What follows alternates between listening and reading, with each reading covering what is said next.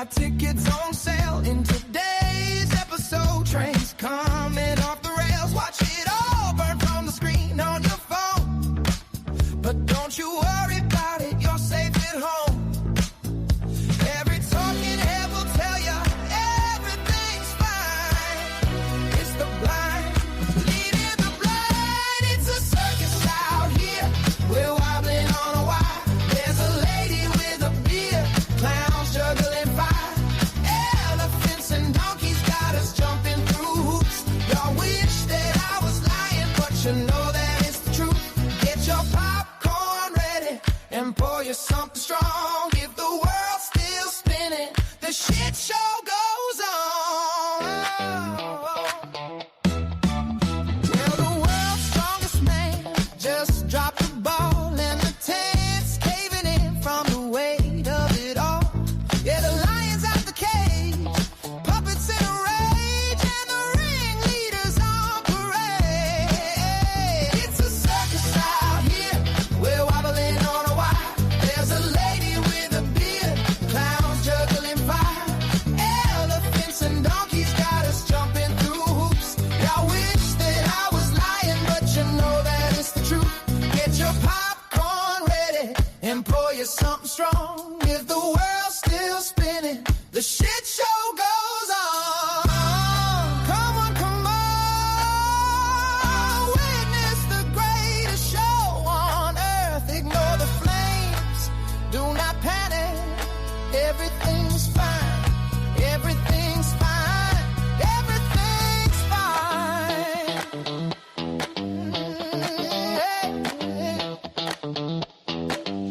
It's a circus out here. We're wobbling on a wire. There's a lady with a beard, clowns juggling fire. Elephants and donkeys got us jumping through hoops. Y'all wish that I was lying, but you know that it's the truth. Get your popcorn ready and pour you something strong. If the world's still spinning, the shit show goes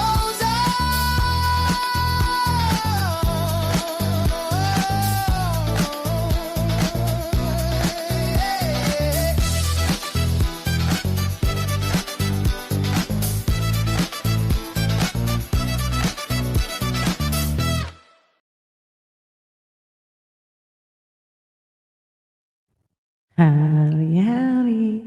Leave it to me. I'm new. Don't worry, I'm new. It's okay.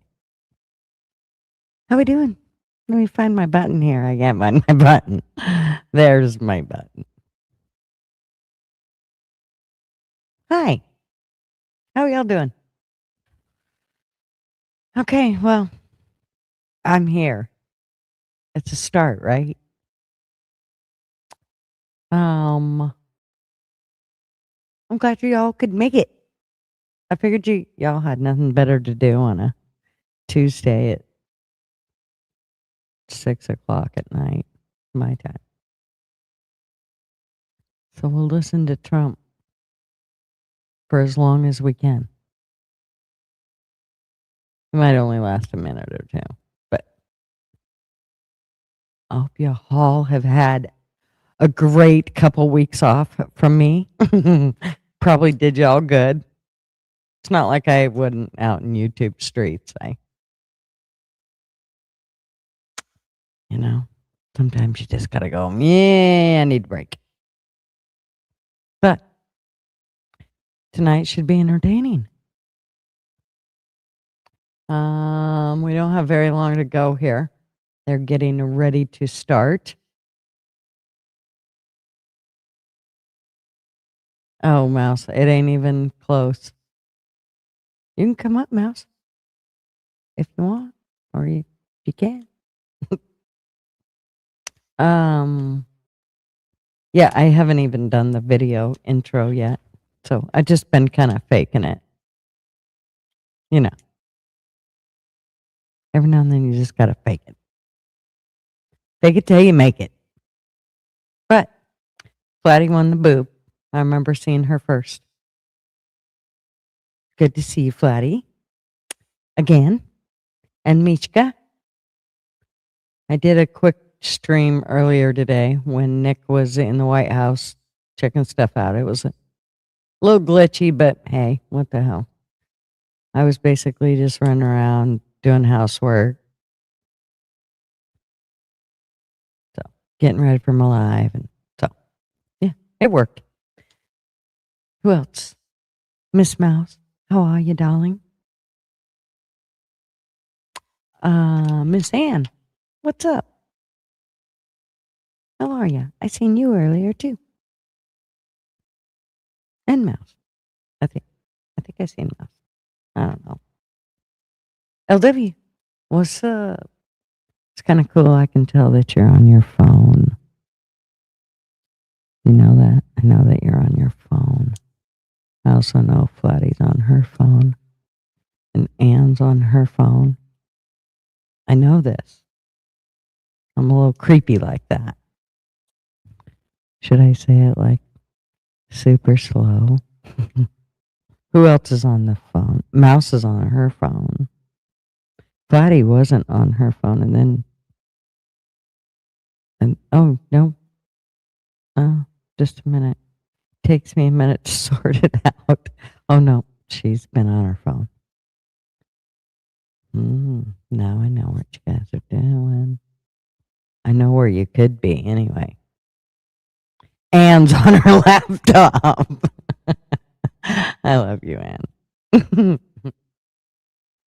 You are? It shows like this, like the phone.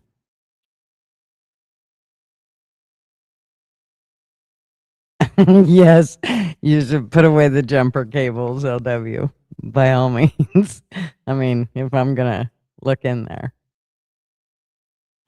So, yeah, I know people are jumping in and out, but just hold because they'll be starting here in a minute and then we can talk shit about all the things. Because, that's what's fun.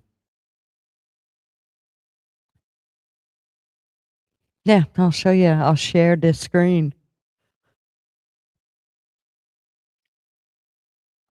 I think they're posting all of his stuff that he's done, like all his successes.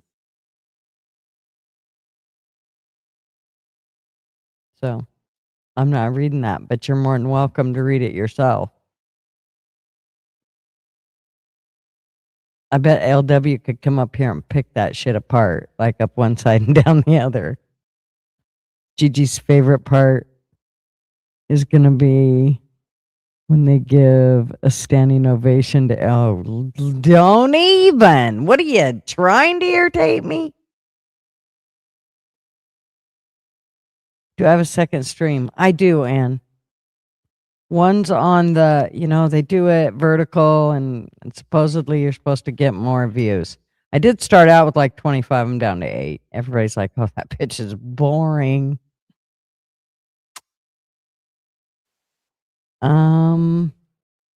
MHP Jr. Welcome. I feel like you've been here once. She's a special guest tonight there. Is she? Don't even. No, she's not.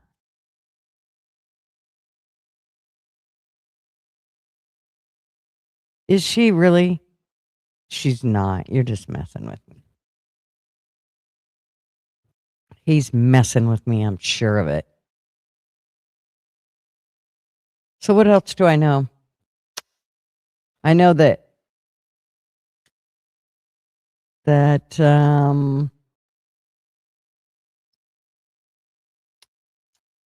what do I know about that situation?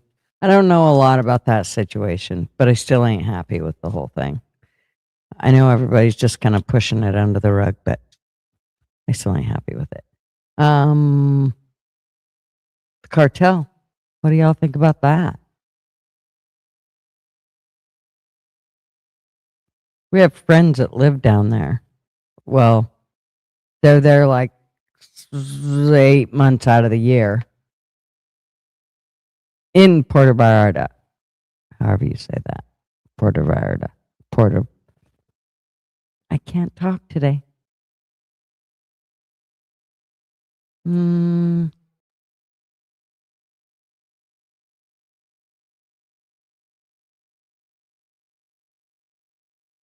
You got, where are you going to put the, well, if, you know where my mind's going, right, Flatty?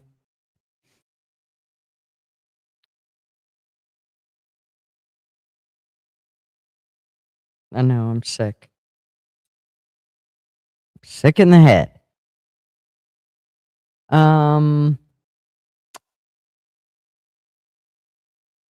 the cartel.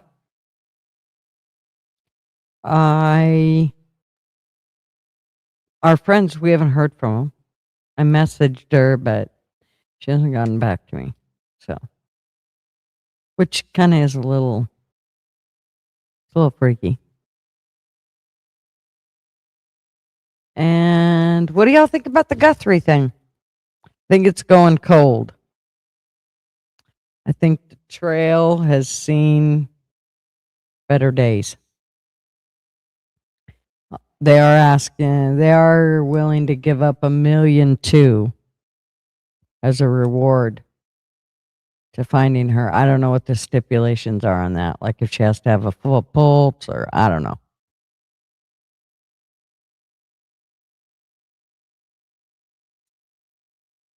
I would hate to be Savannah.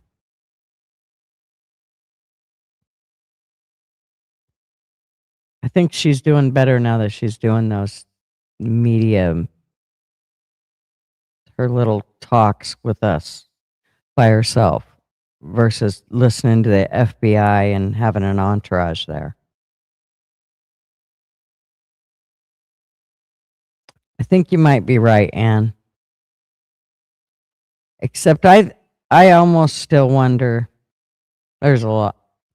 I still believe that there's somebody in the family that had something to do with it, or at least knew about it. I know that's a shitty thing to say, but and then the whole thing with the two pictures. Now they're saying, oh, one was from before, and it's weird. Oh, are we starting? Might be getting close. And I'm so excited to be in Washington, D.C., the capital, to attend the State of the Union with the President and the First Lady. To be invited Teaching to the class. State of the Union. What an incredible honor. Thank you, President Trump, for inviting us to the State of the Union. I'm incredibly honored to be here and be a part of this special event. I'm struck, awestruck. It's the State of the Union, that's an ultimate honor. President Trump, I've followed you for many years. I've started at your first rally when you first were running again. I went by myself. There isn't words, but I'm so thankful for everything. Thank you so much for letting me come and talk about education and teach all of Americans how to learn super fast and effectively with using AI. I am incredibly thankful for your initiative and wanting to push and bringing to light the hardships behind IVF and the access that families need. To be here is a dream. I don't think I could have Hey, Chris. ever imagined this for myself, and yet here I am. So I'm thrilled, and thank you for having me. We stand behind you in the efforts that you're trying to progress to better the United States and the United States citizens.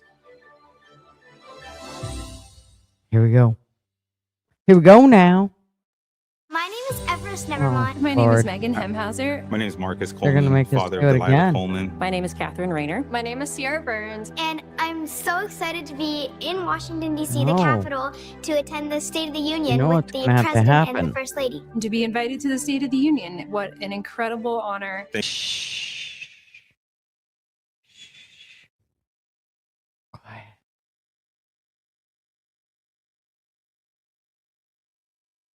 I don't want to hear him say it again. Sorry. I'd rather hear me breathe than hear them say it again. Okay. So, hi, son, honey. How are you, darling? I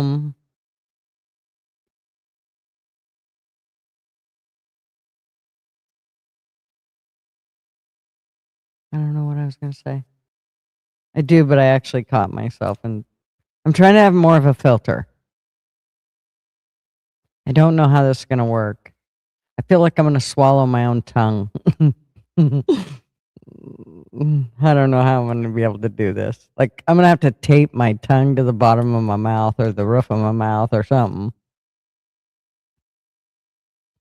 My name is Del W, and I have an ingrown toenail, and thanks to Donald Trump, I'm more retarded now.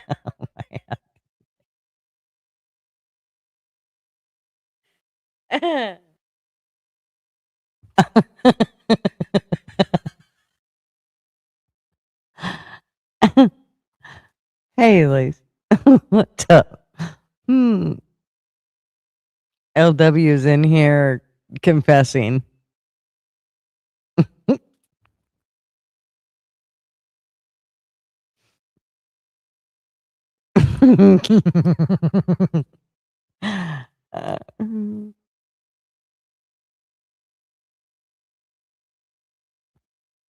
If we could go back to when, what would we do?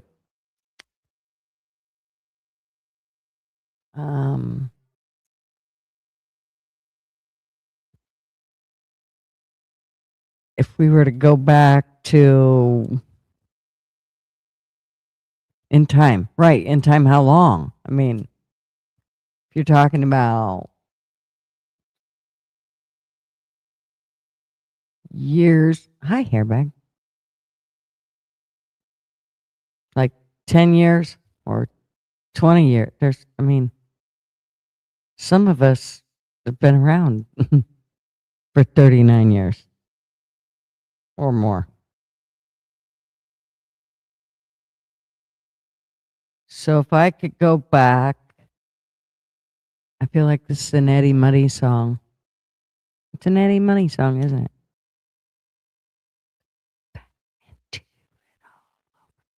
Hi, Mr. Andy. You know, the one about if you could go back and do it all over.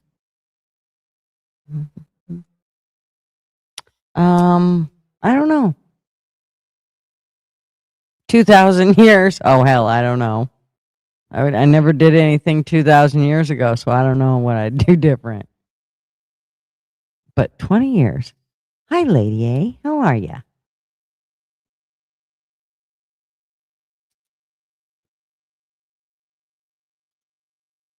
If it was, say, 1980s, if I would have lived back then, and I was to go back to then, what would I do different?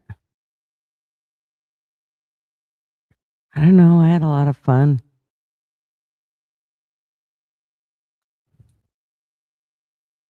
I would have taken motherhood more seriously in the beginning, but I was a really young mom, so that's what I would have done different. Like my daughter has taken it.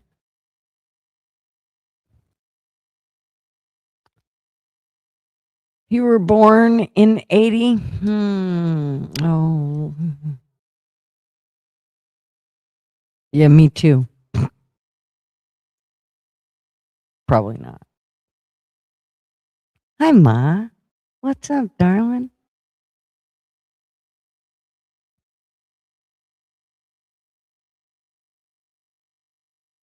Too many lives at once. I'm sorry.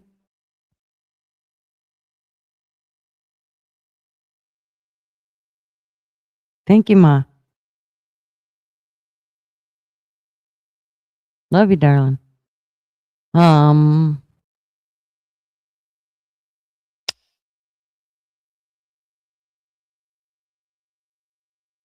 he has a daughter born in 81. Well, mine wasn't born in 81, but she was born in the 80s. I know it's splitting the fam, but it gets out more. Otherwise, it doesn't get out enough. It's the only way I can get it out there. You know, everybody needs like 7 devices just to watch one stream. You can go naked if you want. Go ahead, run right through it. if you ran right through it slow enough and let everybody follow you, they'd follow you over to the other channel, and then you only have to watch one channel.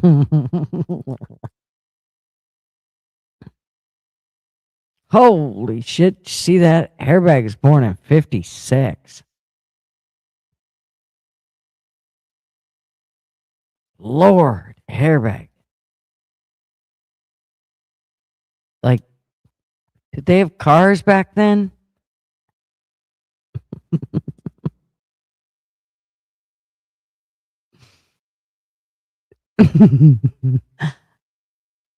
Or did you have to go to town in a wagon?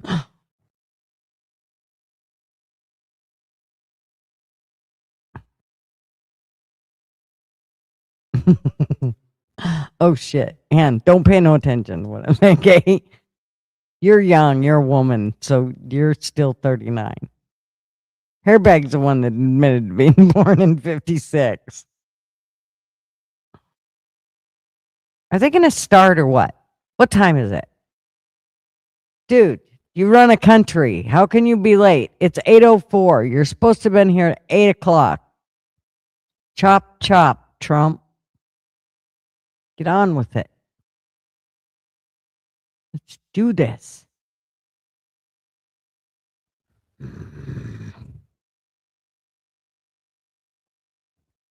What was the Civil War like, Ann? Airbag.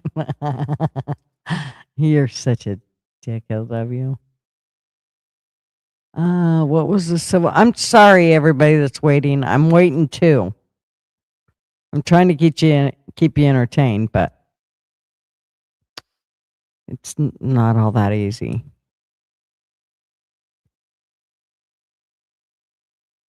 Come on, State of the Union. They better not be on another channel. Got it going on, and this one just didn't do its thing. No. Standing there? No, all these people ain't even sat down.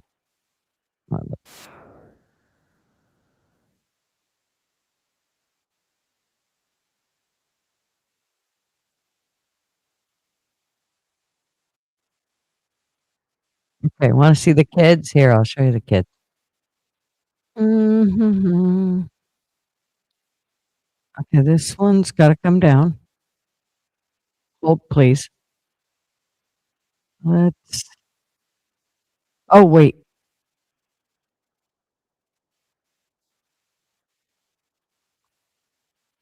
Yay. Okay, here we go. Chop, chop. Come on.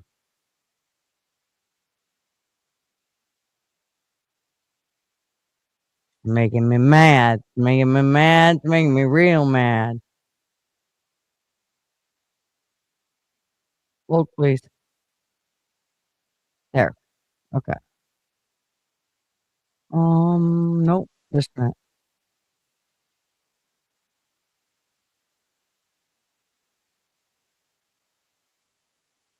They want their handshake.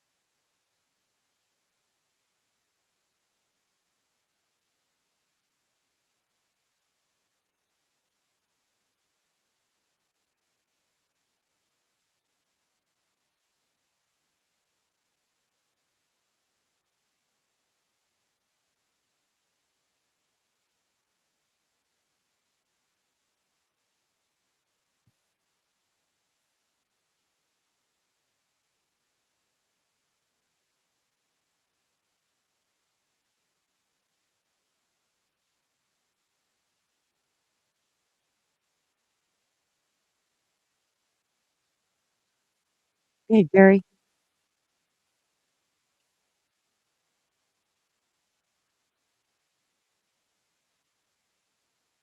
No sound? Really?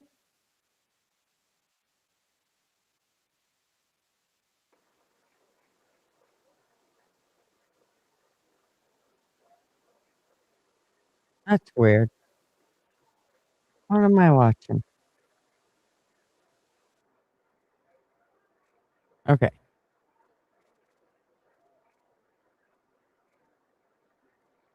Sorry. Thank you. Whoever said that. Flatty. Thank you, Danny.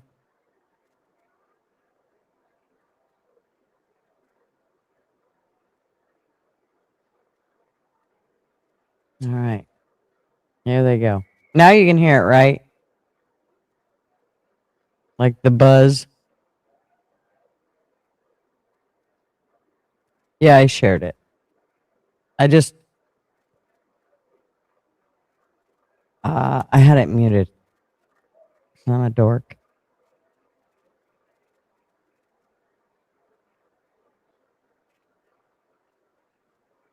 Well, right now they're not talking. It's just like buzzing. You hear the buzzing, right? You gonna make me go listen?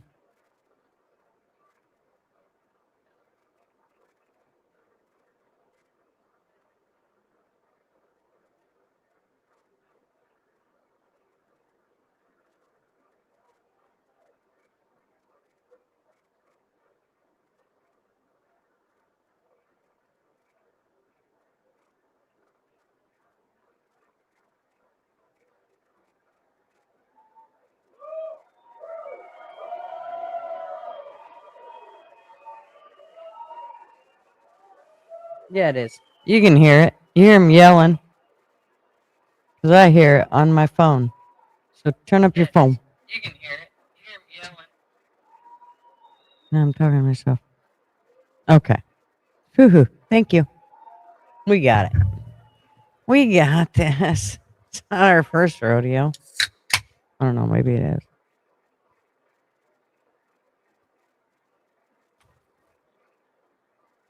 Oh, Lord. Okay. Yeah. He's there. Talk.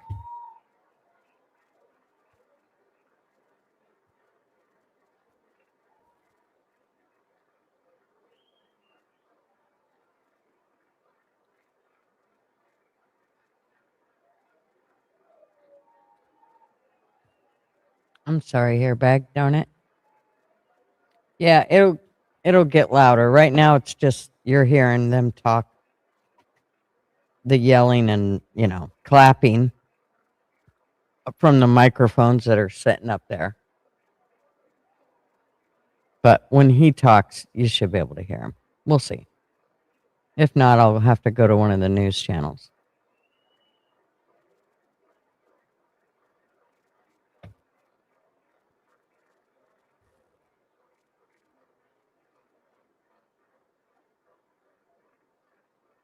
Oh my gosh, how long can you clap? Members of Congress, I have the high privilege and distinct honor of presenting to you the President of the United States.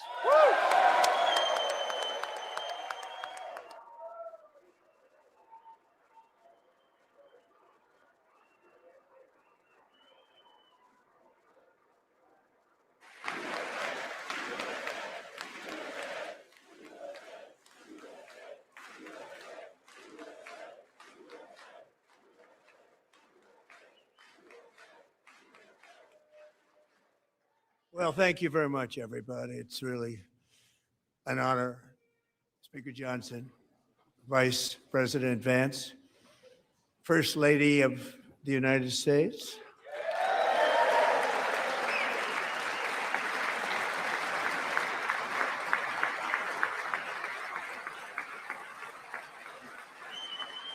Oh, God, here we go.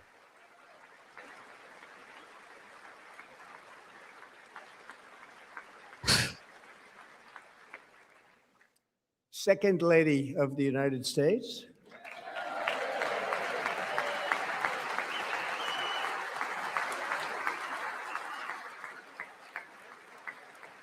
Where is she? I don't see her.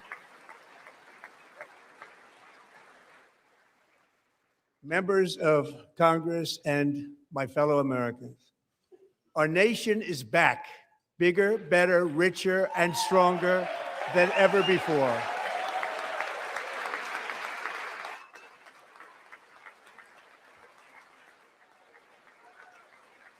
I'm gonna need it, Ma. Less than 5 months from now, our country will celebrate an epic milestone in American history, the 250th anniversary of our glorious American independence.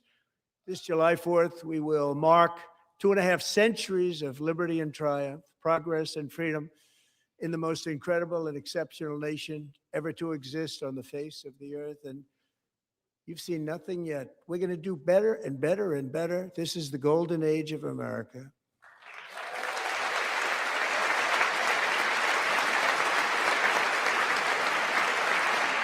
I'm gonna need wine for this. I can tell already. I'll be back. Y'all keep it going. I'm going to get When I wine. last spoke in this chamber 12 months ago, I had just inherited a nation in crisis with a stagnant economy, inflation at record levels, a wide open border, horrendous recruitment for military and police, rampant crime at home, and wars and chaos all over the world. But tonight, after just 1 year, I can say with dignity and pride that we have achieved a transformation like no one has ever seen before, and a turnaround for the ages. It is indeed a turnaround for the ages.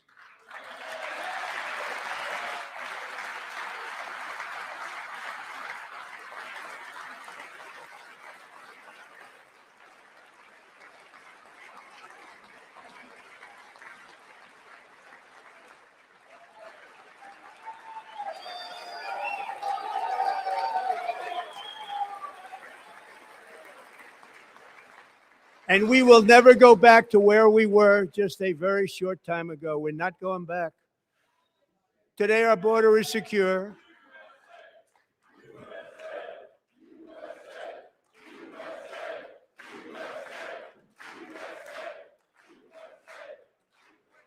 Thank you. Today, our border is secure. Our spirit is restored. Inflation is plummeting. Incomes are rising fast. The roaring economy is roaring like never before, and our enemies are scared. Our military and police are stacked, and America is respected again, perhaps like never before.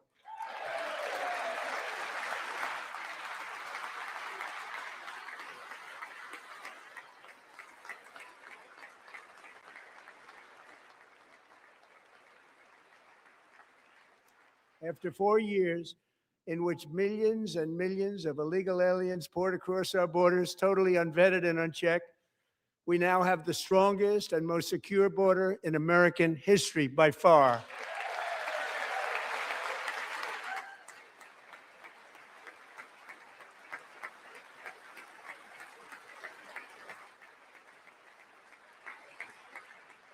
In the past 9 months, 0 illegal aliens have been admitted to the United States.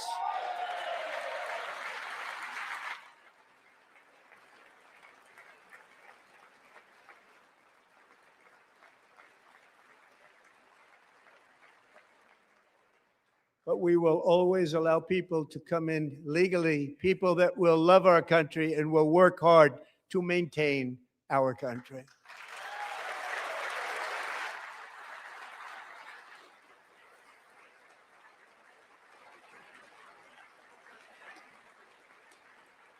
The flow of deadly fentanyl across our border is down by a record 56% in 1 year.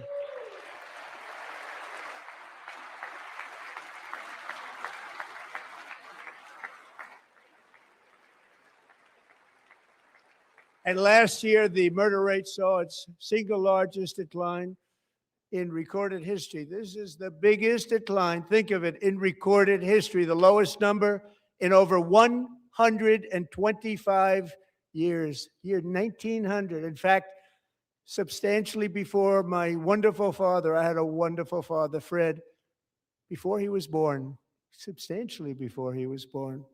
That's a long time ago. He wouldn't like me to say that, but that's a long time ago. The Biden administration and its allies in Congress gave us the worst inflation in the history of our country. But in 12 months, my administration has driven core inflation down to the lowest level in more than 5 years.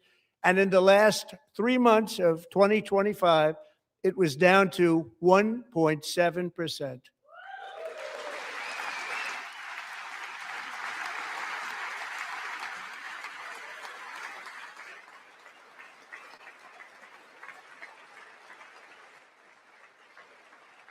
Gasoline, which reached a peak of over $6 a gallon in some states under my predecessor, it was quite honestly a disaster, is now below $2.30 a gallon in most states, and in some places, $1.99 a gallon. And when I visited the great state of Iowa just a few weeks ago, I even saw $1.85 a gallon for gasoline.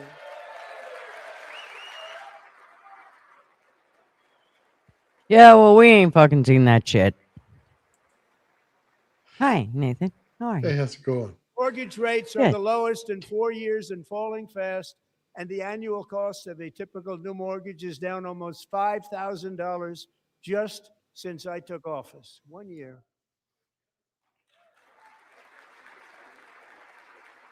And low interest rates will solve the Biden-created housing problem well, at the same time protecting the values of those people who already own a house that really feel rich for the first time in their lives. We want to protect those values. We want to keep those values up. We're going to do both. And we are going to keep it that way. The stock market has set 53 all-time record highs since the election. Think of that. 1 year.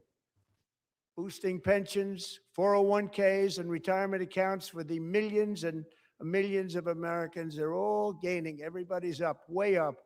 In 4 long years, the last administration got less than $1 trillion in new investment in the United States. And when I say less, substantially less. In 12 months, I secured commitments for more than $18 trillion pouring in from all over the globe.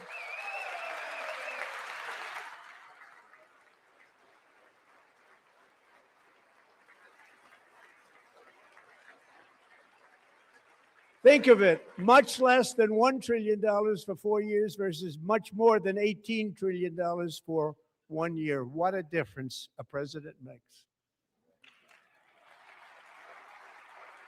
A short time ago, we were a dead country. Now we are the hottest country anywhere in the world, the hottest.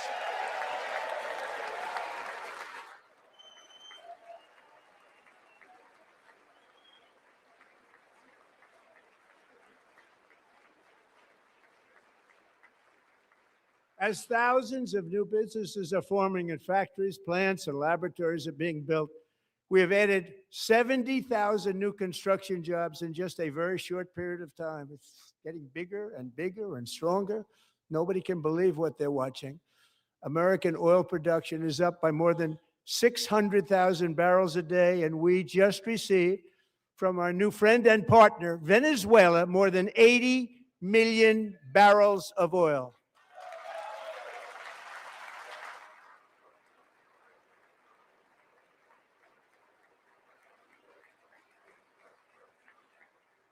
American natural gas production is at an all-time high because I kept my promise to drill, baby, drill.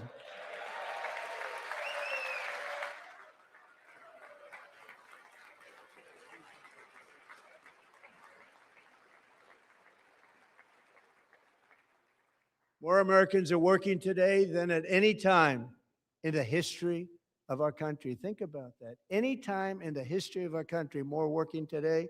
And 100% of all jobs created under my administration have been in the private sector.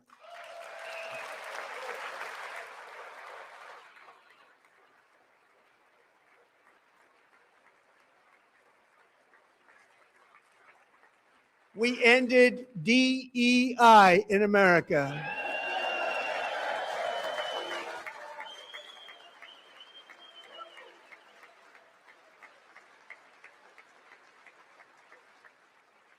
We cut a record number of job-killing regulations, and in 1 year, we have lifted 2.4 million Americans, a record, off of food stamps.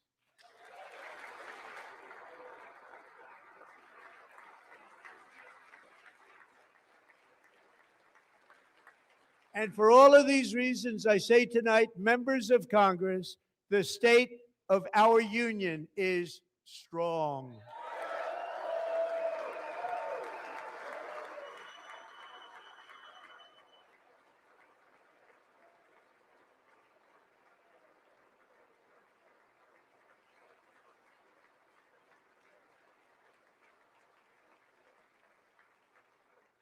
Our country is winning again. In fact, we're winning so much that we really don't know what to do about it. People are asking me, please, please, please, Mr. President, we're winning too much. We can't take it anymore. We're not used to winning in our country. Until you came along, we're just always losing, but now we're winning too much. And I say, no, no, no, you're going to win again. You're going to win big. You're going to win bigger than ever. And to prove that point, here with us tonight is a group of winners who just made the entire nation proud. The men's gold medal Olympic hockey team. Come on in.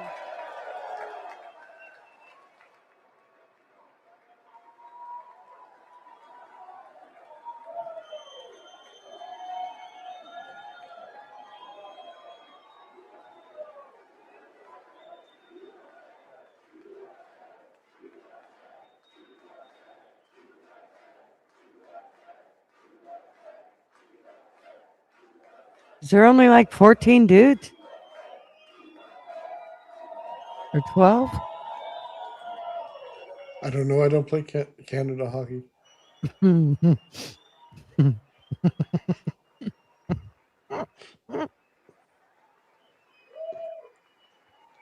Although I will admit the fights do seem fun. I love to watch the fight. Oh, they have 2 rows. Is that right? Two rows of hockey players? On the stairs. Am I just seeing things, or were there 2 rows? I just seen like Go ahead. two, and up to like 6 or 7.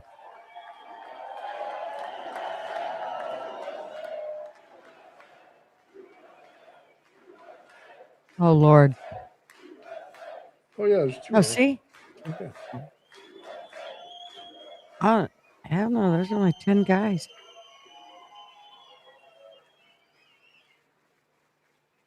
No, there's only 8. That's the first time I've ever seen them get up. Nice, yeah. I think they're 4 on And 4 actually, or 5 on not 5, all of something them like did that. get up. But they beat a fantastic Canadian team in overtime, as everybody saw, as did the American women who will soon be coming to the White House.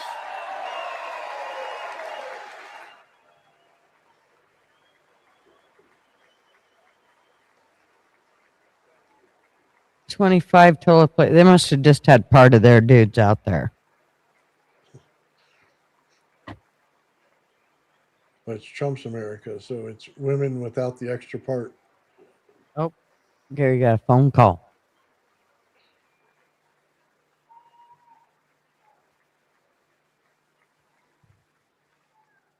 They were in the Oval Office before, and I just want to say a second very big congratulations to Team USA. But I have to say that, and I told them this, and we took a vote of the team. I said, anybody votes no, I'm not doing it. So they stood there, and they weren't about to say no, because I've never seen a goaltender play as well as goalie Connor Hellebuck.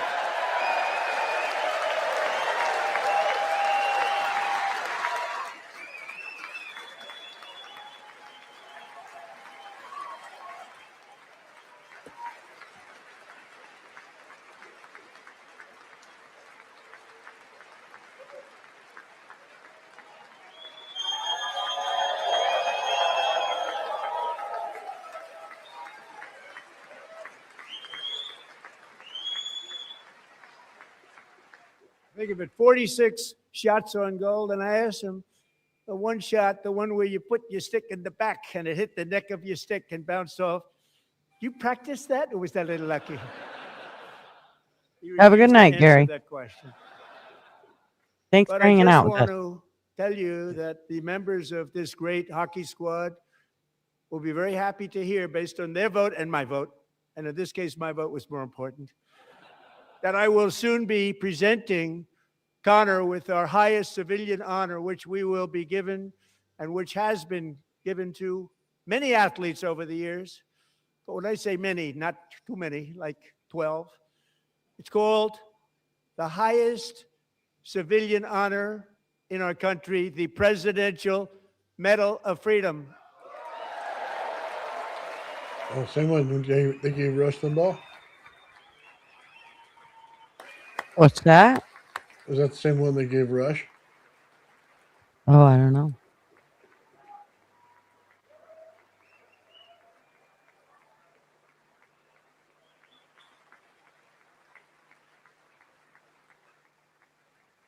Great athletes have gotten that, very great, the best. And I thought he deserved it. And I did take a vote, every single one of them. I said, I'm not giving it if anybody goes no. And every single one of them rapidly put up their hand.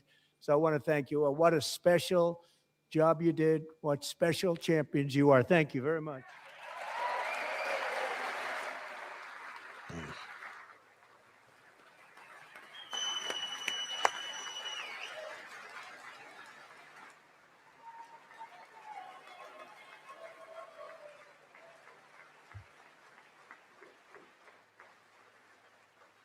I'm also pleased to say that the next time the Olympic torch is lit, it will be here in America for the 2028 Olympics. And it's the summer version right in Los Angeles. We're going to do a good job in Los Angeles.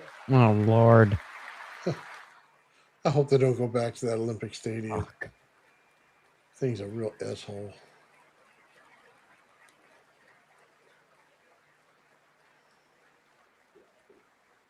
And Los Angeles is going to be safe, just like Washington, D.C. is now one of the safest cities in the country. You put Newsom in jail? That's how it'd be safe. Yeah. And this year, and I must say I got them both. I got them in the first term, and I was disappointed because I didn't think I'd be the president when this happened. But strange things took place.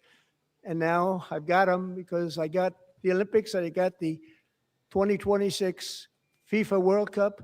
And I wanted to claim the 250th, but I didn't get away with that one. I couldn't claim that one for myself. But we're getting the World Cup. So we have the World Cup and the Olympics coming. And that is exciting news.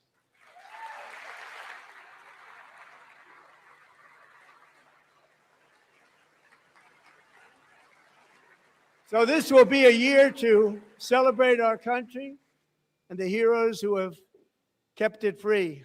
Men like Buddy Taggart. At age 17, Buddy volunteered to defend America in World War II, serving in the Pacific under the great General Douglas MacArthur. He fought bravely in the famous Battle of Manila, worked so hard. He was badly wounded and almost killed by enemy machine guns in Luzon. And 81 years ago this month, he liberated the largest internment camp in the Philippines, one of the largest anywhere in the world. But he earned many honors, including a Purple Heart and a Bronze Star, came home, started a family, and tonight he is in the gallery looking forward to July 4th, 2026, his 100th birthday.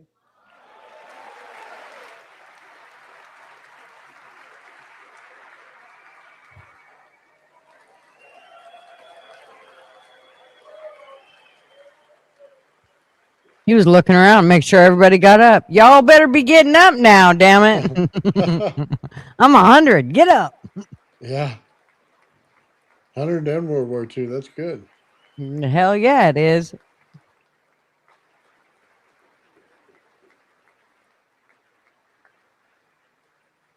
So, Buddy, you're a brave man, and we salute you. Even in times of challenge, setback, and immense heartache, the spirit of 1776 has always shone through very brightly. It was July 4th of last year when floodwaters tore through a girls' summer camp in Central Texas. One of the worst things I've ever seen. I was there, rising 26 feet in the matter of minutes, tragically claiming many, many lives. You all remember that one. as the waters threatened to sweep her away. 11-year-old Millie Kate McClymont closed her eyes and prayed to God. She thought she was going to die. Those prayers were answered when Coast Guard rescue swimmer Scott Ruskin descended from a helicopter above. Nobody knew where he came from. It was Scott's first ever rescue mission. A young guy, but very brave, very, very top, always top in his class. And he lifted not just Millie Kate, but 164 others to safety. Nice. Wow. Hey, look, the Democrats got up.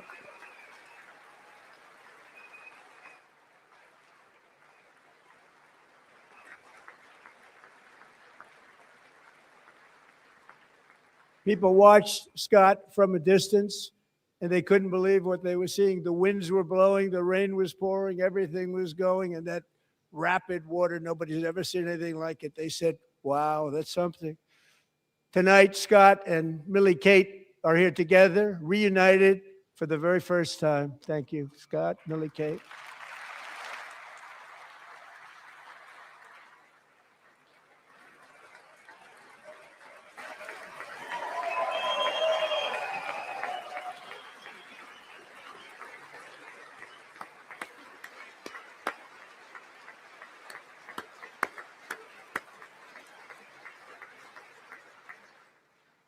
And Petty Officer Ruskin, I'm pleased to inform you that I am now awarding you the Legion of Merit for extraordinary heroism, which is what it was, extraordinary heroism. Thank you.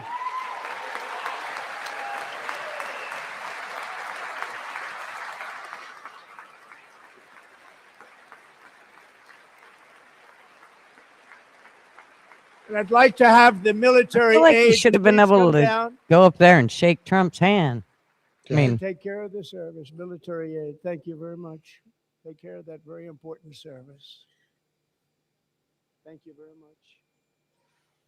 From 1776 to today, every generation of Americans has stepped forward to defend life, liberty, and the pursuit of happiness. And they're really doing it for the next generation. But now it's our turn. Together, we're building a nation where every child has the chance to reach higher and go further, where government answers to the people, not the powerful, and where the interests of hardworking American citizens are always our first and ultimate concern. That is the debt we owe to the heroes who came before us, and that is the promise we must keep to America for our 250th year. Last year, I urged this Congress to begin the mission by passing the largest tax cuts in American history, and our Republican majorities delivered so beautifully. Thank you, Republicans.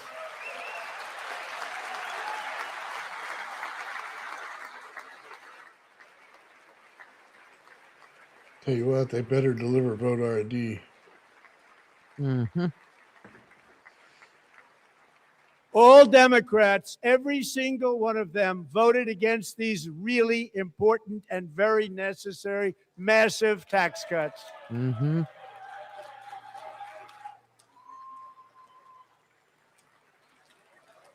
They wanted large-scale tax increases to hurt the people instead. But we held strong, and with the great, big, beautiful bill, we gave you no tax on tips, no tax on overtime, and no tax on Social Security for our great seniors.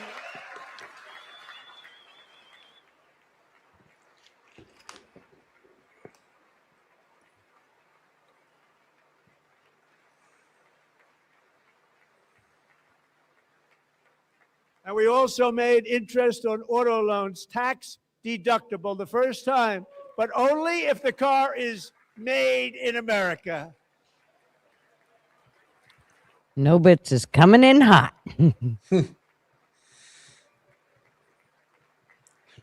Every time on the same subject, too. Recently in He follows that Pennsylvania, closely, met doesn't he? Megan Hemhauser, a devoted mom who's homeschools her children, beautiful, 2 children, during the day while waiting tables at night as her husband works overtime operating very heavy equipment. Megan is here this evening, and she's happy to tell you that she is so much richer because with no tax on tips, no tax on overtime, and our expanded child tax credit done again by Republicans, Megan and her husband will take home more than $5,000 extra just for the year, cutting her tax bill in more than half. That's their money. Should have never been taken in the first place.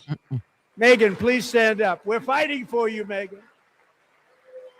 Problem is, it doesn't keep the state from not taxing you and taking that exact money that they federal just Thank you, gave Megan. you back. We're fighting States for are you, Megan. dirty fuckers.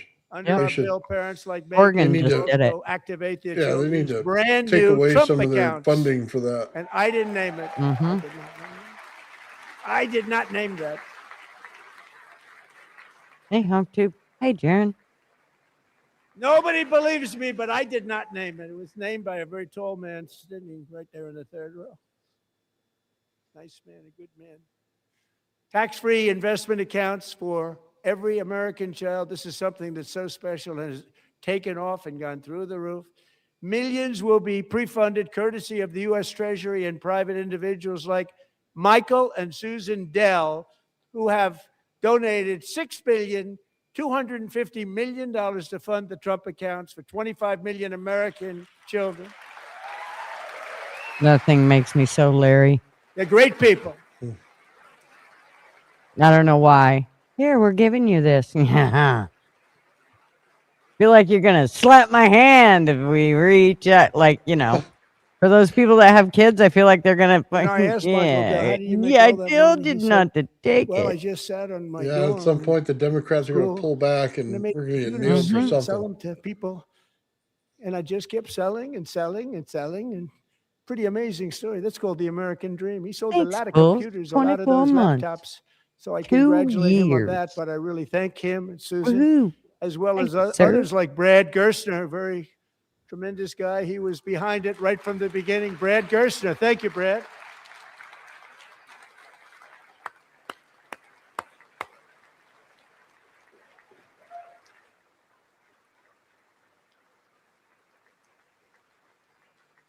So with modest additional contributions, these young people's accounts could grow to over $100,000 or more by the time they turn 18. Think of it. How much money is that for somebody that started with nothing? Over 100,000, could be much more than that. To make this investment in our children's future, go to trumpaccounts.gov. Trumpaccounts.gov. Do you know what it reminds me of? People are doing it. It's setting every When record in the Reagan book. took our Social Popular. Security, They knew what was Yeah. going to, what it was going that's to what do. it reminds So me proud of. them. Uh-huh. So proud of We the got people screwed that paying it the bill. started. Yep. Now it's just And then taken now off. they One say of that, the primary oh, reasons for our it's a country luxury, we're stunning paying for it. No, you economic guys stole it. turnaround. The Now you're biggest just in repaying history, it. where the Dow Mhm. Jones broke 50,000 4 years ahead of schedule, and the S&P hit 7,000, where it wasn't supposed to do it for many years, were tariffs. I used these tariffs, took in hundreds of billions of dollars to make great deals for our country, both economically and on a national security basis. Everything was working well. Countries that were ripping us off for decades are now paying us hundreds of billions of dollars. They were ripping us so badly. You all know that. Everybody knows it. Even the Democrats know it. They just don't want to say it. And yet these countries are now happy, and so are we. We made deals. The deals are all done. And they're happy. They're not making money like they used to, but we're making a lot of money. There was no inflation, tremendous growth. And the big story was how Donald Trump called the economy correctly, and 22 Nobel Prize winners in economics didn't. They got it totally wrong. They got it really wrong. And then just 4 days ago, an unfortunate ruling from the United States Supreme Court. It just came down. It came down. Very unfortunate ruling. But the good news is that almost all countries and corporations want to keep the deal that they already made, right, Scott? Knowing that the legal power that I, as president, have to make a new deal could be far worse for them and therefore they will continue to work along the same successful path that we had negotiated before the Supreme Court's unfortunate involvement. So despite the disappointing ruling, these powerful, country-saving, it's saving our country, the kind of money we're taking in, peace-protecting. Many of the wars I settled was because of the threat of tariffs. I wouldn't have been able to settle them without. Will remain in place under fully approved and tested alternative legal statutes. And they have been tested for a long time. They're a little more complex, but they're actually probably better, leading to a solution that will be even stronger than before. Congressional action will not be necessary. It's already time tested and approved. And as time goes by, I believe the tariffs paid for by foreign countries will, like in the past, substantially replace the modern day system of income tax, taking a great financial burden off the people that I love.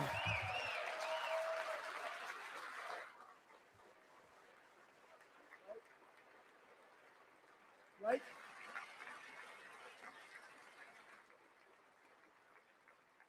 Moving forward, factories, jobs, investment, and trillions of dollars will continue pouring into the United States of America because we finally have a president who puts America first. I put America first. I love America.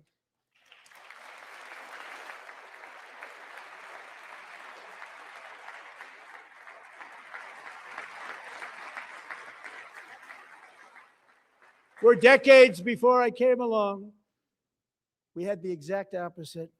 From trade to healthcare, from energy to immigration, everything was stolen and rigged in order to drain the wealth out of the productive, hardworking people who make our country great, who make our country run. Under Biden and his corrupt partners in Congress and beyond, it reached a breaking point with the Green New scam, open borders for everyone. They poured in by the millions and millions from prisons, from mental institutions. They were murderers, 11,888 murders. They came into our country. You allowed that to happen. And record-setting inflation that cost the typical family $34,000 in just a speck of time.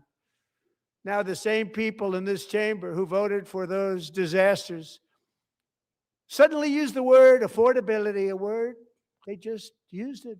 Somebody gave it to them, knowing full well that they caused and created the increased prices that all of our citizens had to endure. You caused that problem. You caused that problem.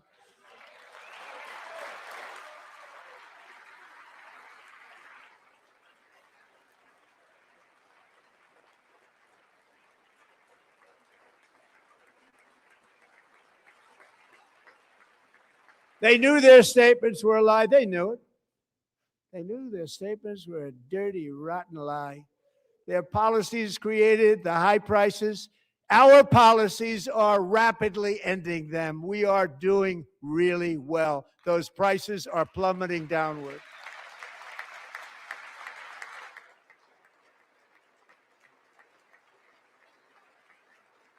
The price of eggs is down 60%, Madam Secretary. Thank you.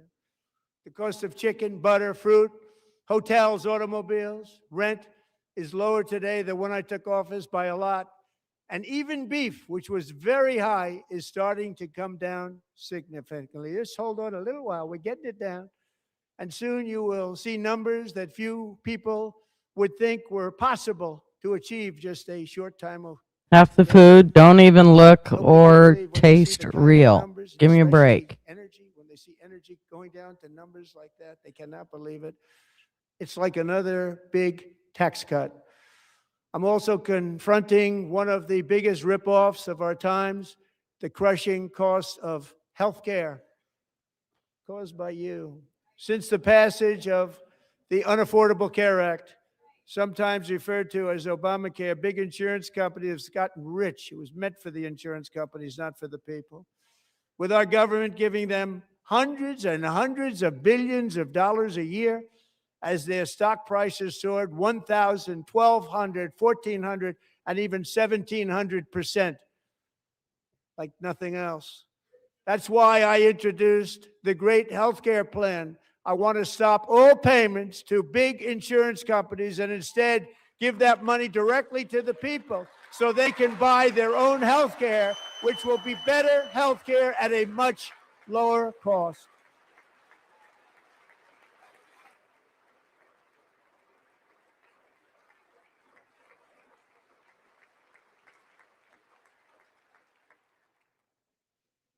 In addition, my plan requires maximum price transparency. That's a big deal. Sounds so simple, so big.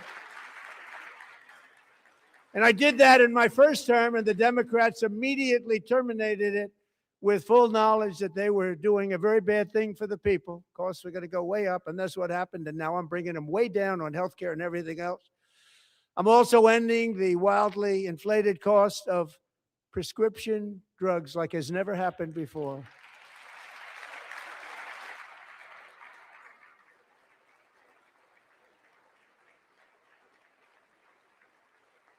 Other presidents tried to do it, but they never could. They tried. Most didn't try, actually. But they tried. They said they tried. They couldn't do it. They didn't even come close. They were all talk and no action, but I got it done. Under my just enacted most favored nation agreements, Americans who have for decades paid by far the highest prices of any nation anywhere in the world for prescription drugs will now pay the lowest price anywhere in the world for drugs. Anywhere, the lowest price.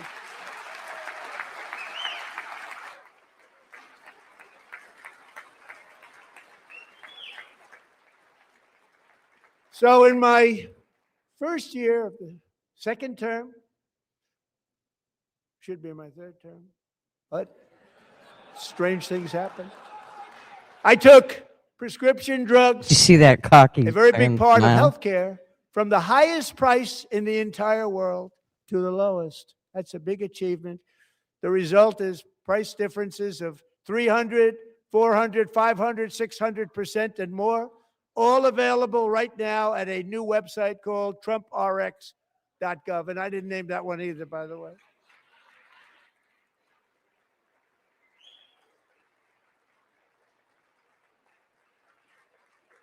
And here tonight is the very first customer ever to get that big discount, and it is big. Catherine Rayner. For 5 years, she and her husband have struggled with infertility, and they turned to IVF.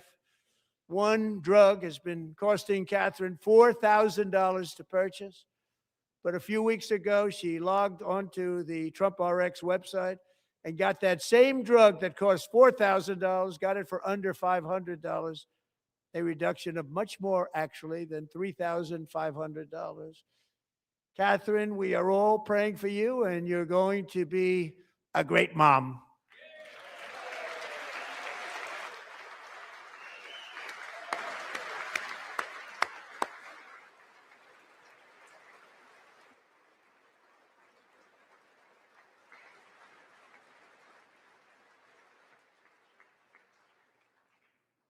So now I'm calling on Congress to codify my most favored nation program into law. Now, the one thing I'm not sure it matters because it's going to be very hard for somebody that comes along after me to say, let's raise drug prices by 700 or 800%. But John and Mike, if you don't mind, codify it anyway. They may do it. Codify it anyway. Thank you. Many Americans are also concerned that energy demand from AI data centers could unfairly drive up their electric utility bills. Tonight, I'm pleased to announce that I have negotiated the new Ratepayer Protection Pledge. You know what that is? We're telling the major tech companies that they have the obligation to provide for their own power needs. They can build their own power plants as part of their factory so that no one's prices will go up. And in many cases, prices of electricity will go down for the community and very substantially down. This is a unique strategy never used in this country before. We have an old grid. It could never handle the kind of numbers, the amount of electricity that's needed. So I'm telling them they can build their own plant. They're going to produce their own electricity. It will ensure the company's ability to get electricity while at the same time lowering prices of electricity for you, and could be very substantial for all of you cities and towns. You're going to see some good things happen over the next number of years. Another pillar of the American dream that has been under attack is home ownership. With us tonight is Rachel Wiggins, a mom of two from Houston. She placed bids on 20 homes and lost all of those bids to gigantic investment firms that bypassed inspection, paid all cash, and turned those houses into rentals, stealing away her American dream. She was devastated. Stories like this are why last month I signed executive order to ban large Wall Street investment firms from buying up in the thousands single-family homes.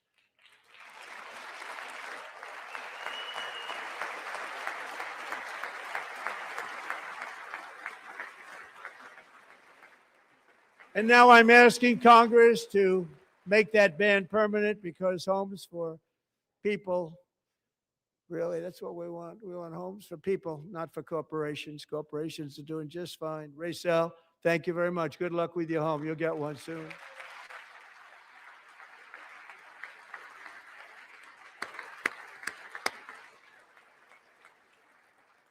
We're also working to make it easier for Americans to save for retirement. And under this administration, we will always protect Social Security and Medicare. They are not protecting it for our seniors. We will always protect Social Security, Medicare, Medicaid.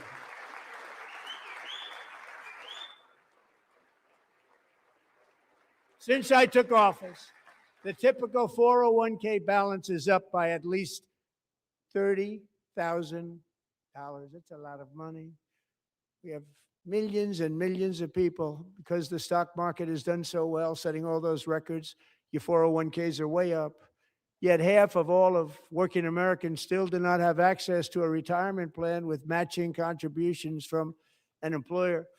To remedy this gross disparity, I'm announcing that next year my administration will give these often forgotten American workers, great people, the people that built our country, access to the same type of retirement plan offered to every federal worker.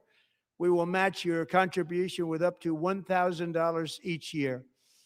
As we ensure that all Americans can profit from a rising stock market, let's also ensure that members of Congress cannot corruptly profit from using insider information.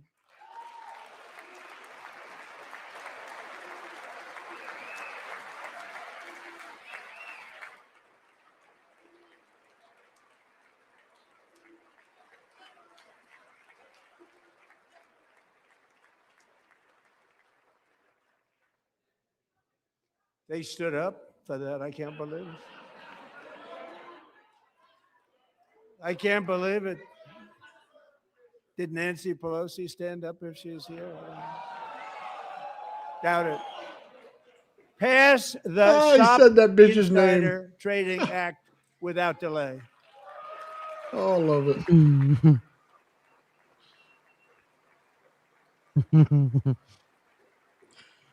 Oh man, look at that lady with the purple hair and the big fucking glasses. I wasn't sure if Oh my anybody, God. even on this side, was going to applaud for that. I'm very impressed. Thank you. I'm very impressed. But when it comes to the corruption that is plundering, it's plundering America. There's been no more stunning example than Minnesota, where members of the Somali community have pillaged an estimated $19 billion from the American taxpayer. Oh, we have all the information. And in actuality, the number is much higher than that. And California, Massachusetts, Maine, and many other states are even worse. This is the kind of corruption that shreds the fabric of a nation, and we are working on it like you wouldn't believe. So tonight, although started 4 months ago, I am officially announcing the war on fraud to be led by our great Vice President, J.D. Vance.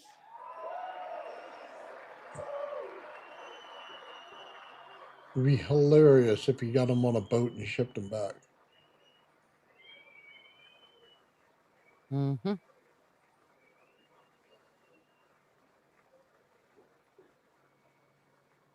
He'll get it done. Find enough of that fraud we will actually have a balanced budget overnight. It'll go very quickly. That's the kind of money you're talking about. We'll balance our budget. Somebody's messing with Somali their audio. pirates who Yeah. ransacked Minnesota remind us that there are large parts of the world and lawlessness are the norm, not the exception. Importing these cultures through unrestricted immigration and open borders brings us problems right here to the USA. And it is the American people who pay the price in higher medical bills, car insurance rates, rent, taxes, and perhaps most importantly, crime. We will take care of this problem. We're going to take care of this problem. We are not playing games. So about to China. Delilah. Right to their concentration camp.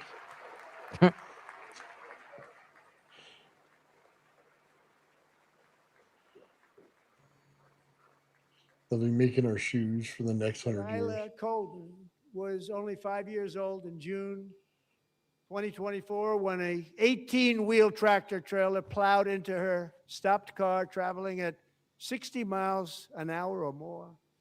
The driver was an illegal alien let in by Joe Biden and given a commercial driver's license by open borders politicians in California.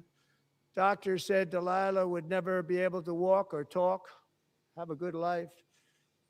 She wouldn't even be able to eat again.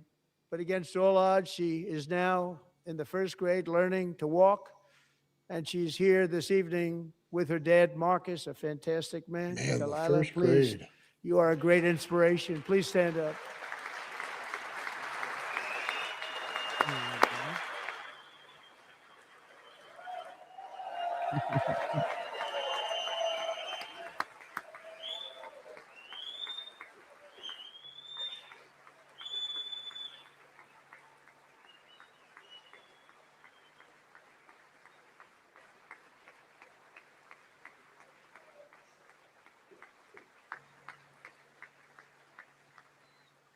Thank you, Delilah. Many, if not most, illegal aliens do not speak English and cannot read even the most basic road signs as to direction, speed, danger, or location. That's why tonight I'm calling on Congress to pass what we will call the Delilah Law, barring any state from granting commercial driver's licenses to illegal aliens.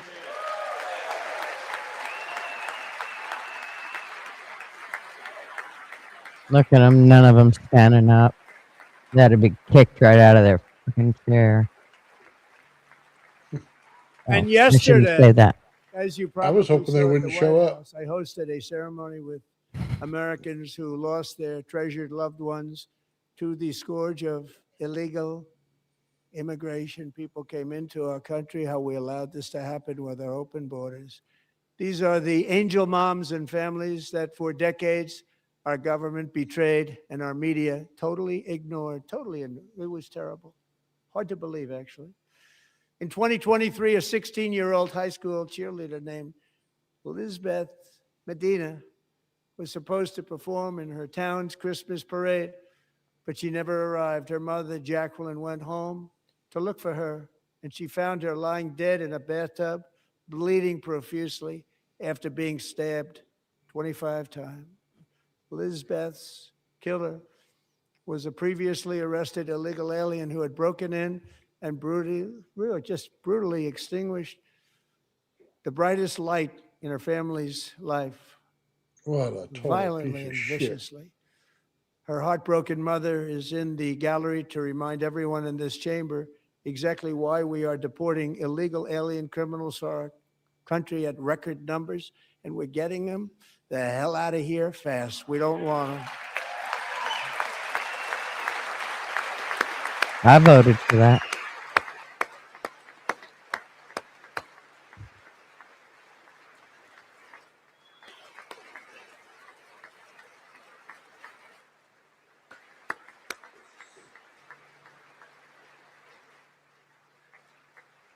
Thank you very much, Jacqueline. Thank you. We can never Well, forget that many they in don't this need to room throw them out. They need to give them the chair for doing that. not kind of only stuff. allowed the border invasion to happen before I got involved, but indeed they would do it all over again if they ever had I the agree. chance. If they ever got elected, they would open up those borders to some of the worst criminals anywhere in the world. The only thing standing between Americans and a wide open border right now is President Donald J. Trump and our great Republican patriots in Congress. Thank you. Thank you.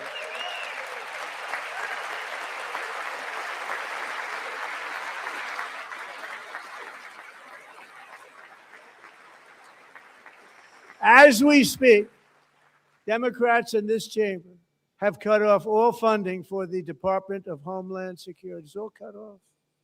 It's all cut off. They have instituted another Democrat shutdown, the first one costing us 2 points on GDP. 2 points we lost on GDP, which probably made them quite happy, actually. Now they have closed the agency responsible for protecting Americans from terrorists and murderers. Tonight, I'm demanding the full and immediate restoration of all funding for the border security, homeland security of the United States, and also for helping people clean up their snow. We have no money because of the Democrats, and it would be nice. We'd love to give you a hand at cleaning it up, but you gave no money. Nobody's getting paid. It's a shame. So you have to think about it. We have, in case you didn't know, a pretty large snowstorm out there. One of the great things about the State of the Union is how it gives Americans the chance to see clearly what their representatives really believe. So tonight, I'm inviting every legislator to join with my administration in reaffirming a fundamental principle. If you agree with this statement, then stand up and show your support. The first duty of the American government is to protect American citizens, not illegal aliens.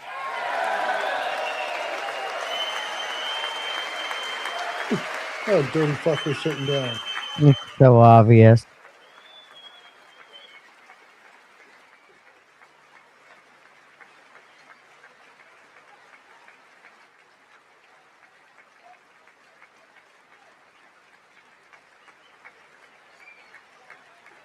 Look at all the people behind there. Why are all the people behind him? Look, on both sides, they're all... Yeah. Like, you don't get to be in here. Look out.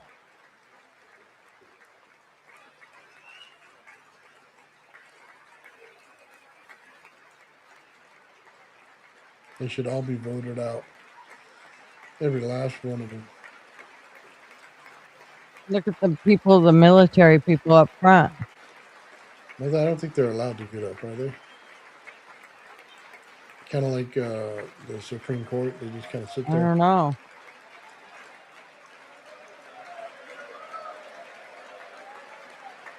Oh, come on. Put your thumb in their eye now. Rub it in.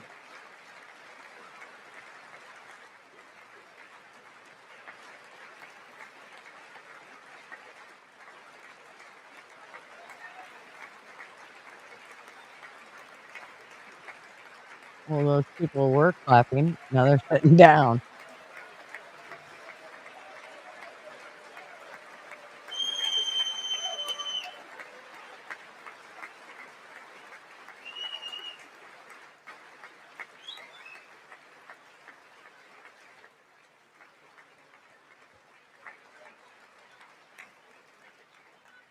Isn't that a shame? You should be ashamed of yourself not standing up.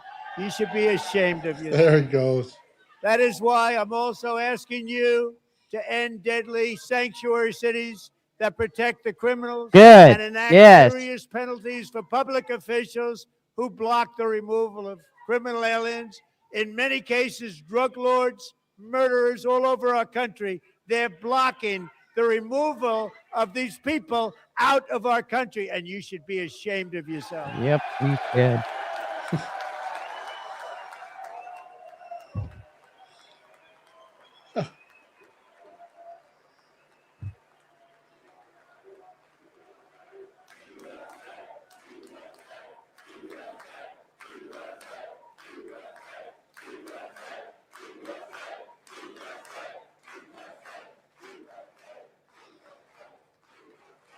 And perhaps most importantly, I'm asking you to approve the Save America Act.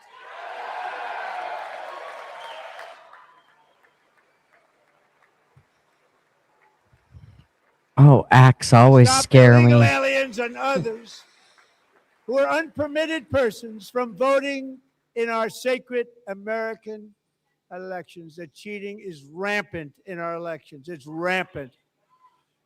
It's very simple. All voters must show voter ID.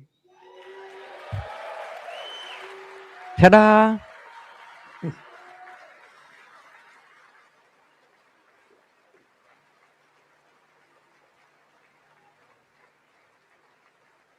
All voters must show proof of citizenship in order to vote.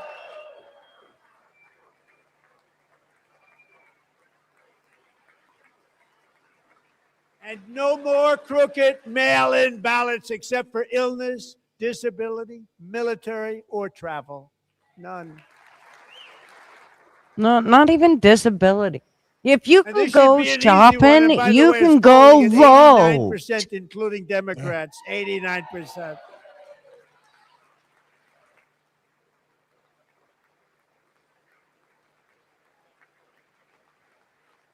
Hey, Heido. And even the new communist mayor of New York City. Thanks, I think honey. he's a nice guy, actually.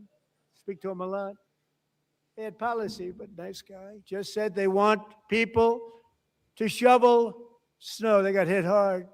Wants them to shovel snow, but if you apply for that job, you need to show 2 original forms of ID and a social security Right. card. Yeah, I heard him say it. Yet they don't want identification for the greatest privilege of them all, voting in America. No, it's no good. No good. Both Republicans and Democrats overwhelmingly agree on the policy that we just enunciated. And Congress should unite and enact this common sense, country saving legislation right now, and it should be before anything else happens.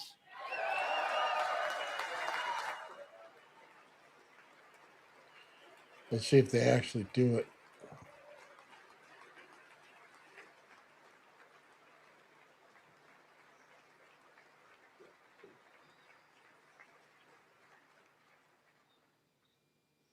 And the reason they don't want to do it, why would anybody not want voter ID? One reason, because they want to cheat. There's only one reason. Yep. They make up all excuses. They say it's racist. They come up with things you almost say, what imagination they have.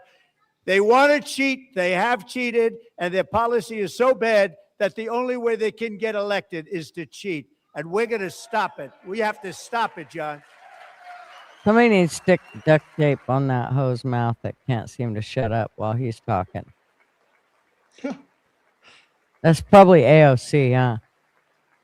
Oh, probably. And here is one more opportunity to show common sense in government. In the gallery tonight are Sage Blair and her mother, Michelle. In 2021, Sage was 14 when school officials in Virginia sought to socially transition her to a new gender, treating her as a boy and hiding it from her parents. Hard to believe, isn't it? Before long, a confused Sage ran away from That home. has to be illegal. After They need to she get rid of that. was found in a horrific California is the situation one in for it. Maryland.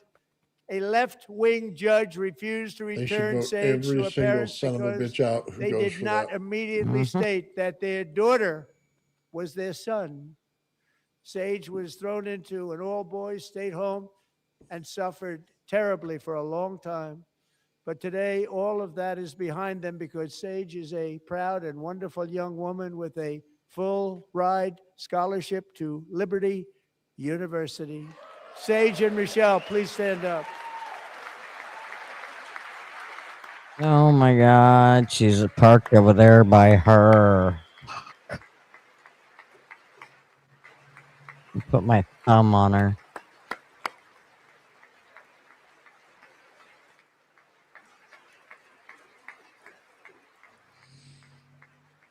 And thank you for your great bravery. And who can believe that we're even speaking about things like this? 15 years ago, if somebody was up here and said that, they'd say, what's wrong with him? But now we have to say it because it's going on all over numerous states without even telling the parents. But surely we can all agree no state can be allowed to rip children from their parents' arms and transition them to a new gender against the parents' will. Who would believe that we're even talking about this? We must ban it, and we must ban it immediately. That's right. Need to ban it hard. Start putting these lawmakers in jail for it. Mm-hmm. Look, nobody stands up. These people are crazy. I'm They telling are. you. They're Give crazy. it to them. Fucking nuts, man. I Give agree, it to them Trump. again. That pisses him off, and I don't blame him. Yeah. Amazing. Incredible. Boy, oh boy. We're lucky we have a country. With people like this, Democrats are destroying our country, but we've stopped it just in the nick of time, didn't we? Huh? Oh, I love how he rubs shit in. Mm-hmm. Yeah, oh, he's the best troll ever. No one cares more about protecting America's youth than our wonderful First Lady, now a movie star. She's a movie star. Can you believe it? Who would have believed that? Over the past year, she has had an incredible impact championing AI legislation, advancing a landmark executive order on foster care, and helping secure $30 million to launch the Melania Trump Foster Youth to Independence Initiative. It's a tremendous, really a tremendous thing that happened and had a lot of bipartisan support.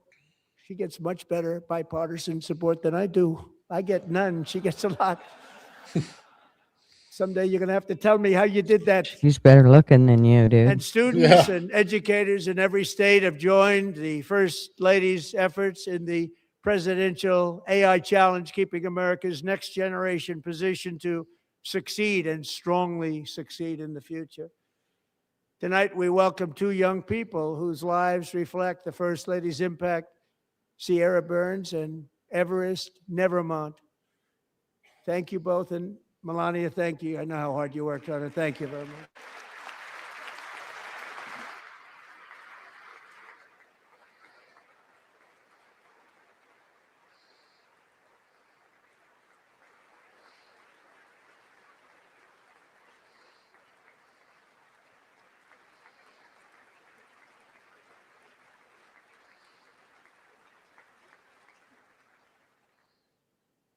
I'm very proud to say that during my time in office, both the first 4 years and in particular this last year, there has been a tremendous renewal in religion, faith, Christianity, and belief in God. Tremendous renewal.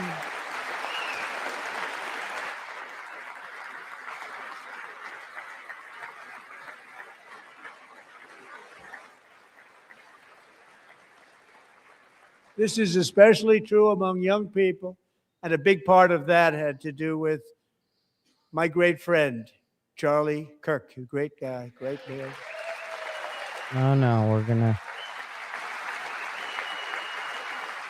rest in peace, Charlie, but please don't go to his wife. So last year, Charlie was violently murdered by an assassin and martyred, really martyred for his beliefs. His wonderful wife, Erica, is with us tonight. Erica, please stand. I'll just hide my face over here for a minute. Thank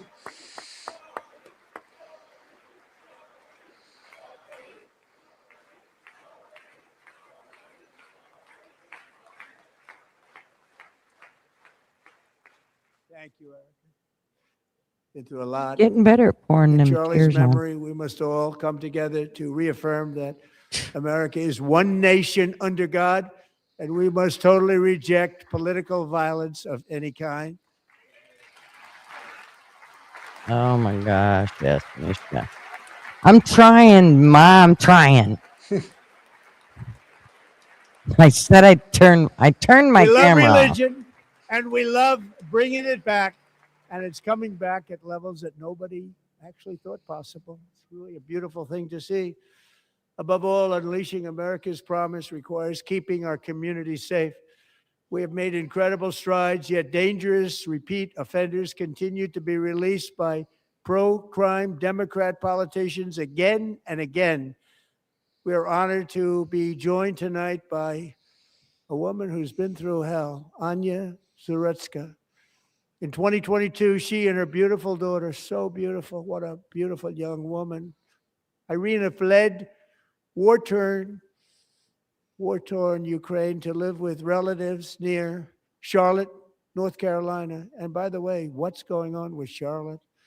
Last summer, 23-year-old Irina was riding home on the train when a deranged monster who had been arrested over a dozen times and was Oh, that released fucking through guy. no cash bail, stood up and viciously slashed a knife through her neck and body.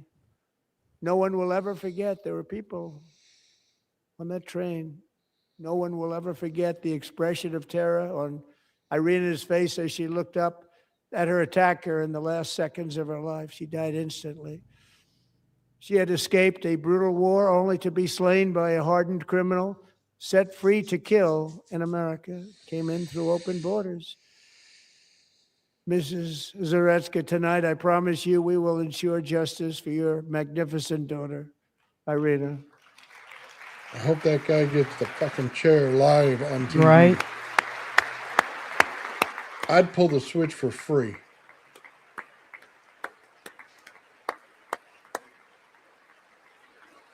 God, people like that don't deserve to live. That lady did nothing wrong. How do you not stand?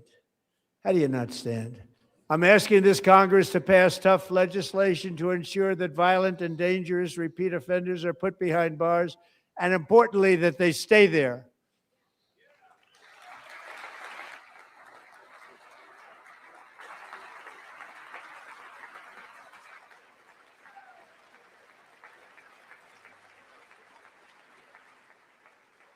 Starting Some last that is summer, standing I over there. deployed our National I don't know who Guard they and are. federal law enforcement to restore law and order to our most dangerous cities, including Memphis, Tennessee, big success, New Orleans, Louisiana, big success, and our nation's capital itself, Washington, D.C., where we have almost no crime anymore in Washington, D.C. How did that happen?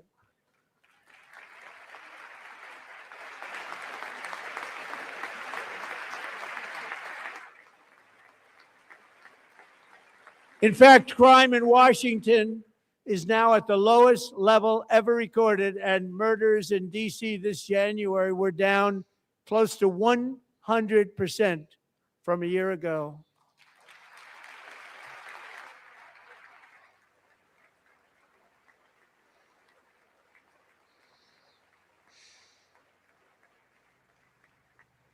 They don't like to hear that. One of the sick people, one of the brave service members who helped achieve this stunning turnaround was 20-year-old West Virginia Army National Guard Specialist Sarah Beckstrom. After a 4-month deployment, she voluntarily extended her service, and her rank was going to be lifted. She was doing so well. They were so proud of her. But the very next day, she was on patrol near the White House when she was ambushed and shot in the head by a terrorist monster from Afghanistan. Shouldn't have been in our country. And all because she wore the uniform of our nation, she was shot. He traveled here because he didn't like people wearing our uniform. He was sick and deranged, shouldn't have been in our country. Sarah Beckstrom died in order to defend our capital, and we are honored to be joined by her wonderful parents, Gary and Eva Lee. Your daughter was a true American patriot, and she will be greatly missed. She was a great person. I saw reports on her. They've never seen anything like it.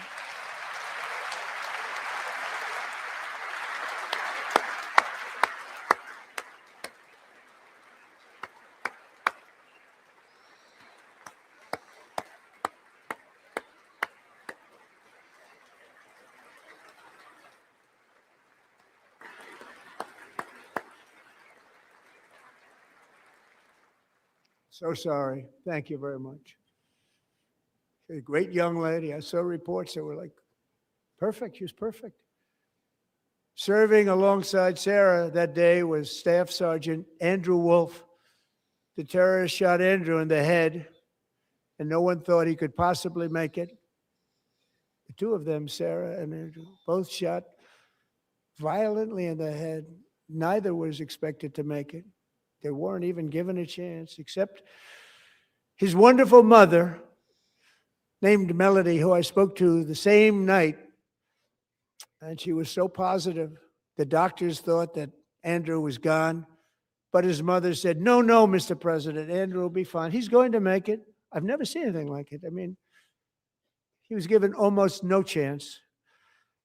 She said, I have no doubt, sir, he's going to be okay. This was a conversation that I had with her that night, with her son laying helplessly in bed, blood all over. Everybody is praying, she said, sir, he will be okay. The doctors didn't understand what she was saying. And after looking at the results of the damage done, neither did I. She was so strong and conclusive that even Andrew's great father felt she didn't really understand the gravity of the situation. But she turned out to be right. Right, Melody? She turned out to be right.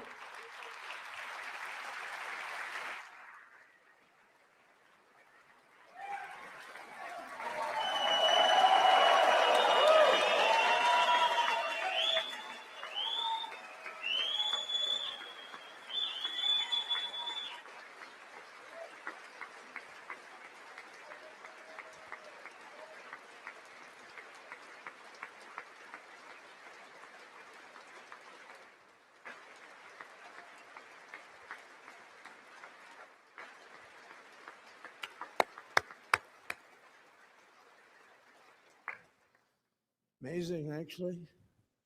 I said, where does this woman come from? She's the most positive person I've ever met. With God's help, Andrew has battled back from the edge of death, and we're talking about the edge of death, on his way to a miraculous recovery. He's got a little work to do, but he's doing great. Nice to see you. He's a good-looking guy. Nice to see you. Thanks, Andrew. Thank you very much.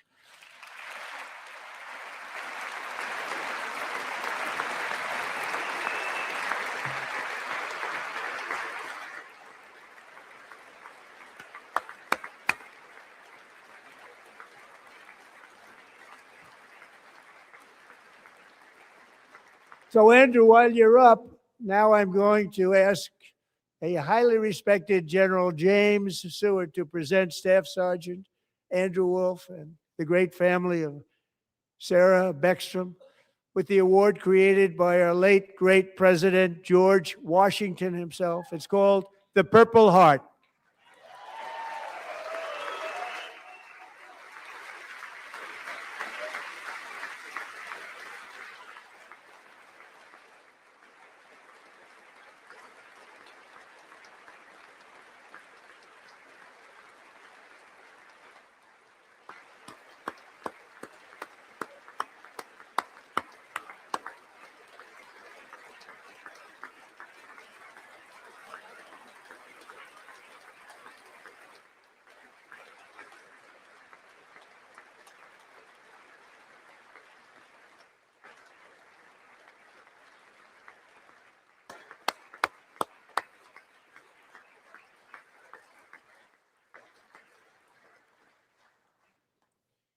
We love you all.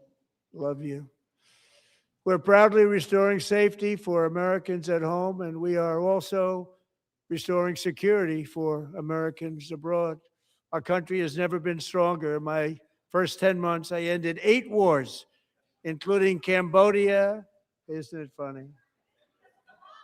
6 people. Cambodia and Thailand, Pakistan and India. Would have been a nuclear war. 35 million people, said the Prime Minister of Pakistan, would have died if it were not for my involvement. Kosovo and Serbia, Israel and Iran, Egypt and Ethiopia, Armenia and Azerbaijan, the Congo and Rwanda, and of course the war in Gaza, which proceeds at a very low level. It's just about there. And I want to thank Steve Witkoff and Jared Kushner for your help. Thank you, Steve. Thank you, Jared.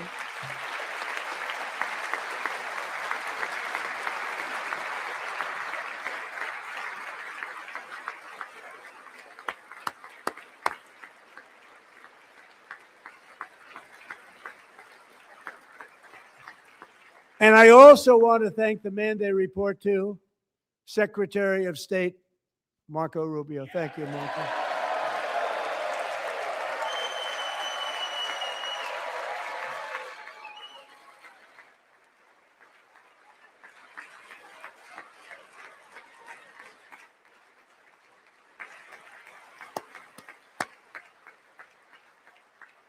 People like you.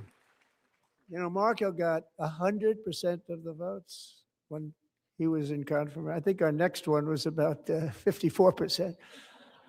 And some of the Democrats are now saying, I can't believe we approved that guy. And he said it's an honor that they feel that way, right, Marco? You have done a great job, great Secretary of State. I think he'll go down as the best ever.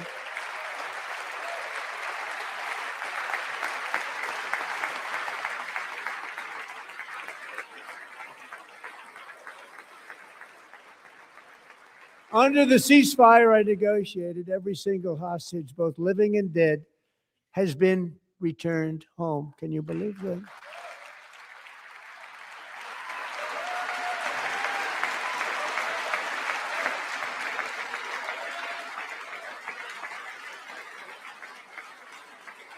Nobody thought it was possible. Nobody thought that was possible.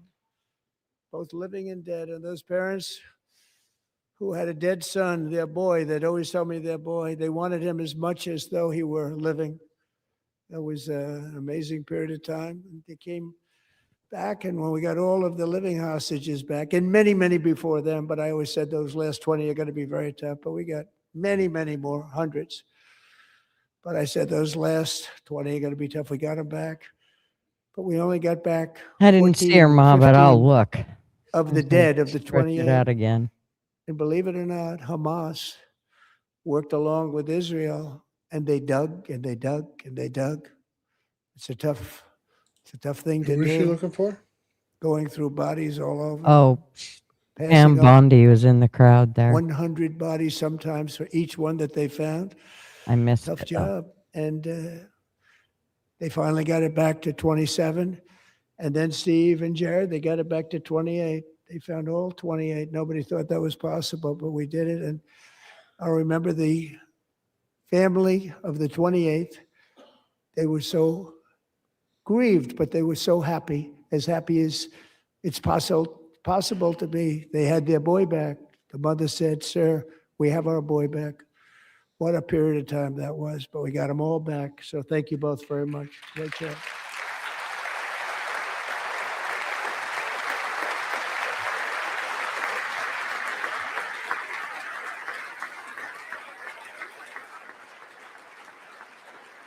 And we're working very hard to end the ninth war, the killing and slaughter between Russia and Ukraine, where 25,000 soldiers are dying each and every month. Think of that, 25,000 soldiers are dying a month.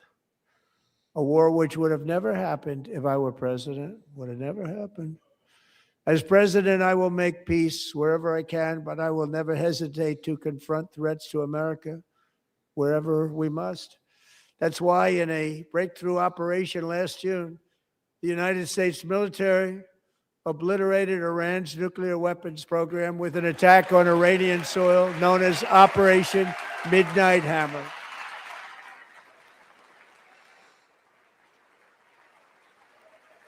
Midnight Hammer. Good. Has a different meaning, doesn't it? It was For hammer decades, it time. had been the policy of the United States never to allow Iran to obtain a nuclear weapon. Many decades. Since they seized control of that proud nation 47 years ago, the regime and its murderous proxies have spread nothing but terrorism and death and hate. They've killed and maimed thousands of American service members and hundreds of thousands and even millions of people with what's called roadside bombs. They were the kings of the roadside bomb. And we took out Soleimani. I did that during my first term. Had a huge impact. He was the father of the roadside bomb. The father of the roadside bomb.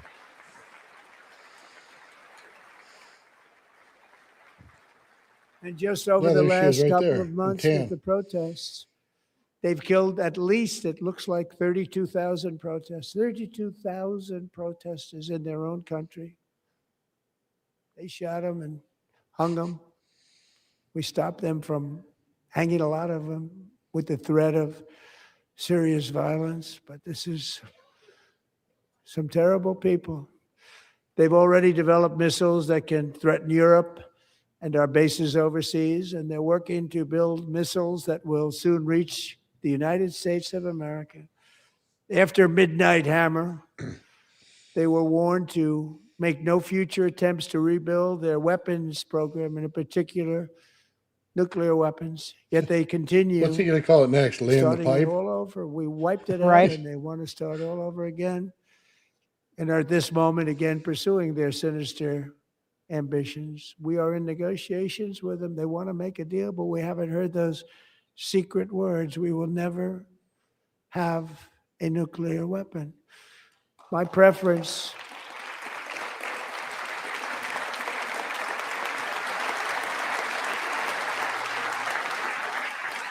Nope. Nope. The two of them were like, oh, yeah, okay, what he said. Maybe that is worth standing My up. preference is to solve this problem through Yeah, diplomacy. bastards. But one thing is certain, I will never allow the world's #1 sponsor of terror, which they are by far, to have a nuclear weapon. Can't let that happen.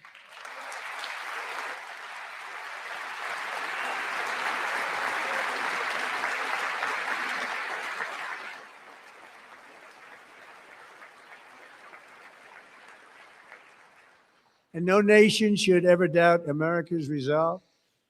We have the most powerful military on earth. I rebuilt the military in my first term. We're going to continue to do so. Also, we just approved a $1 trillion budget. We have no choice. We have to be strong because hopefully we will seldom have to use this great power that we built together. It's really called Peace Through Strength, and it's been very, very effective.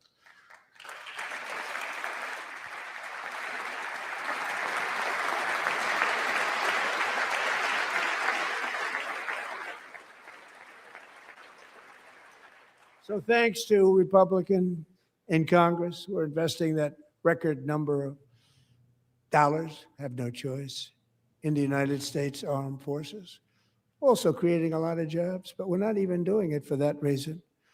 Because as I said, we have more jobs, more people working today than ever before in the history of our country. And NATO countries are friends and allies. They are. They're our friends and they're our allies. Have just agreed at my very strong request to pay 5% of GDP for military defense rather than the 2%, which they weren't paying. We were paying for almost all of NATO. Now they're paying 5 as opposed to not paying 2.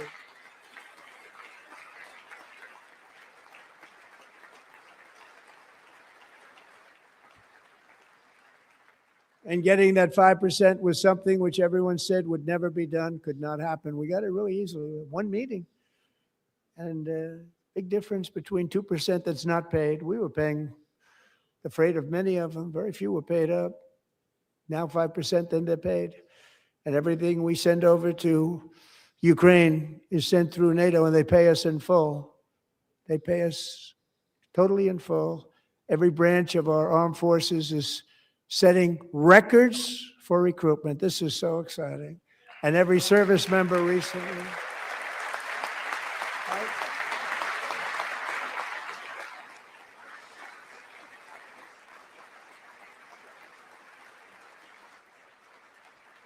And every service member recently received a warrior dividend of $1,776.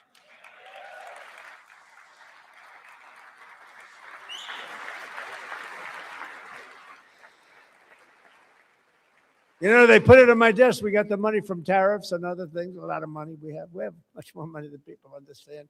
Have to rebuild that program a little bit, but it won't take long. But we got the money, and it was $1,775, and they wanted my approval. And I said, what's the number? $1,775. I said, wait a minute. For $1 more, we can have $1,776. It's going to I said, we're going to figure that. I never asked anybody if we could afford it. $1 more. I said 1776. And I said, that's good. And I'll tell you what, our military, that was 4 months ago, our military, I never see a person in the military that doesn't thank me for it. So we're honored to do it. They deserve it. And we call it 1776. It was great. And we love our military. We love our law enforcement. We love our firemen. You know, the firemen don't get mentioned enough. We love our firemen. We're also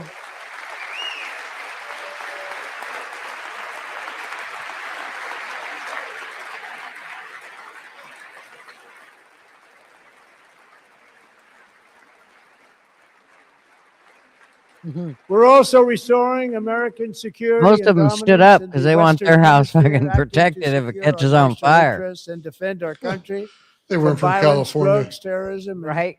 foreign interference. For years, large swaths of territory in our region, including large parts of Mexico, really large parts of Mexico, have been controlled by murderous drug cartels. That's why I designated Mexico's these on cartels fire. as foreign terrorist organizations, and I declared illicit fentanyl as a weapon of mass destruction. Well, at this point, so are matches, dude. And with our new military campaign, we have stopped record amounts of drugs coming into our country and virtually stopped it completely coming in by water or sea. You probably noticed that. We very seriously damaged their fishing industry also. Nobody wants to go fishing anymore. We've also taken down one of the most sinister cartel kingpins of all. You saw that yesterday. In January,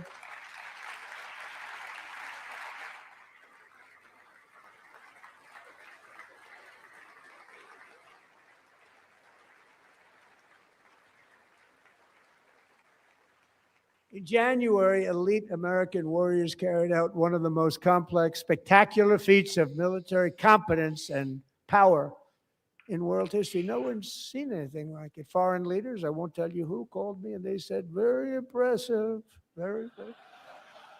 They couldn't believe, they all watched, they saw what happened.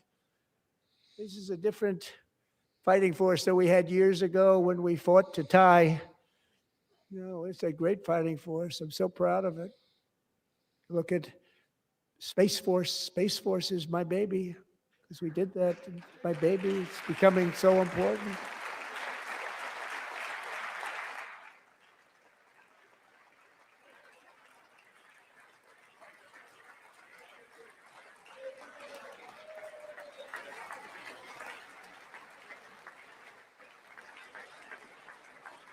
And America's armed forces overwhelmed all defenses and utterly defeated an enemy, good fighters, to end the reign of outlaw dictator Nicolas Maduro and bring him to face American justice.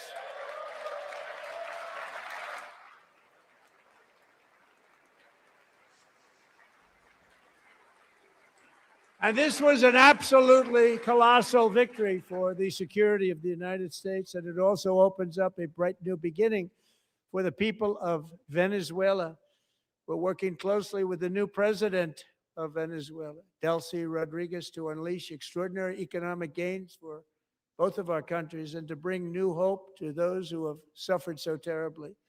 They really did suffer. With us tonight is Alejandro Gonzalez. She grew up in a tight-knit Venezuelan family and was especially close to her beloved uncle Enrique. But after Enrique ran for office and opposed Maduro, he was kidnapped by Maduro's security forces and thrown into the regime's really infamous prison in Caracas. Alejandro feared she would never see her uncle again. She feared for her own life also. But since the raid, we have worked with the new leadership, and they have ordered the closure of that vile prison and released hundreds of political prisoners already, with more to come. Alejandro, I'm pleased to inform you that not only has your uncle been released, but he is here tonight. We brought him over to celebrate his freedom with you in person. Enrique, please come down.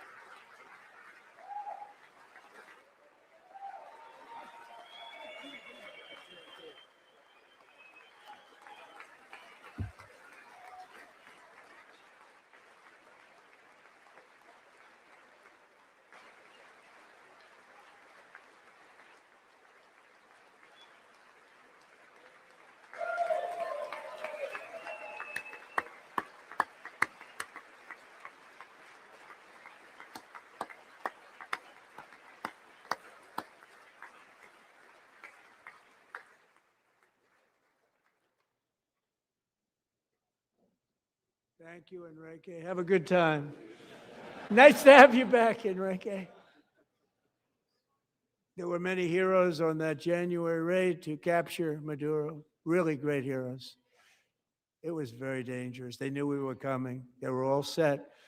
But the deeds of one warrior that night will live forever in the eternal chronicles of military valor.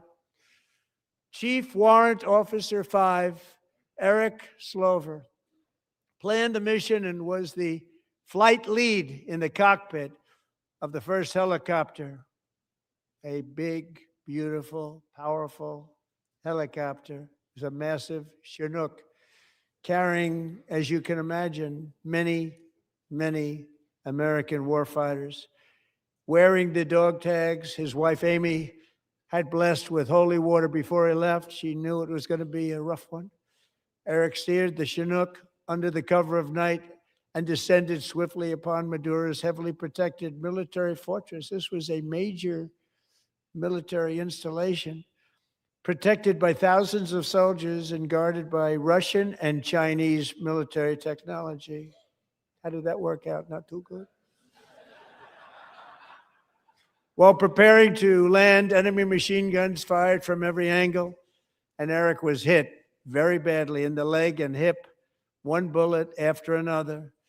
He absorbed 4 agonizing shots, shredding his leg into numerous pieces. And yet, despite the fact that the use of his legs was vital to successful helicopter flight, legs are the most important part of flying a helicopter, to deliver the many commandos who would capture and detain Maduro was the only thing Eric was thinking about. Then, even as he was gushing blood, which was flowing back down the aisle, helicopter lands at a steep angle. The machine guns stood right in front of him. They were right in front of him, 2 machine gunners who escaped the wrath of the previous planes. Eric maneuvered his helicopter with all of those lives and souls to face the enemy and let his gunners eliminate the threat. Turned the helicopter around so the gunners could take care of business, saving the lives of his fellow warriors from what could have been a catastrophic crash deep in enemy territory.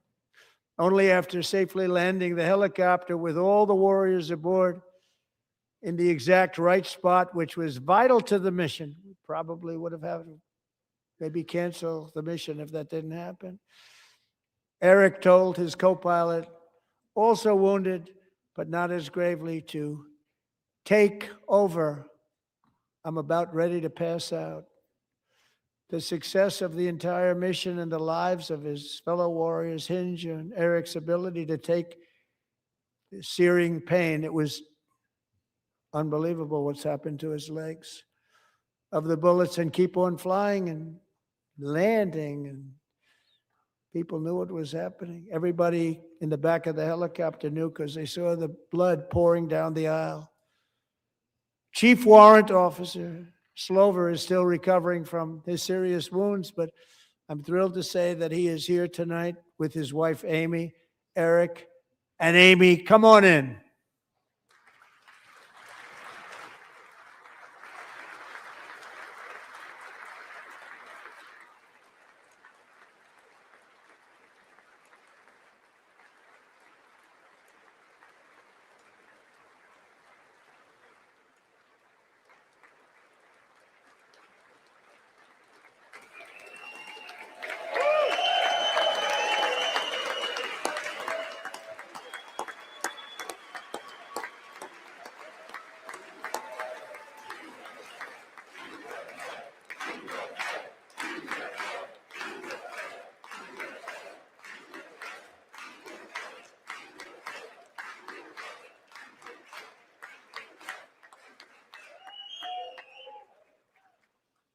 So we have a surprise for Eric and Amy.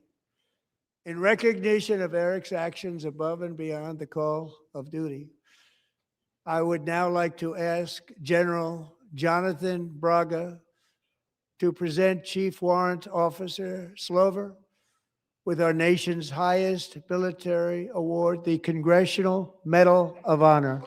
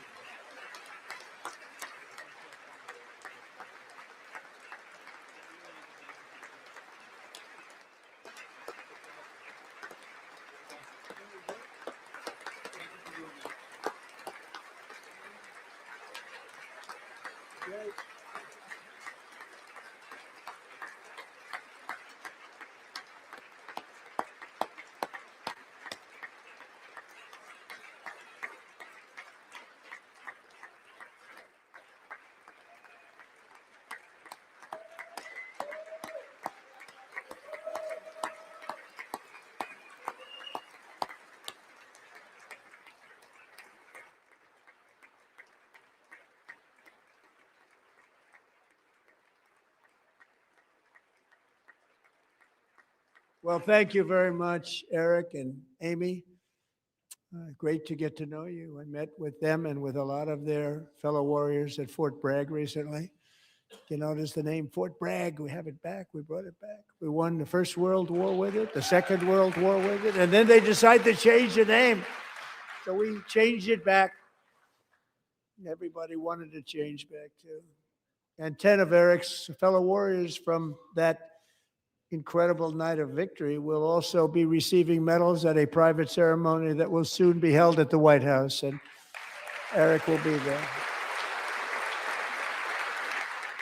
Thank you.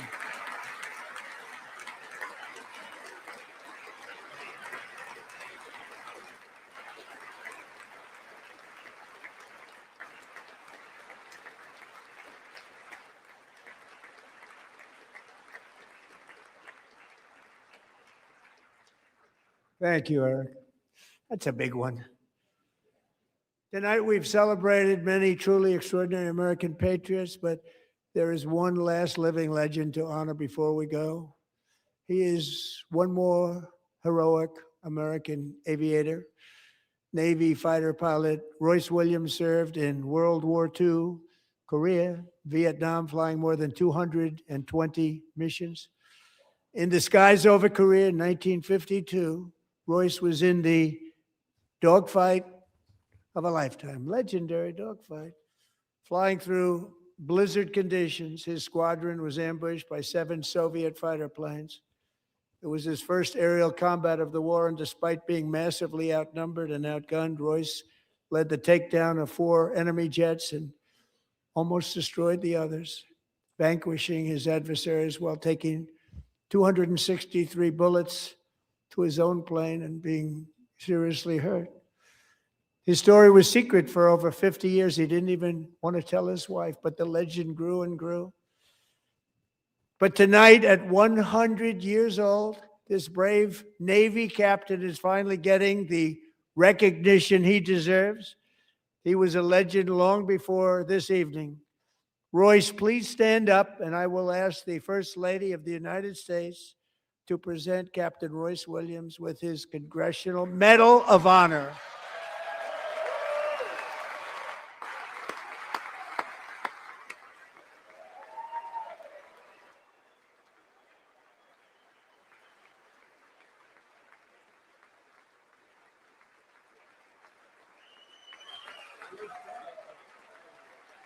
He's grinning like a Cheshire cat. He's so happy. Good for him.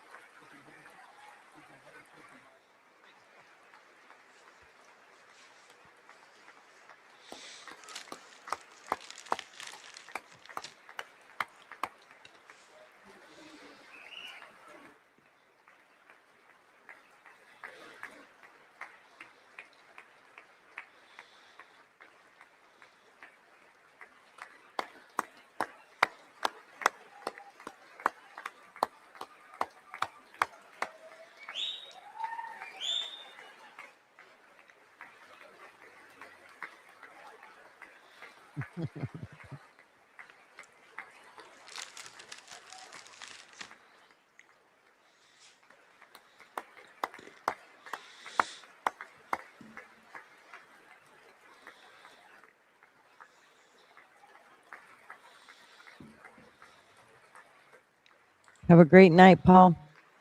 Thanks for coming and hanging out.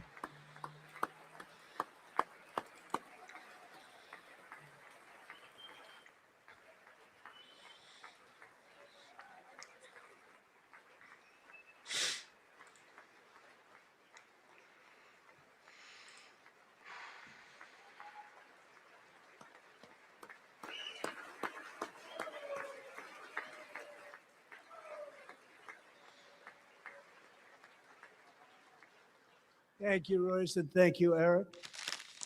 I've always wanted the Congressional Medal of Honor, but I was informed I'm not allowed to give it to myself, and I wouldn't know why I'd be taking it, but if they ever open up that law, I will be there with you someday. But you know, that's our highest honor, Congressional Medal of Honor, and that's a big thing. And it's an honor to be in the same room with you. Thank you both very much, Eric. Thank I you. agree, Paul.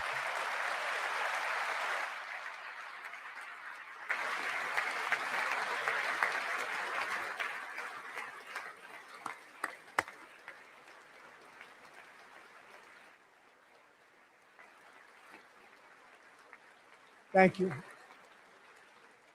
250 years is a long time in the life of a nation, but in another sense, it's really a mere moment in the eye of history.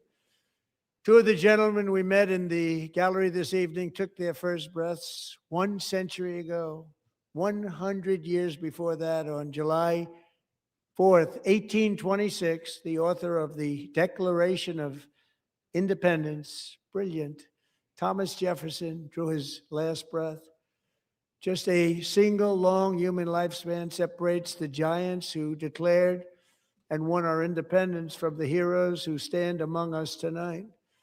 Everything our nation has done, everything we have achieved, has been the work of those few great lifetimes. In those brief chapters, Americans built this nation from 13 humble colonies into the pinnacle of human civilization and human freedom, the strongest, wealthiest, most powerful, most successful nation in all of history. Americans ventured out across the daunting and dangerous continent.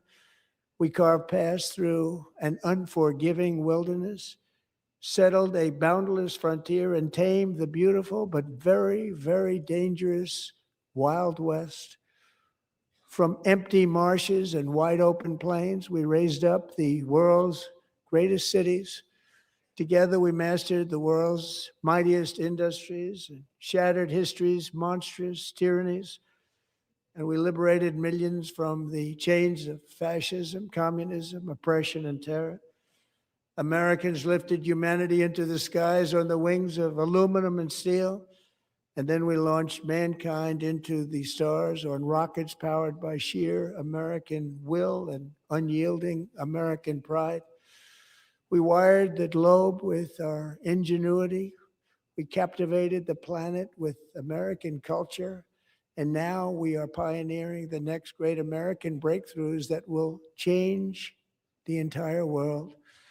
All of this and so much more is the enduring legacy, unmatched glory of the hardworking patriots who built and defended this country and who still carry the hopes and freedoms on all of humanity's backs.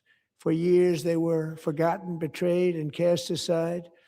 But that great betrayal is over, and they will never be forgotten again. Because when the world needs courage, daring, vision, and inspiration, it is still turning to America. And when God needs a nation to work his miracles, he knows exactly who to ask. There is no challenge Americans cannot overcome, no frontier too vast for us to conquer, no dream too bold for us to chase, no horizon too distant for us to claim. For our destiny is written by the hand of providence, and these first 250 years were just the beginning. From the rugged border towns of Texas to the heartland villages of Michigan, from the sun-kissed shores of Florida to the endless fields of the Dakotas, and from the historic streets of Philadelphia to right here in our nation's capital, Washington, D.C., the golden age of America is upon us. The revolution that began in 1776 has not ended. It still continues because the flame of liberty and independence still burns in the heart of every American patriot. And our future will be bigger, better, brighter, bolder, and more glorious than ever before. Did he say Thank you, bolder? God bless you, and God bless America. I think I heard him say Boulder. You say Boulder? Maybe it was Boulder. Sound like Boulder. Well, there you have it, ladies and gentlemen. He about wore me out. That was 2 hours and 2 hours of talking. Oh, is he not done? No, he's done. Yeah, he's done. Oh, Lord. Phew.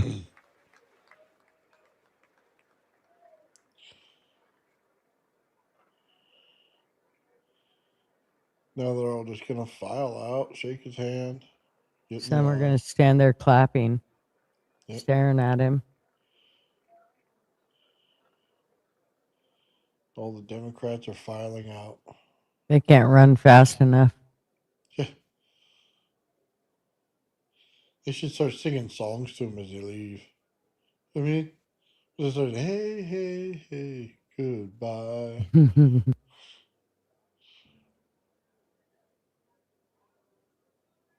Oh, boy. That lady's been waiting. Oh, she's been clapping for everything. Yep.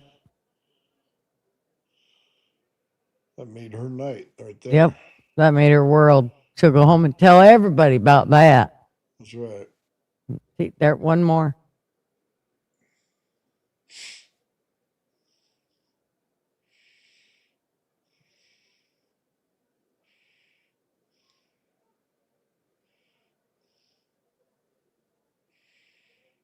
All righty then. Hey, did you see that story about those 4 million illegals who got social security numbers? I believe I did see something about that. You know, here in Oregon, when they would come here, they would be sent straight to the DMV. And then they would, once they were sent to the DMV, they'd give them a, they'd get their ID, but they would also get signed up to vote. Yeah. Right then. So I'm sure at that point they were getting all the other, good bennies too. So Well, I'm sure they gave him social security numbers at that point. That's insane. Mm-hmm. I mean, social security, that's the government. That's not just the state. That's the government. Yeah. They royally screwed us over with that one. That's 4 million diluted votes. I mean, you might as well kick 4 million of us out of our own country for doing that. That's insane. Yeah. I don't know. Very strange. I mean, we knew they were doing all this before. So, I mean, I'm not surprised at all, but I could say I'm pissed off, but I've been pissed off at a long time for it. And, ain't got me nowhere. Yeah. Well, he's going back and revoking all their citizenships and all the numbers and everything else. Those are the people that are throwing off of all the Social Security and Medicare and everything else. Yep. You're getting rid of all of it. Good. Yeah. Oregon's all been out of shape about it. She's been our governor's been trying to put all kinds of laws into place that, in fact, she just put a bunch of shit in. It's on the, what the hell was the name of it? The 1707, or no, the 1507 bill here in Oregon. Oh my God. All the fucking shit. A bitch. She undid shit so she could get money. So in the end, she ended up with, like $600 million or something when she said she needed $300 million. I don't know. I was so mad by the time I looked through about half of it. I'm like, I just cannot. It just blows me away that we can just keep doing this. And nobody stops them. It's okay for them to, literally screw all their citizens in the state. Yeah. It's all messed up. They do that in California here often. Mm-hmm. Sorry. Yeah, I don't care for any of that garbage either. No, me either. It's definitely getting old. Yeah, they said they want to take Northern California away from Southern California. Well, thank you. Please do it. as soon as possible. Well, but who are you going to give it to? Because that part of Oregon's trying to leave Oregon. Maybe they should make their own state. Like, Yeah, that's what I mean. or that bottom of Oregon and the top of California should just make their own state without, because they wanted to become Idaho's. Oregon did. Well, why not just take, being California wants to not be with California, the upper part, then just put it with the bottom part of Oregon and we'll fucking call it a state. I don't care.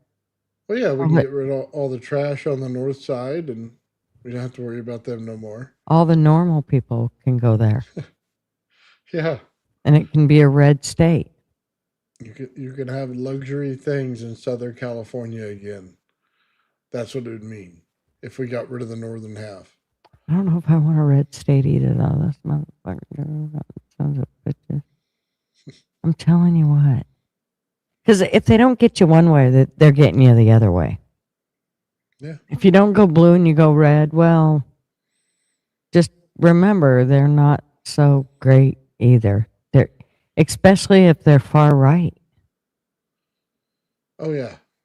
Oh, both sides are horribly bad in some cases, yeah. Yep. They definitely are. That's Trump named Nancy Pelosi. Ah, Mhm. that was funny. That cracked me up.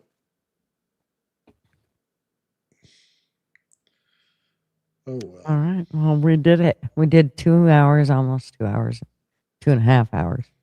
It's enough for me. I'm good. I did my Tuesday show, right? There you go.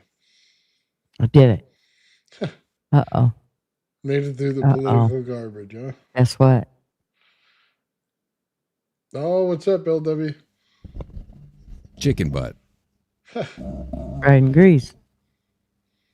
Want a Hello? piece? Fried and butter. Hello? Want another? Hello. Sorry, I was just finishing your little Rambo there. Ramble. Whatever that nursery rhyme was. Is that what it is? I don't know that that's a nursery rhyme ever. I don't think He's out. He's like, fuck off. I'm leaving. Hmm. Crazy bitch. I'm out. Rage quitting. Right? Wow. Wow. Yeah, I don't think he could hear us. I totally going to laugh if Oregon gets that hunting ban on the ballot, GG. Wow. I'm going to laugh my ass off.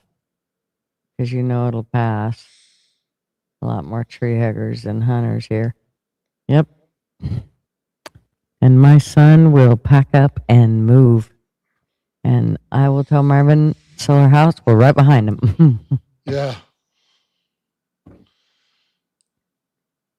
Yeah, I wouldn't mind moving if my family would move out of California. I wouldn't mind getting out of here. I don't Yeah. know. Go ahead. Well, if they'd hurry up and fix the states there, see, everybody could just move there, all the normal people, and voila. We're Oh, good it's to go. hopeless. We have Adam Schiff trying to run for governor here. Oh, That fuck. little pencil neck dick, man. I hope he doesn't even live in California. Yeah. I don't like that guy at all, man. That guy, he just something screams at me every time I look at him. You know what I mean? He seems inappropriate in some way that I cannot name on YouTube. So I don't want that guy here at all. I don't blame you. Baker, you're not coming up? LW, he flipped the board already. Along with that guy Swallowswell. The guy that farted in Congress. I don't want him either. Yeah, the one that was with Fang Fang. Oh, yeah. Yeah. Fuck. Mm-mm.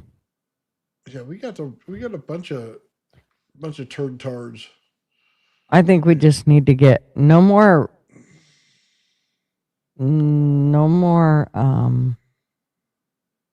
Oh, Baker's trying to get off fresh with us. He says he's in bed. No more politicians. How about that? Yeah, I'd be okay with a lottery. Just pick a normal guy or woman. He said he's in bed. He's with an old man. Whoa, that's a little TMI there. Did you hear that, LW? Can you hear us? Yeah, what did I miss? Or maybe I don't want to know. I told Baker to come up on stream, and he said he was in bed, and I said, okay. And he said he's in bed with an old man. Well, that plays. That plays, actually. It plays? Yeah, that plays. That's gross. So what are you doing? I'm Mr. Duggar.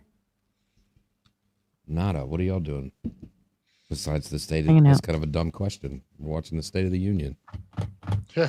Well, what were you doing before I distracted you with the State of the Union? Making dinner. Would you have watched it if I wouldn't have streamed it? Would I've watched what? No, I've never watched those. Okay. That's a good thing about like social media. You can just see all the clips. Like, well, what did they say about this one? The little 3-minute clip. does What did make they us- say about this one? If somebody that we want to watch though has it, and you watch, it does make you pay a little more attention to kind of what's going. You know, you're a little more informed than you would have been if you'd have just got the clips that everybody else would have thought you needed, versus Yeah. the own clips in your head of what you wanted to remember. Yeah, but lots of it, and this isn't just exclusive to Trump. This goes back, to all presidents. They're designed to pull on emotional heartstrings, and Bush really amped it up. When they pick out people in the crowd they invite, and Bush really picked that up during his term because of the war. He'd bring all these war veterans who got their legs blown off and stuff like that, just to get people emotional about keeping the war going and all that stuff. It's a lot of emotional, yeah, there's a lot of that. Obama did it with his stuff when he did his health care. And some lady, look, she saved $25,000 in health care with the Obama plan, and everybody clapped, and everybody in the news is like, oh, look, it's all emotional to try to get you all teared up and forget all the other stuff. But Yep, I agree. I just like that he called out the Democrats several times. I did too. It was kind of sick. I mean, why wouldn't you stand up? I mean, for the stuff he was talking about. I don't know. I think that was the point. He knew they weren't going to stand up, so Nope. might as well rub it in. Hell yeah. It's called trolling. I just like the fact that he does it. Me too. They so deserve it. There's no question about that. Mm-hmm. I just like the fact that he does it. Mm-hmm. I don't think it really changes. These things typically don't change anybody's opinion. It'll go Nope. right back to the war tomorrow. Yep. Or whatever's, got their interest at the moment.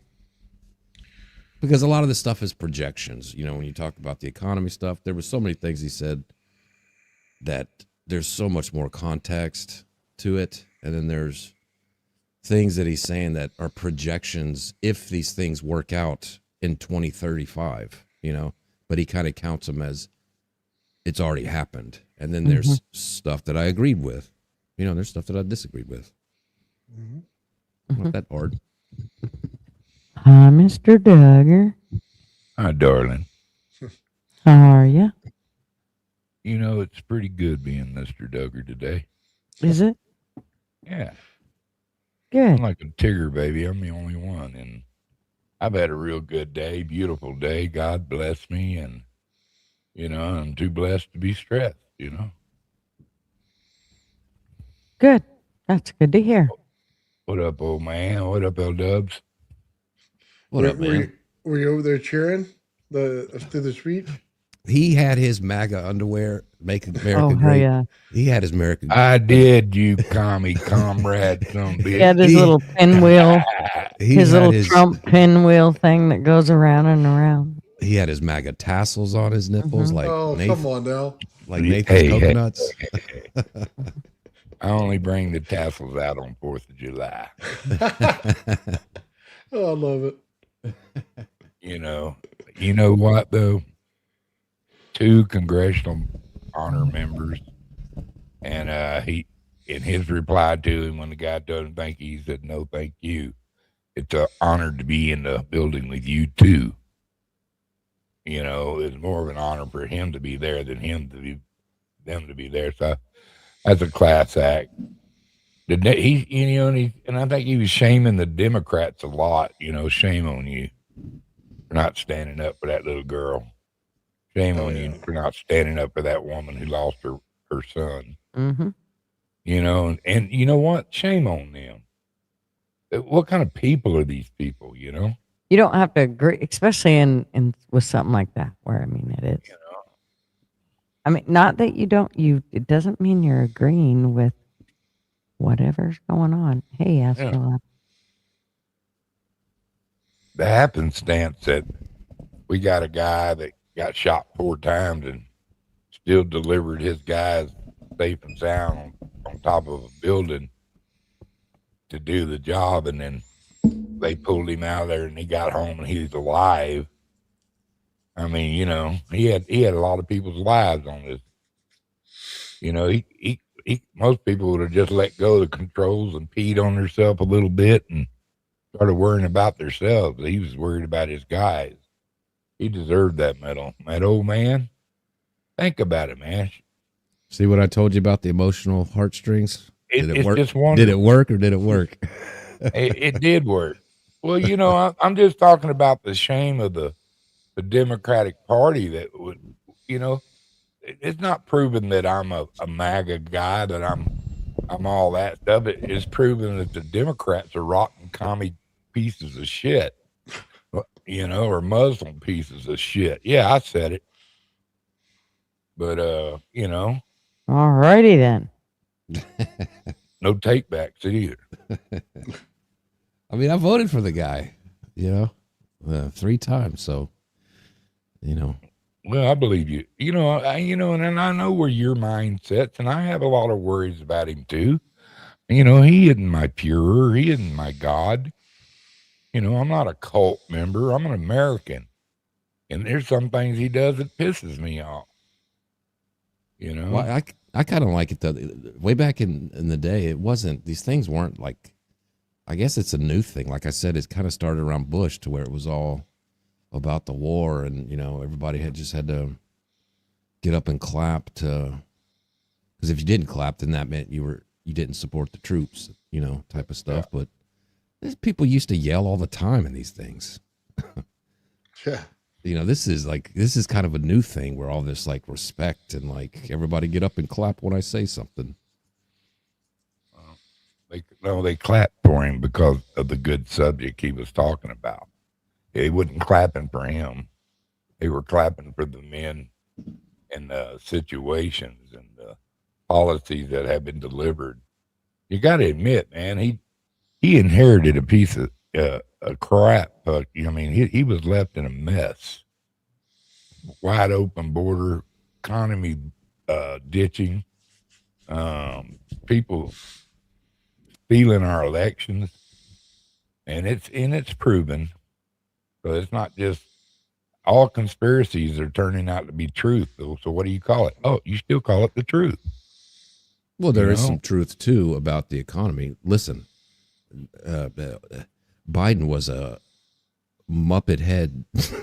Like, well, we know that. We know that. There was no way I wanted Biden to win. He's just his whole career was just a back and forth. Like he just didn't believe in anything, and that's why they candidate. Right. He's just like, whatever y'all want me to do, I'll do it. He showed me the money. But there is, I mean, I don't think, Biden was good for the economy either. Obviously not, because if I did, I would have voted for him. But COVID did screw things up. I mean, we had oil sitting in reserves here in America that oil companies were paying people to come get because they couldn't move it. You know what I mean? The oil wasn't moving. Truckers weren't moving. Product wasn't moving. And that was because of both parties, you know? No, that's not true. What he did is he stopped pretty much the whole getting out there finding oil and getting it out of the ground. And we started to run low on oil, and then he emptied our reserves, you know, that we have in case like we go to war or something. Yeah, he did it twice for elections. Yes. So don't put it out like it was both of them. Well, he closed a lot of drills that they hadn't found anything in years and years and years, but that's a whole other thing. But I don't know about that. You know, it was a bustling oil was booming when Biden took over. You know, and then as soon as he got in office, started shutting shit down, pipelines and all kinds of stuff. You know, that's when the gas started going up. You know, gas also went up because of COVID, but COVID and starting new wars. Starting new wars. Ukraine. Oh yeah, they were paying for Ukraine for the whole time he was in there. That we was involved in that war, whether you want to believe it or not. You send them money to help go blow something up, you're in the war with them. And it was Trump that wanted to come in and cut the money out. We'll sell the British and them some weapons. If they want to sell it to you, fine. But we want money for ours. No more handout. You know, and the thing is, you know, that war should have been over a long time ago. The UK and them, the European Union, they're going through the same thing that they almost put us through. You know, except it's Islamist. And don't think for a minute that, you know, that their countries are shutting everything down by censorship, that it's just haphazardly happened. You know, they're doing it for control. You know, they got all of them got less than 20% approval rate. So, I mean, to have somebody stand up for us and say this is bullshit, it's kind of refreshing. You know, they were supposed to pay us 2%, you know, of their GDP to help protect their ass, which we wasn't getting. He went in, had one meeting, and they all threw in 5% of their GDP. So, I mean, come a long way, man. Yeah, I wouldn't visit the UK these days. They threw in jail for speech, and there's no chance I'm going there, and there's no chance I'm going to any of these Islamic countries for anything. I mean, look, there's just certain things people should do because it's smart not to go there. Why they do it these days, I mean, it's ignorance beyond belief. I never visit the UK. Not after what they do. Not after the speech and all that. And then these Democrats out here want to do the same thing. Just not for it. Yeah, they're getting really bold. They just come out and flat tell you, fuck the United States, fuck America. It's dying. You know, and then Senator Rice woman come out and say, "Oh yeah, we get back in power, it's on." You know, so Yeah. be careful what you write in Facebook or YouTube. Oh yeah. No, they're going to come after you again. That's what these people do. They should just have every single one of them follow through on a lawsuit once they put charges on them, and just gum up the whole court system until the Supreme Court has to take notice. Look, there's a way to stop that, and if everybody stops paying the easy price or paying the easy ticket, then the government's going to feel it, and that's what you need to have happen.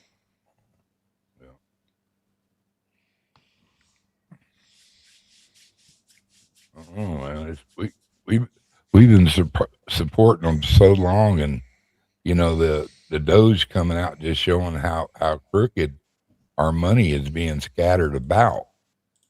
Oh, yeah. You know, and now they're investigating all that money they moved to Iran in the middle of the night, cash, and stop down Iraq and then an unload into a helicopter. I mean, it was just all kinds of nefarious shit going on.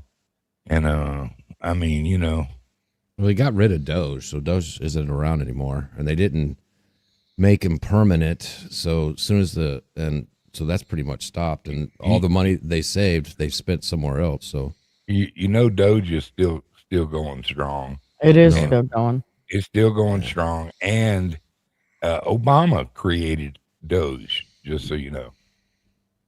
But it was used to hide the money laundering instead of finding the money laundering. So you know, I look for Obama to go to jail. That'll never happen. Nah, I'm telling you, he ain't going to jail. He ain't knowing none of them. Dude, Just like Bill Clinton's not going to jail for riding the Lolita Express. No chance. None of them are going to jail for anything. They've It's done funny, bought but- their way into it. I don't know. Prince Andrew went. That's royalty. He's the first one, you know. I mean, I don't know what's going to stick. He was on like that. a sacred lamb. That's pretty much all they're getting.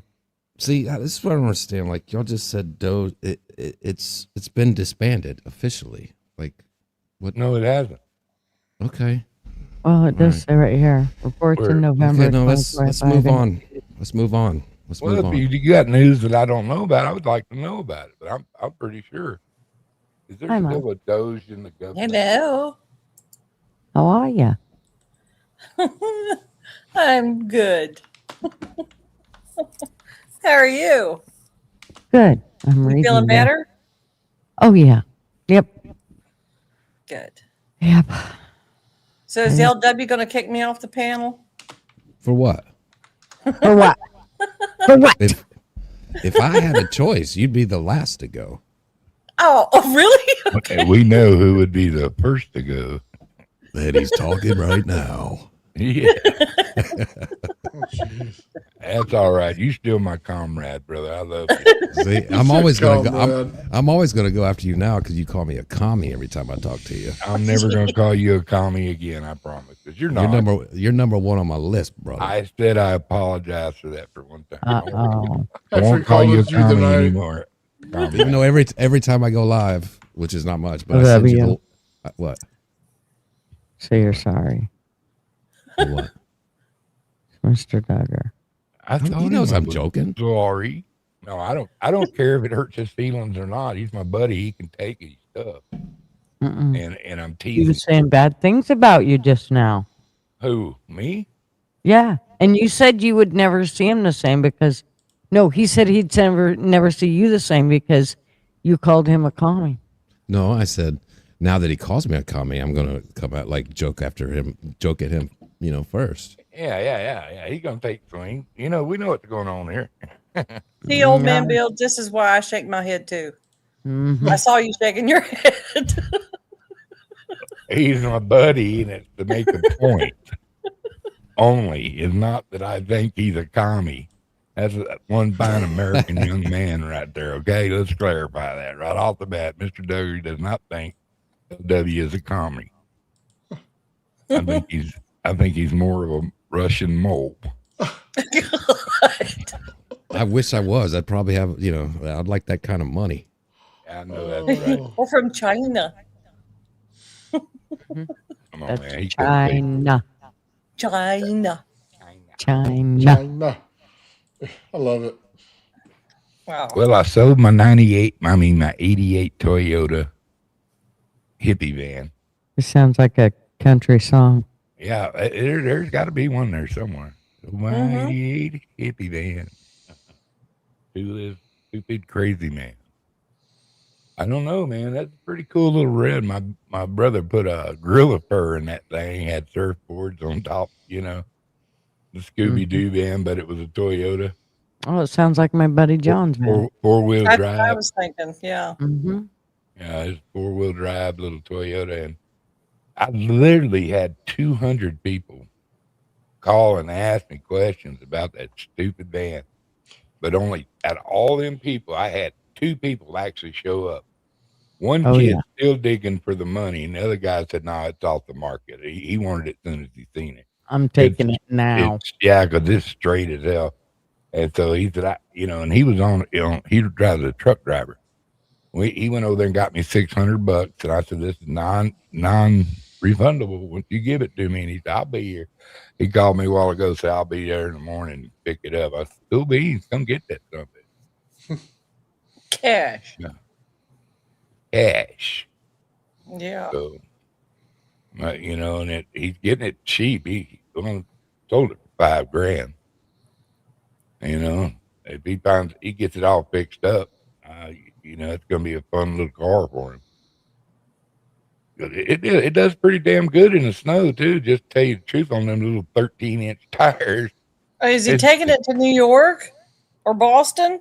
No, he's taking it. He's taking it That's to part of the song, I think. He's taking it back to Tennessee. Boston. I think he lives in Tennessee.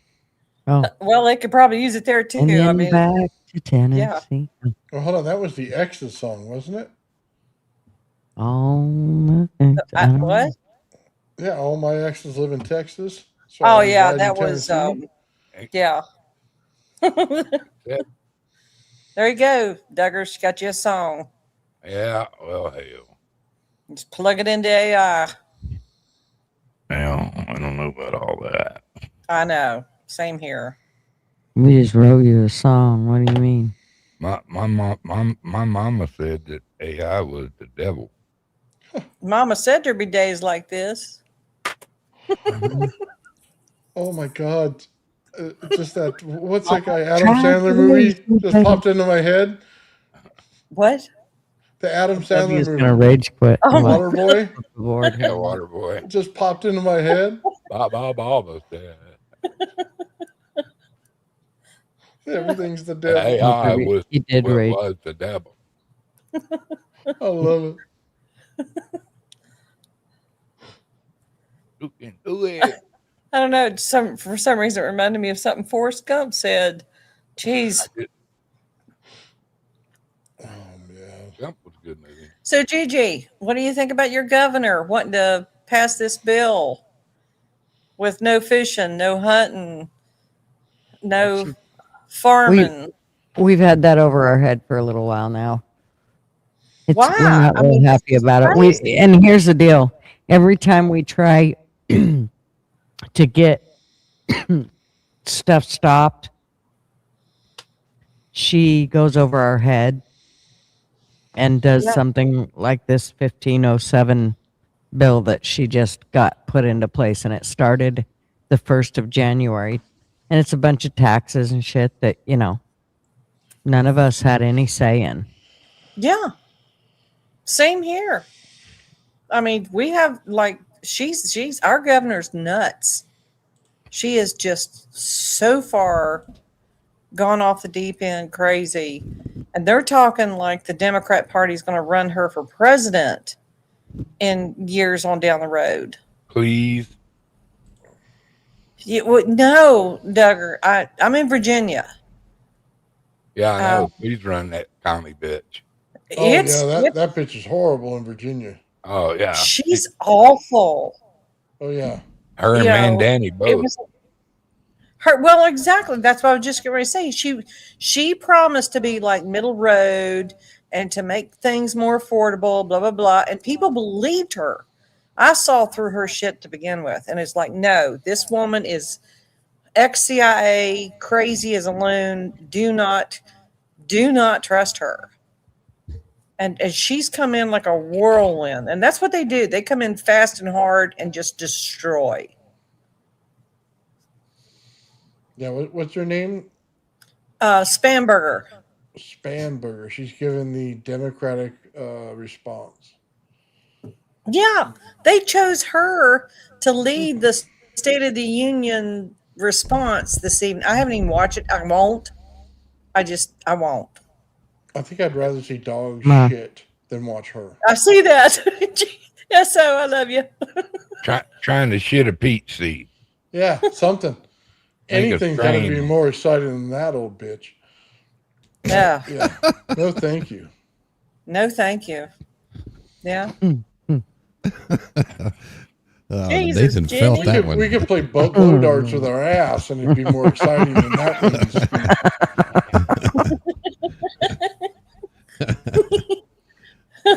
We could get out the tassels and have more fun. Yeah. That's right. The coconuts and all. I love that. Oh, they were melons. They're yeah. ripe for melons. Overly I'm ripe. telling you, your melons rock.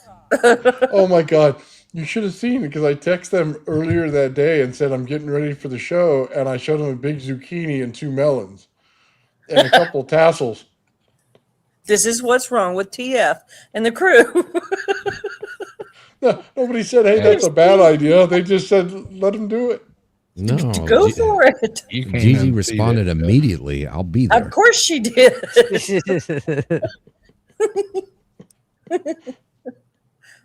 You have to support your friends when they. Yeah.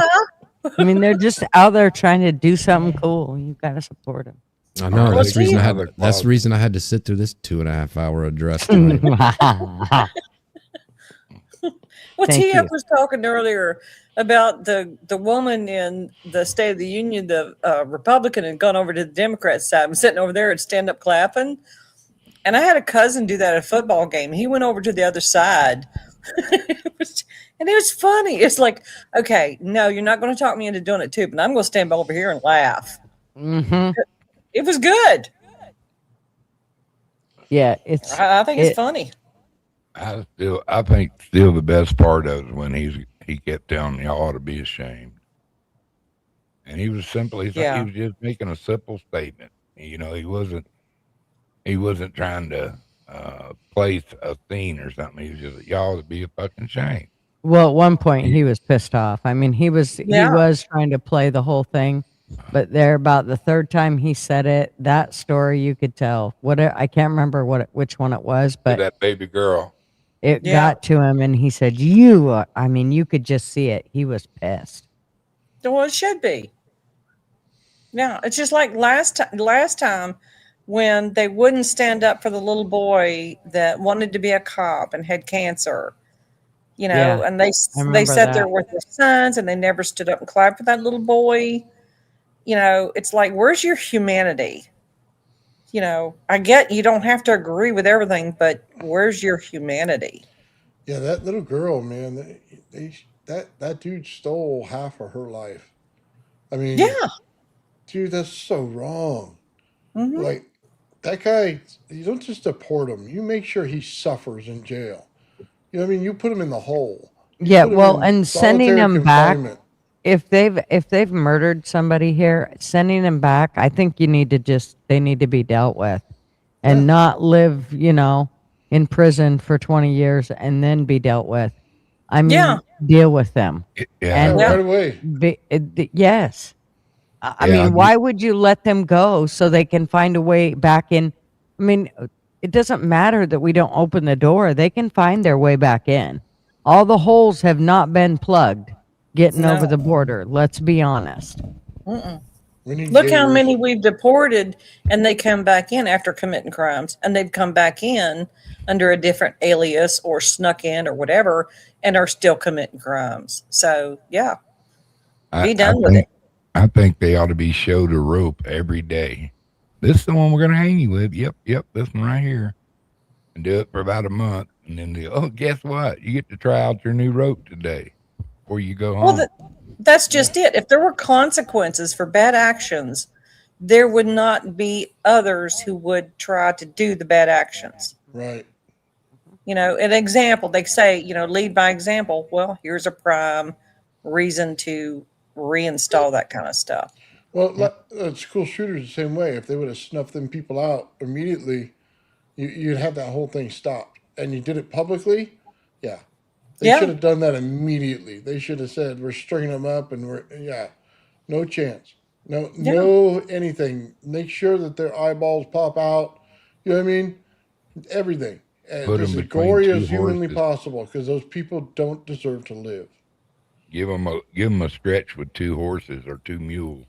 Oh Yeah, God. let's Well, be it just needs to be dealt with. We can't. I mean, however they want to see fit, and okay, if they don't want to, but I just think that when they have committed a violent crime on one of our citizens, then sending them out of this country, that's just stupid.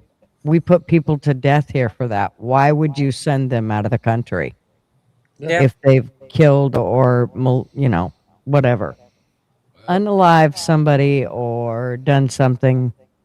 Well, the reason they don't do that is because we take the time to have a trial. We make sure that he has somebody representing him.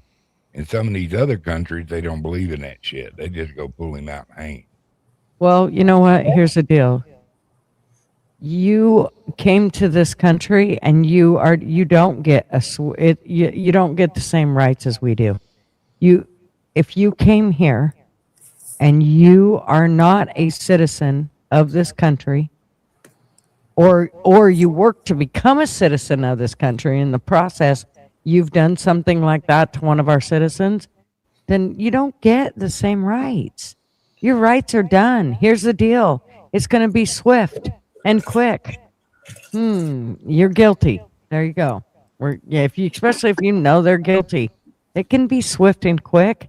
The government only takes so long because they get paid for that shit to, hold that out as long as they can. But Well, we I know mean, how they work. Illegal immigrants get the death penalty here. I mean, they do. When? Usually if they're illegal and they've done something, that's why they're saying, oh, well, they're a murderer, this or that. Well, they're getting shipped out. They do. So, I mean, maybe they are, but I don't understand why you would ship any of them out. Those ones, deal with them immediately. And like I said, no, there is no. You don't get the same rights as we do. Mm-hmm. In other countries, if you steal, you get your hand chopped off. There's no. Yeah, there's no ifs, ands, or buts. It's like, okay, and it deters people stealing. So you want That's to be what I'm like saying. Afghanistan and cut their hands off? Yeah. No, steal my shit. That's not what I'm saying. I am. Don't steal my shit. I say See, go for the this Adam's speech worked apple. perfect tonight. Yeah, Nothing. but It's got people we can- emotional. we can go middle road. We don't have to be cutting off hands. But if you make it the punishment to fit the crime more just or more common sense, it would deter crime. Just my view, my opinion. Yeah, so you don't have to cut it off. Just hit it with a hammer. Yeah. Like sledgehammer. school teachers used to do Like 17 times. Yeah. Sounds like a perfect idea. Like parents used to be able to, I'm going to disqualify myself. Parents used to be able to discipline their children without the state and everybody else getting involved. Look at our children these days. Not Amen, all. sister. I'm telling you. Whoop that ass. Yeah. God. Spare the rod. Parent, you know what, though? If you're a good parent, It's like you don't deja have to spank your vu. kids. I don't even know why I come up here anymore. You don't. You don't if you're a good parent, you don't have to spank your kid. You don't. There's kids. There's kids that come up in this world never have a reason to get their ass spanked. Right. But there's a couple out there that need their ass whipped. That needed it more than what they got. Some kind of man in it. Most of them, a lack of a cohesion of a family unit with their father. Well, every now and then you come across. across the one that they are very bullheaded.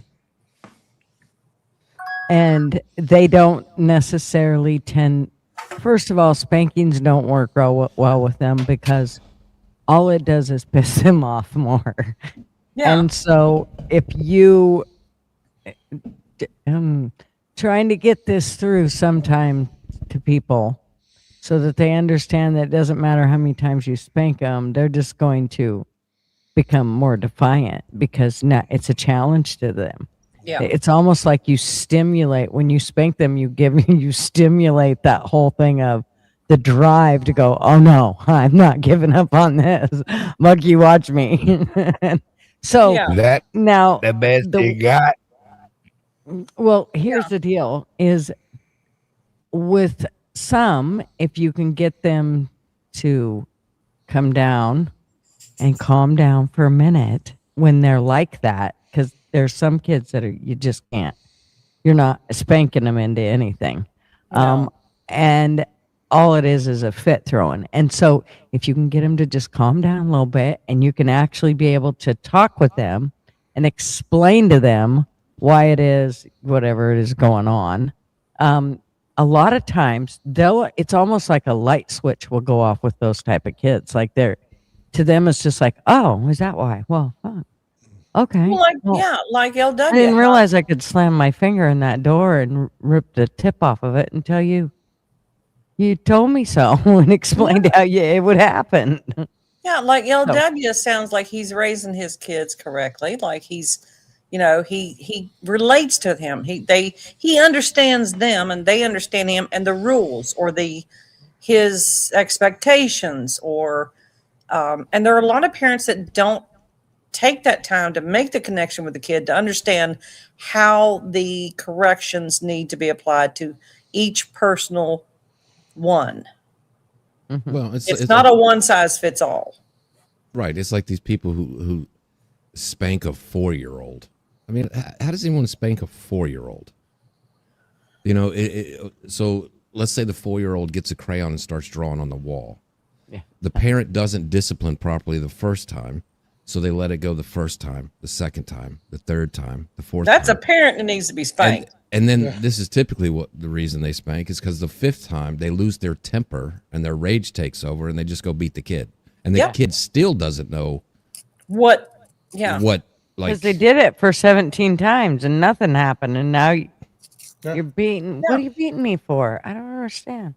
Well, it's the same with our criminals now. That's the same principle I'm applying here. It's like if you don't understand the actions and the behaviors that cause the consequences, you will repeat it. Well, and it's my stepdad always swore by this, and I didn't have to have many spankings from him. Usually if I got a spanking from him, it was because I could have controlled whatever it was that I did, and I didn't. I just deliberately got an F twice on the same report card. And so, things like that, it was go get the belt. And so here's the deal, though. It was always very controlled, bend over. There was and it was one swat, and you went, ooh, I didn't like that, man. You get kind of stung. And you went on about your business, cried, did your thing. But the thing about it was respect. There was always a sense of fear in having respect for him. And I don't know how else to put it. It wasn't like I was scared of him. I was scared of disappointing him. So, and it wasn't just because I was scared of getting a spanking, because I always knew that when I was getting those spankings, he really hated to do that. He didn't like it. You never seen him do it like out of being mad. You would never ever see that out of him. Yeah. It was always, this is what's going on. This is why you're getting a spanking, and here's the bend over. Yeah. So all of us want to be better parents than our parents were. That's right. And my mom, she grab an arm, she'd go in a circle with you. Man. She had 4 boys she raised, and it was we were rough kind of kids, and but we had respect for her. And my daddy, I can remember 3 times he spanked my ass, but I can tell you each time what it was for and how long it took and how it hurt so much that I wouldn't want to ever do that shit again. But in the same time, I agreed with myself. I said, if I have kids, I'll never do my kids like this. And I got lucky. I got a good partner, even though we weren't good friends. We didn't turn out to be the best of friends, and we divorced. And I did choose the right mama for my kid. And I still love her for being a good mother. And I was a good dad. I got my little best dad awards, because I learned how to talk to her. But before that, you got to remember, I come from I was a pre-60 baby. That was standard unit, getting your ass whooped if you was fucking up. When you was fucking up, you didn't whip you just because you had an accident. They bust your ass for doing stuff that you wasn't supposed to be doing. I never got an unjustified ass whooping. I earned every one of them. Do you have I earned kids? every one of them. What's that? Do you have kids? Yes. Yeah. I have 5 kids. And I mean, parenting is hard. It really is. But at the same time, it's the greatest. Yeah, in my view, it's the greatest. I don't whoop them. I lectured them. So you want to waste my time? I wasted theirs. So they got a 3-hour lecture every time. And let me tell you, I can speak for 3 hours without a problem. Never repeat a subject. They just wanted to pull Oh, yeah. knives in their ears or anything to make Oh, me yeah. stop. They, Yeah. They did not. It's like listening to a Kamala Harris speech after a while. Oh, I You just can't stand it. You're crying at the end. You just, nothing's right in the world. Yeah, please stop. They You begged actually me to beg stop, for them yeah. to spank you. Like, please, Yeah. just whoop and my then, butt. and then when they think about doing something wrong, they're like, that comes into their calculations. Do I want to do this? Do I want to do this, or I have to listen to that fucker Oh, for 3 it was hours? cruel and unusual punishment. Let me just Yeah, tell you there's a that. consequence for Right, the exactly. action, for the Well, behavior. if you got a good relationship with your kids to begin with, to pay attention to going to their ball games, to going and watching their accomplishments as they grow up, instead of just sending them to school to get babysit for 7-8 hours a day. There's a difference. Most kids that have parents that really follow their kids and want to know where they're at, how they're doing, how's their schoolwork, what time they come in the house, what time, who are they talking to, Yeah. what are they looking at on their computer, and you got kids there that you can talk common sense to and say, this is this, this is this. They don't want to let you down. Yeah. Well, You like, know, when you same have with a good- me when and you my have a good boys, all of relationship the with your friends. kids, I'm sorry, go ahead. I'm just saying, it's all about having a good relationship with your kid and being a parent and being interested in what's going on in their life. And, I drove many a mile to go see my baby get her accomplishments and picking her up and taking her back. I mean, it was all on me. I had to make myself a daddy. I was the first one to catch her. I seen her eyes before anybody. Okay. So I was all in when I seen that little girl come into my hands. I thought, wow, I helped made that. Yeah. Well, some parents act like kids are like an accessory in the house, like a lamp. Exactly. They do. They just put It's them over there. sad. You go play with your toys, and I'm going to go do what I'm going to do, and they don't pay attention. It's just like dinner time, this and that, and you go to bed. Mm-hmm. It's like today's a perfect example. My daughter's 8. These kids, whatever they're doing, this is like the biggest thing in their life. She's in elementary school, obviously. She's 8.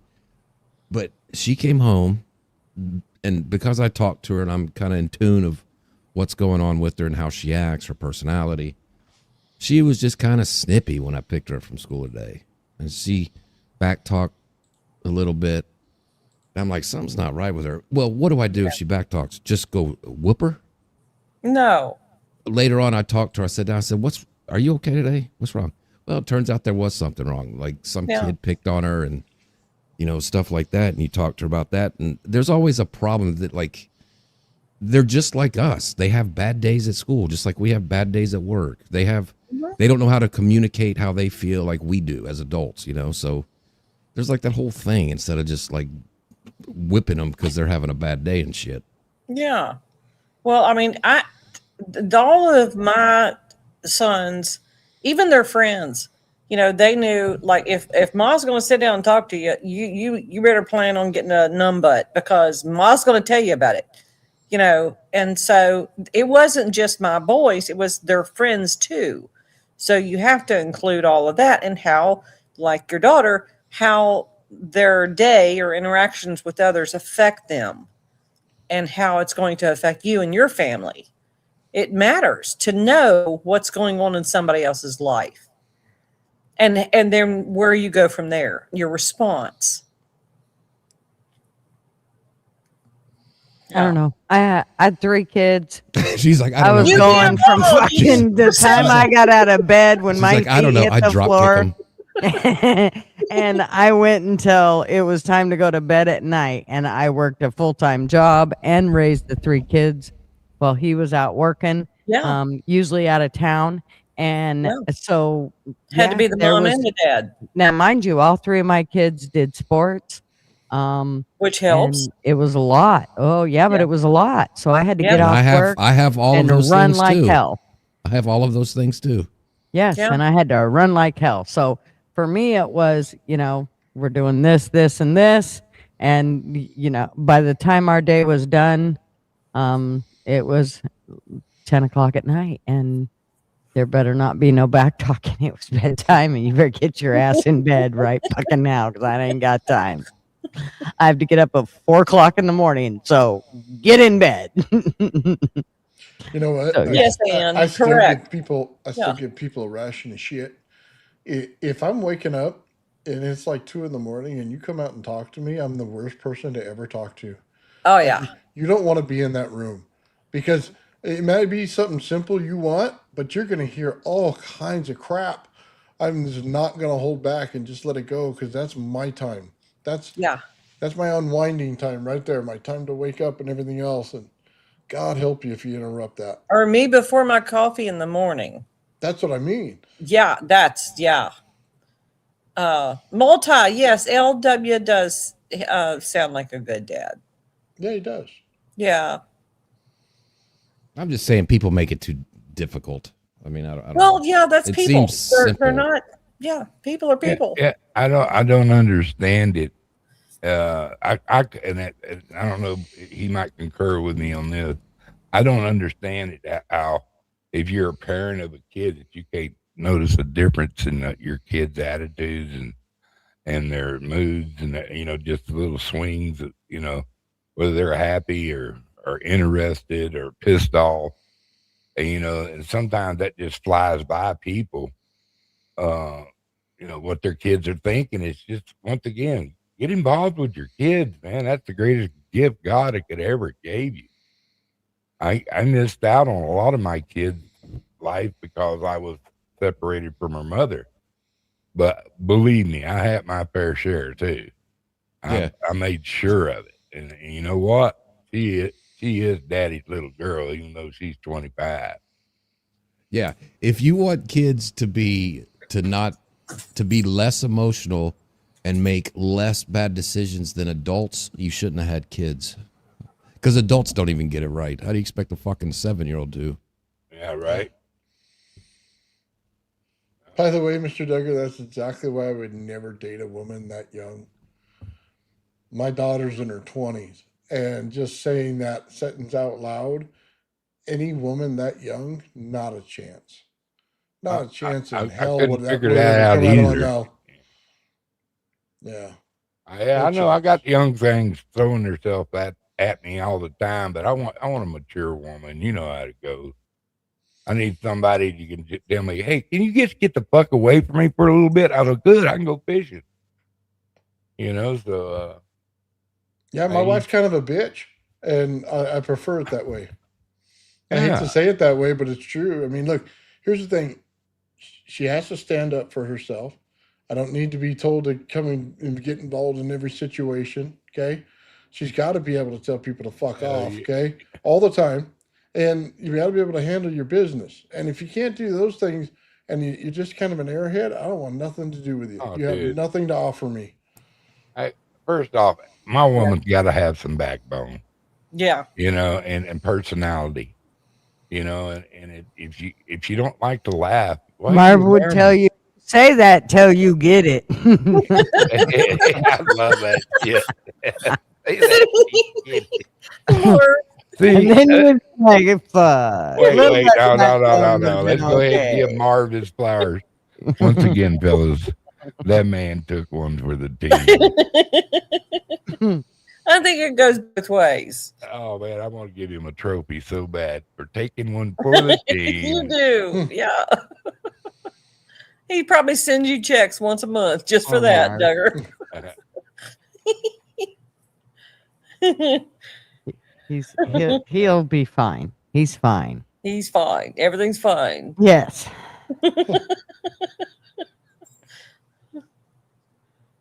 Yeah. Oh, man.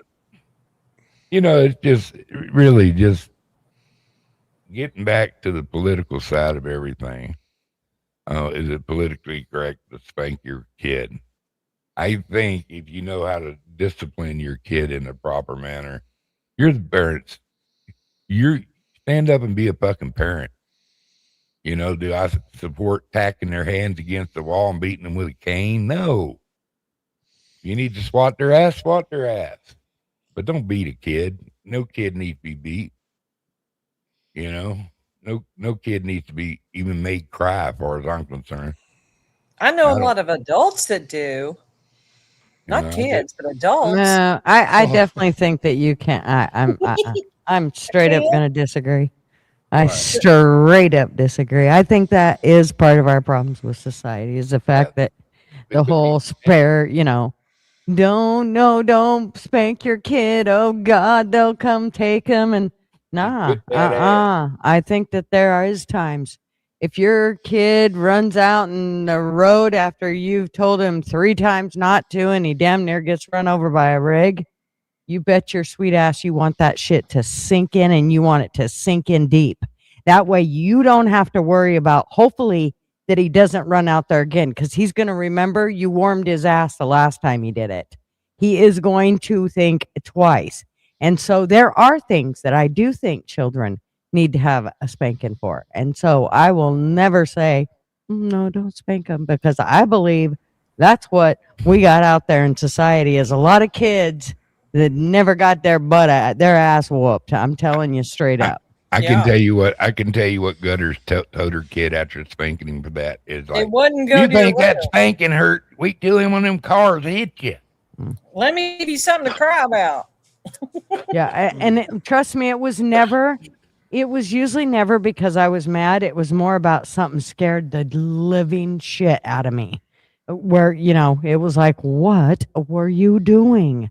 I mean, you can only, when, you know, you're the parent of 3, you can, or 2 even, or even 1. Sometimes you just can't be there at all times. But, you know, there are times when there's reasons that your kid might need a spanking. No kid's perfect. I don't give a shit how you say you raise them. They're always going to do everything right. Trust me, that's not always the case. Not everybody has those kind of kids. My kids were very strong-willed kids. And when I say strong-willed, I mean fucking they will butt heads with you because I'm just was gonna challenging. I'm just gonna throw out a little hypothesis here. Were they raised by Gigi, Yes, they were, LW. And Marv. the most hard-headed person on the internet? Well, so what? I'm just telling you. You can't, I mean, there are people out there that their spankings might have to be the thing. And I think that, you know, the minute that you say don't spank kids, oh my gosh, I mean, it's none of my business. As long as you don't I don't know. As long as you ain't beating them half to death. I agree with whooping the parents' ass. Because there's people that walk in, like, we're in the parking lot, right? And you got these little kids running, and the parents nowhere to be seen. I mean, they're like 10 feet behind them. And there's cars all over the place can hit somebody, man. I held my kids' hands till they were really old, you know, to get into the store and everything. It really pisses me off when I see something like that. Absolutely. And I don't mind raising my voice and telling them, "Hey, you fucker, where are you? Where are your kids Right. running?" Yeah. You know what I mean? Because those people just irritate the living daylights out of me. It's like, dude, you are not responsible at all. Or your kid's 2 aisles over and they're like 4 years old. It's like, Yep. there's no reason for that. We just went through that over Christmas time. I took my 15-year-old granddaughter out and we're shopping and we're in Kohl's. And we're over by the toy section, which they don't have a very big toy section, but we thought we'd check it out. And as we're kind of standing there looking at stuff, this little kid, about 2, comes running over and goes to the end unit and bends down and looks at this toy, whatever it was. And I'm thinking, oh, okay, that's cute. But my automatic thought is the parent will be here any second, you know. I mean, it's not like I'm waiting for them to come, but after me and my granddaughter stood there for a good 5 minutes and no parent walked up, I'm like, are you serious? Where is the parent? This is amazing. And finally, here comes this woman. She's got a carriage with nothing in it. Obviously, that's where the kid had been riding. And she walks up to him and sees he's there. She looks at him, smiles, turns around, and walks like 3 aisles away and goes down that aisle. I'm like, you gotta be kidding me. I just couldn't believe it. Yeah. Do I want to smack parents like that? Yeah. Yeah. She was down the pillow aisle. I could have very well done it. Nobody would have known anything. And I probably should have. I couldn't believe she did that. So I stood there and waited till she came back. My granddaughter's like, we're really going to stand here, aren't we, Grandma? I'm like, well, what do you want to do? You want me to just leave him? And she's like, Grandma, you think you're going to say we're going to follow him everywhere? Because if you think she just does that in this store, I'll guarantee you she doesn't, Grandma. Should have lit her ass up. Oh, I was fucking pissed. Yeah, I've never been in a grocery store and seen some kid running up and down the aisles in front of carts and you can't go, and they're like grabbing stuff off the shelf and putting it on the ground and running around, and the parent is sitting over there oblivious to it all. I've never looked at that kid and be like, what a little shitty kid. I've looked at the parent and be like, yeah, I agree. You're a retard. I absolutely agree. Yeah. They're 100% acting that way because of the parent. They don't just, the kid is just acting like a kid. Mm-hmm. All Yeah, right. I agree. What else? Well, there, we got that worked out. All you Parenting people, 101. we got your lives figured out now about how to treat your kids. Right. That's Okay. right. There is a time and a place for everything. That's what we'll say. So how do we apply this politically? Oh, do we want to go? I'm gonna whip somebody's ass. Yes. Tell them politicians to grab wall. Grab Yeah. wall, boy. You're all I getting see. in line for this one. I say, Okay, old man Bill, you're in charge. We'll have to make a skit on that. I say put them all in a Venezuelan prison and start over. Right? Wow, LW, that surprises I like me. that. Tell them they're Yeah. going to visit Guantanamo Bay and then just lock the door behind them. They're like, Right. all right. And we're like, old Bill, It's you're a field trip. Get in. There you go. It's a future. We're going to give you 20 grand. Come on. and then we'll be like, old Bill, you're the president now. And you meet Bubba in there. You're going to have to be vice president. Mr. Duggar, you're in charge of his Twitter account. No, Mr. Duggar's do it. Tom Holman. Oh, man. Yeah. No. No, I don't like I that. wouldn't wanna make The little the decision. Mexican ladies could talk him into anything. I'm telling you right now. Dude, Those little dude, senoritas, look at my you'd be like, taco. The If they chick feed I bought some tacos tonight. That lady. He's that going back to lady, see, listen, I would hide her. Yeah. see, I would he would her hide and her. touch with a Yeah, gun no, if he she can't turned be out to Tom an Homan. The little Okay. Mexican ladies. Okay, I'm She- going to be she Tom. makes the then. best Screw barbacoa you, Duggar. That's not taco going to work. I'm ever. going to be Tom. You're Okay. gonna be Oh, Tom. my God. You'll be Street Tomasita. tacos. He's loading up on street tacos. Dude, We all I'm don't know where he's telling you, getting she them from. cooks a We find out. barbacoa taco that will just make you follow her around. They are so good. And on Tuesdays it's 10 tacos for $25. Mr. Duggar, let her out of the pantry. Never gonna happen. Never gonna happen. If I ever get I her in the wondered what that. pantry, I will. I wondered what that noise was. I will keep her happy all the time. It'd be like a fiesta every day while she's here. You know, she washes dishes, makes bunks. I'm good. You know. I promise to make you tacos tomorrow. Let me out. Man, she be. You know, I don't treat my taco makers like that. By God, I put them up on a big pedestal and go, "Thank you, thank you, One's thank so you." tall they can't jump off of it. That's it. They're only like 4'8", you know. So, my God, dude, that woman is in her enchiladas. I shouldn't have ate them the first time because oh my God, they're delicious. She's old school cook, man. See, there's a she song grinds too. her own chili peppers. Give It's me not like she goes two get something out of a can. enchiladas. But yeah, she had me at barbacoa taco. You know what I mean? I'm a biggest fan. Does she have a boat? No, that's the only thing that disqualifies her from a lifetime of having. Okay, she's got a taco. Well, other women make tacos and have tacos too.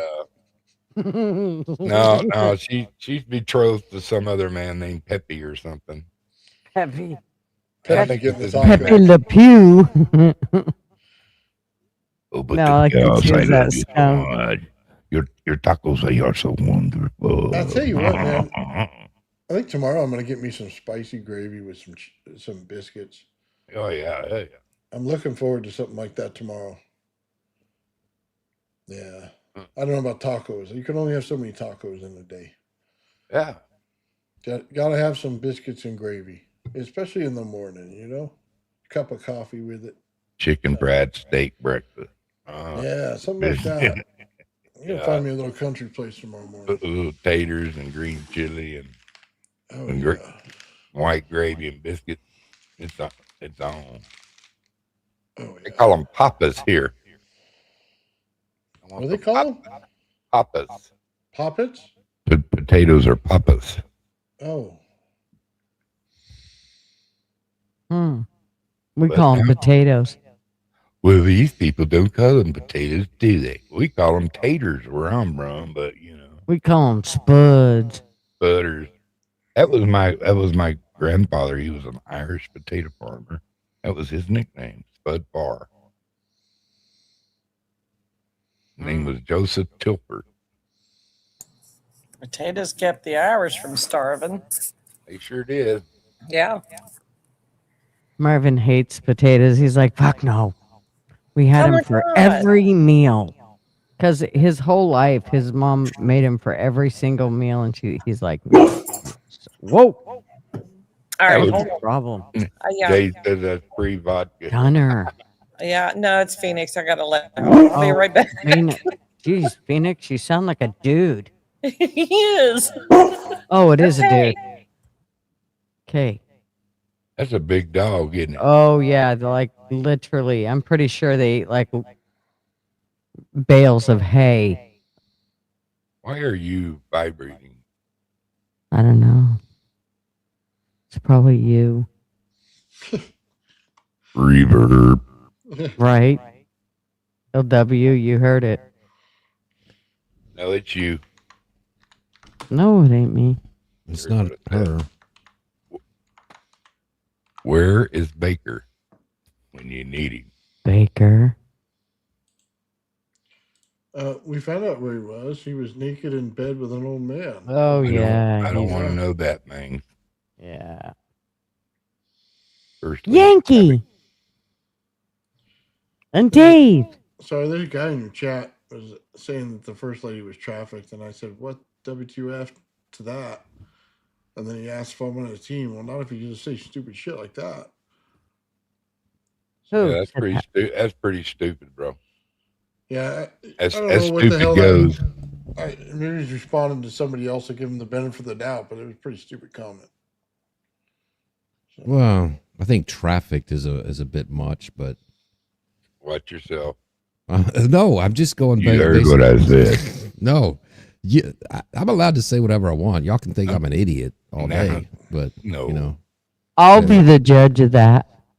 I guess there's no free speech on this channel. So Say whatever you want, bitch. But Melania was like, she was in the circles with Epstein. There's pictures to prove it. It was before she even met Trump. She had pictures with a bunch of Epstein's friends. She was running in that circle. It doesn't mean that she was trafficked to her, but obviously that's where he met her. And people cannot like it if they don't want, but there's Well, pictures. hey, dude, I don't argue it one way or the other because she could do worse. I mean, if she had to suck that guy's dick to get a green card, well, that's what I'm she's saying. Got a lot of money. You know what I mean? Yeah. Well, that's a good trade-off, I guess. Well, and maybe he wasn't a freak the whole time. He was, a freak. I mean, in this whole thing, I don't know. Oh, that I don't dude know. worked for the CIA, man. That Epstein dude. It was more than just being a pedo. Yeah. Yeah. Weird. The whole thing is weird. I'm just not in that place where I won't believe something that's true because it might hurt the letter R that I vote for. Right. Something's either true or it's not true, Yeah. And well, they were sticking their face around every rich person and person of power that there was, and so I do not doubt that they probably ran in circles. It was kind of an elite circle, money circle kind of thing. But to assume that the first lady was trafficking it to Donald Trump, I think that's an insult to intelligence. Yeah, traffic would imply that he paid for her. You know what I mean? Which it just looks like that's how they met, is through him and all those parties, And good for her. She's hooking up with an old guy who has money. That's nothing. That's nothing new. That's been happening forever. I couldn't do that, but whatever. If they're happy.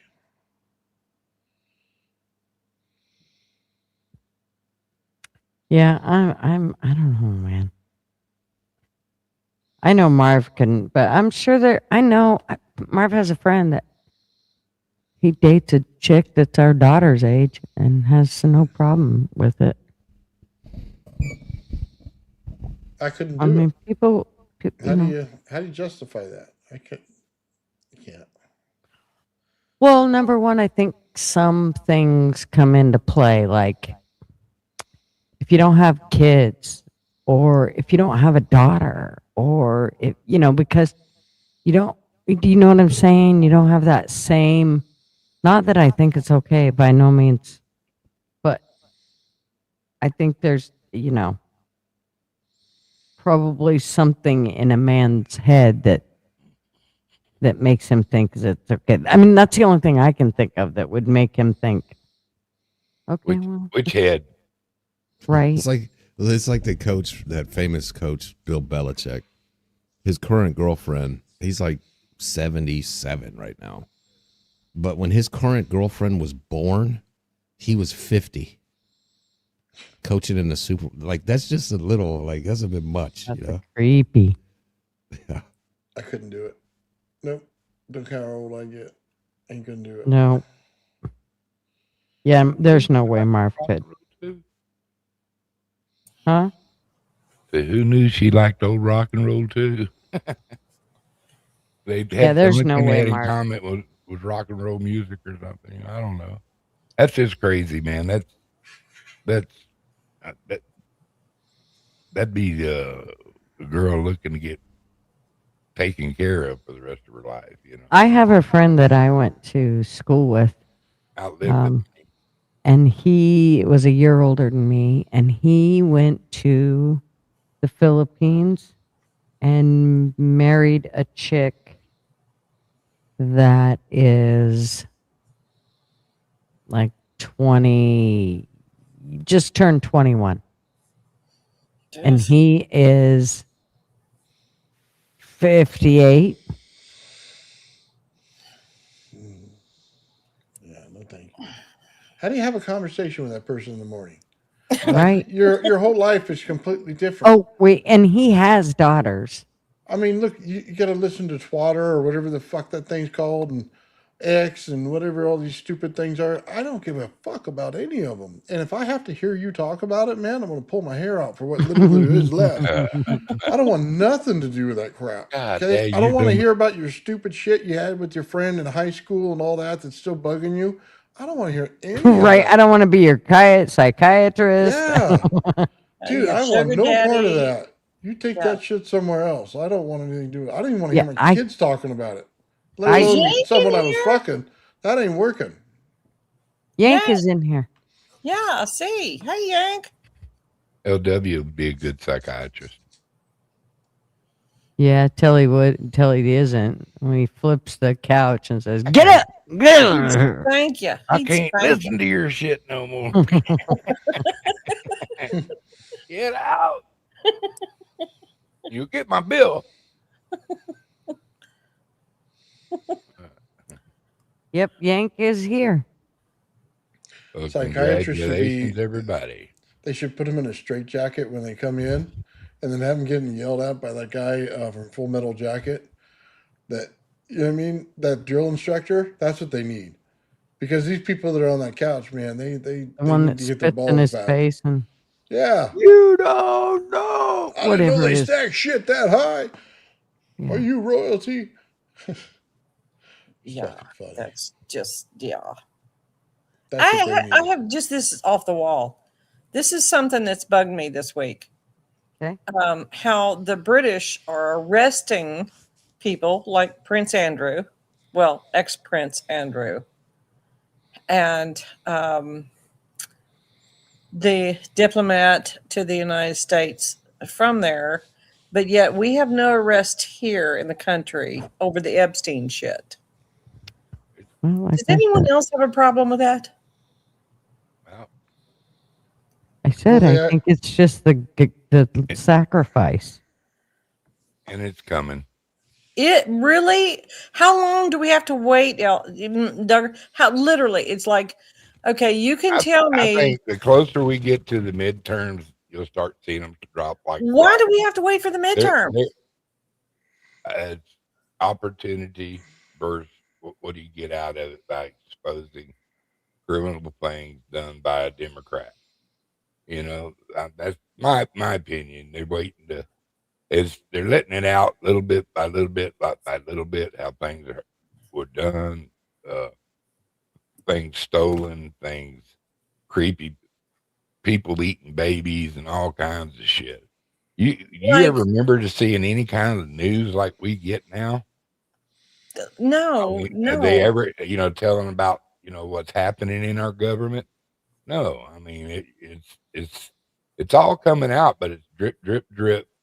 And it's not about a 1-year election. It's about getting them out of there. There's a deep state that wants our country to fail, kick out our Constitution, because they really love our Constitution. And, a lot of people I know want things to happen like click my heels, like Dorothy, take me home, take me home. This shit, they got to have ironclad, when we go. Like with Comey Right, and Letitia yeah, James. Exactly. We got to fight. We're fighting the left judicial system. This is Q with stuff these right here. with these ridiculous decisions being made, where it's open and shut case that she cheated on that stuff. It's like that. They got to have airclad cases, and they're gonna, when they come, they'll be armed for bear. There's a lot of stuff going on. There's a lot of courts, are what is it? The grand jury. There's some grand juries going on right now that you don't even know about. You know why you don't know about them? Because they don't know about them. They've cut the information off to the Democratic. They're running scared. Okay. And there's a lot of things going down. I'd say have patience. And if you don't like what's happening, get out on the street with a fucking sign. Tell somebody you're pissed off. Yeah, that'll help.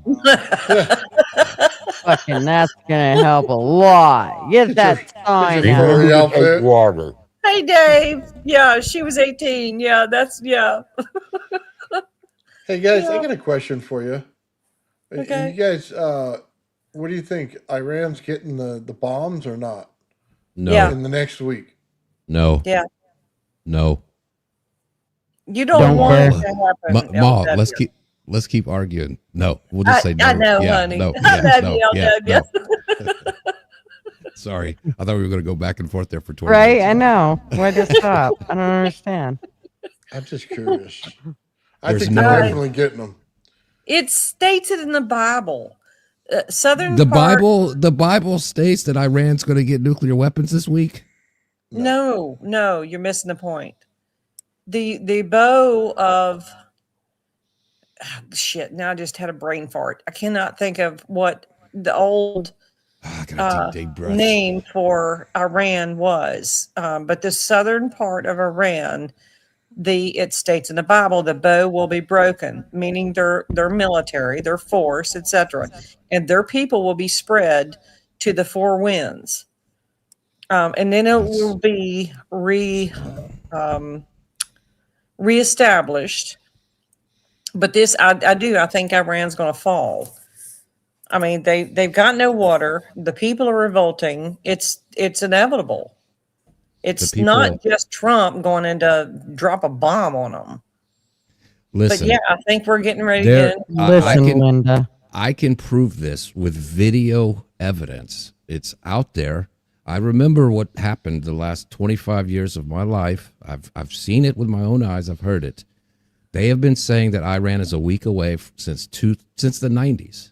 Honey, I've seen that too. I've seen that. Netanyahu spoke of this like back when I know he the only thing constant is him. I know. But It's him. I know. He's the one that came to America in 2002 and went in front of our Congress and said that Iraq had weapons of mass destruction. Yes. But there's more to it than that. There isn't more to it. This isn't QAnon. I'm not talking. I don't even know about QAnon. I don't even know. No. Where do you think Russia and China and all of these other, who do you think come up with the Houthis? Who do you think come up with ISIS? Where are all the terrorists? Who do you think? Who do you think? CIA paid for a lot of it. Who do you think Israel? Yeah. Israel controls everything that goes into Gaza. Everything where Hamas is. Hamas is not just in Israel or in Gaza. I'm talking about Gaza and Palestine. He said it. He's on video saying it, that they control everything that goes in and out of there. Nothing goes in and out of there without Israel's approval. He has said it on tape in Israeli media that the whole world can see, that he allows that money from Iran to get in there because it helps him politically. Look at what the United States has done. But that doesn't answer the question of like, okay, do you think Iran can attack America with missiles? No. No. Okay, so why are we going to go bomb them? For Israel, correct or incorrect? Okay, think about this. Iran has proxies. They will never do it in their own name. They have always been sneaky. They have never stood by their word. They have, let's take the Strait of Hormuz. Are you aware about that? Are you aware of what's going on there? Right, and if we go to war, they're going to shut it down and get ready for $8 a gallon. Exactly. Yeah, if somebody starts bombing you, that's what you're going to do. I'm not saying Iran is the good guy, but this is more complicated than let's just go take out the bad guy. Yeah, exactly. So we have all this military that we have sent over there. Okay. and they have equipment. You know, they're not going to strike a missile to the United States on our continent, but they can strike our carriers in the region. Will that or will that not start a war? Have they? Not yet. So we need to go to war and send troops over there to die. No, I don't. Because want they that. might do something? No, I do not. No, no. Can I help you out? Who? Well, you're going to make it worse. She's doing a lot better. I'm just going to tell you. That's because she's not saying what they're there for. You know, it's not only that the nuclear facility, they want to continue doing it, and that's part of the difference of the agreement. And they want to stop them from getting intercontinental missiles. Okay, and that's one of the disagreements they're having right now. You know, and Iran has repeatedly said they're going to wipe Israel off the map with nuclear weapons. It's actually the opposite. Israel wants greater Israel. Mike Huckabee said so. They want to take over Iran and Iraq. They want greater Israel because they think the Bible tells them that's their land. And people who read the Bible incorrectly, like Mike Huckabee, believe it. No. That's what he said. He said it. He said the words. So I don't understand what the disagreement is. Well, I'll tell you this: even if they do take out the leadership in Iran, it's going to become another Iraq. So get ready for that. We're not getting out of that one. And you know, it would be great to say, hey, yeah, they will decapitate them, and then all of a sudden they get new leadership, and it's not the same. It's going to be the same. So there's really no point in it other than to say if we can slow down their nuclear program or stop it. That's one less nuclear power in the world, and I do not like when Trump said he wanted to test more nuclear weapons. Not for that at all. Nor am I for China hiding them and doing them underground or anything like that. They're screwing up our planet, every last one of them. I think all that shit needs to be knocked off. So I'd like to see a peaceful arrangement come out of it because you're never going to stop them from being murderous assholes. That's not going to ever stop. And those people live with it, so they're just going to deal with it. I'm willing to say we should stay the fuck out is what we should probably do. I agree. I agree. They lead in terrorism across that whole land over there. It's not just the United States. It's other guys that should step up and stand to the side when Israel wants to take care of business. Hey, whatever. Stand to the side. Don't say a word. Let them handle what they need to handle. If that's the way you believe in it, let the people in the region deal with it. But keep our asses the fuck out of it. Okay, I have a question. I'll just toss this out hypothetically. If you have people in your neighborhood, okay, and a few of them have said, I want you and your family dead, no matter what, how would you respond? Israel spits on Christians, and there's what our media shows us. I mean, there's countless videos. Israelis say death to America. There's people in Europe that have said death to America and burn America flag. There's people in South America. Do you just go to have a fucking World War V and just fucking kill everybody? No. But if know thine enemy. And I told all my sons growing up, you do not start the fight, but you finish it. And it's, there's a lot of stuff that goes on that we are not even aware about. Okay. What fight has Iran picked with America? Nobody has been able to demonstrate this to me. Are you kidding me? Oh my God. What is Iran? They killed thousands of Americans and named a bunch more. Yeah. And they use proxies. This is it. Just LW, they sneak about. They don't come out as a country and say, okay, yeah, we take responsibility for killing this person or that person or starting this war. They do it sneakily. They're in Syria. They're in the United States. They're in Venezuela. They're all over the world. They have all these proxies that they work with, like sending out the monkeys, the flying monkeys on the Wizard of Oz. They're cowards. and they This is all hate us. propaganda. I mean, Gigi, can you pull up a map of American bases in the Middle East? Okay. Like a Google image. We helped overthrow Syria to a guy who was secular. It was worse. But who did Trump just bragged about helping put him. He said he helped do it. I know. Who's the new leader of Syria? He was an Al Qaeda member who fought Americans and beheaded people. He was in the White House. We just put an Al Qaeda leader. He came in the back door to the White House recently. Okay. Who created the Taliban? The CIA. Who created that? We know by emails, the Hillary emails, all this stuff. Who created ISIS? America. We've all created all of these things. We go back and forth. We want to overthrow this guy and put in our new guy because we cause all this mess over there. I agree. But what you're missing out is a section of us that did that. There's a certain group, the people, they're real Americans that deals for America. They're not responsible for that. It's that deep state it's like fingers reaching in. Well, taking place. I'll ask you this. What war after World War II that we've engaged in that we didn't find out later that it was a lie? None. Iraq, Millions Vietnam. Not war, dead. but conflict. Yeah, but I see what you're saying. Exactly. Yeah. Vietnam, all of them. They Yeah. were all based on the lie. The Gulf of Tonkin was a lie. There is so I'm just going by our track record and what the last 50 years have shown.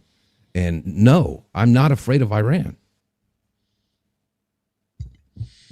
Yeah, I think if Israel wants to take care of business, let them do it. But we need to stay out of it.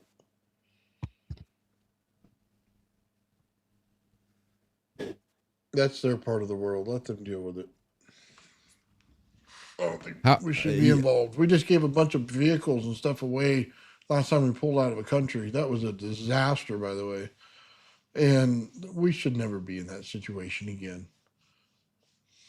Oh, wait a minute. You mean Afghanistan? Yeah. All those vehicles, all that money we just threw away. Yeah. Let's arm our enemies. And who's in charge still? Who's in charge now, Nathan? The Taliban. Yeah. Dude, I agree. We just stay out of there. Stay out of there. That whole place is a big sandbag piece of shit. We should never go there. That should be off limits to all Americans. Just stay the hell out of that area. I mean, I wouldn't buy their oil. I wouldn't do anything. It would just fucking segregate them from the whole society. The people that come from there, man, they just trash your society, man. Well, they have different beliefs. They don't know any better. It's horrifying. And some of them, God bless them, come over here to learn and are good people, but there's not many of them. And that's the thing that gets like the propaganda about it. Like Iran has 93 million people, and the country's kind of just all the people are kind of in the middle of it, surrounded by mountains. There's 93 million people. It's a fairly large country with a lot of people. So when you see all this stuff that Netanyahu's like, all these people say they're screaming death to America, and they show a video. It's like the fucking Oregon protest. It's like if another country said, look at America, they're all protesting. And while 99% of us aren't even paying attention to what these fucking 20 fucking idiots in Portland are doing, Oh, yeah. It's the same. They have cities, they have freeways, they have restaurants. Women own restaurants in Iran.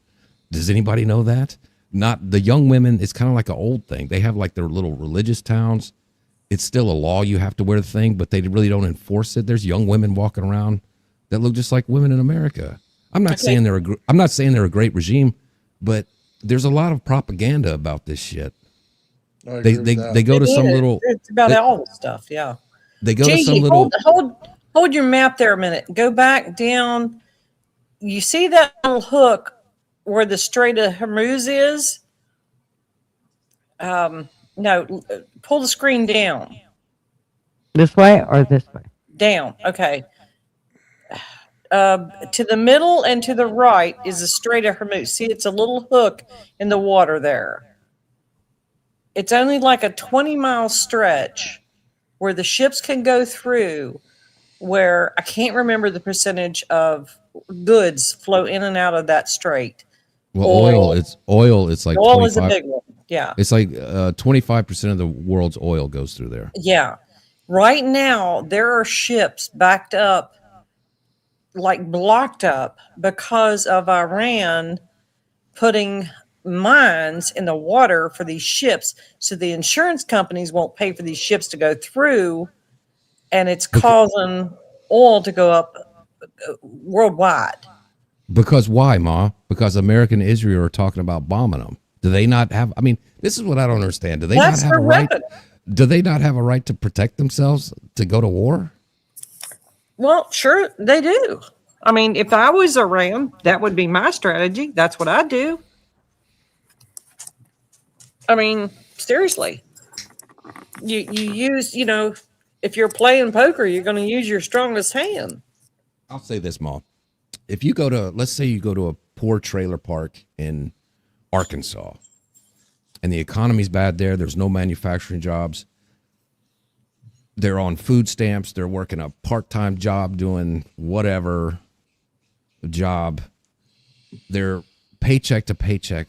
If you go knock on their door and ask them, what are the 5 biggest problems in this country? Do you think Iran is going to be in the top 5? No. The polling on this is horrible. It's like nobody wants to go to war with Iran. Nobody wants to send troops over there.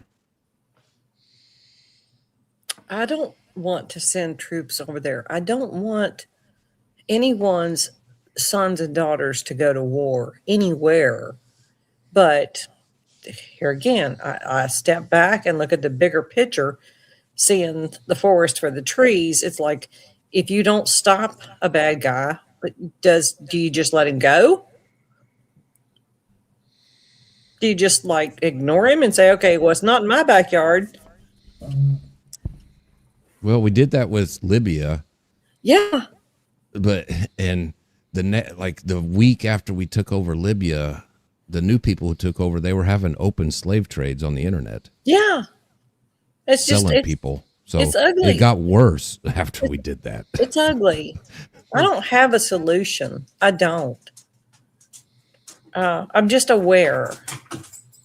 I'll tell you of what. what's There is one place I'd like to go into, and it's Cuba. And it's not Cuba? No, Cuba. It's just because they're so close that should not be in an enemy situation at all. That's just my thought on it. They And, got some cool old cars out there, man. I they mean, got some cool cars, yeah. But they're more, there's probably their citizens are more like Americans anyway. But I just think if you're going to do anything, just do it there. Other than that, leave everybody alone. And it's just because it's a strategic place, just like Greenland's strategic when you get to where things are on the map. You know what I mean? And it's not that I want to overthrow a dictator, but if you're going to take it, you have to take it. You can't just put a new regime in place. You actually physically have to add them to your country. The problem is nobody votes like us. So anytime you add anybody, even if you say you wanted to add two states in Canada, right?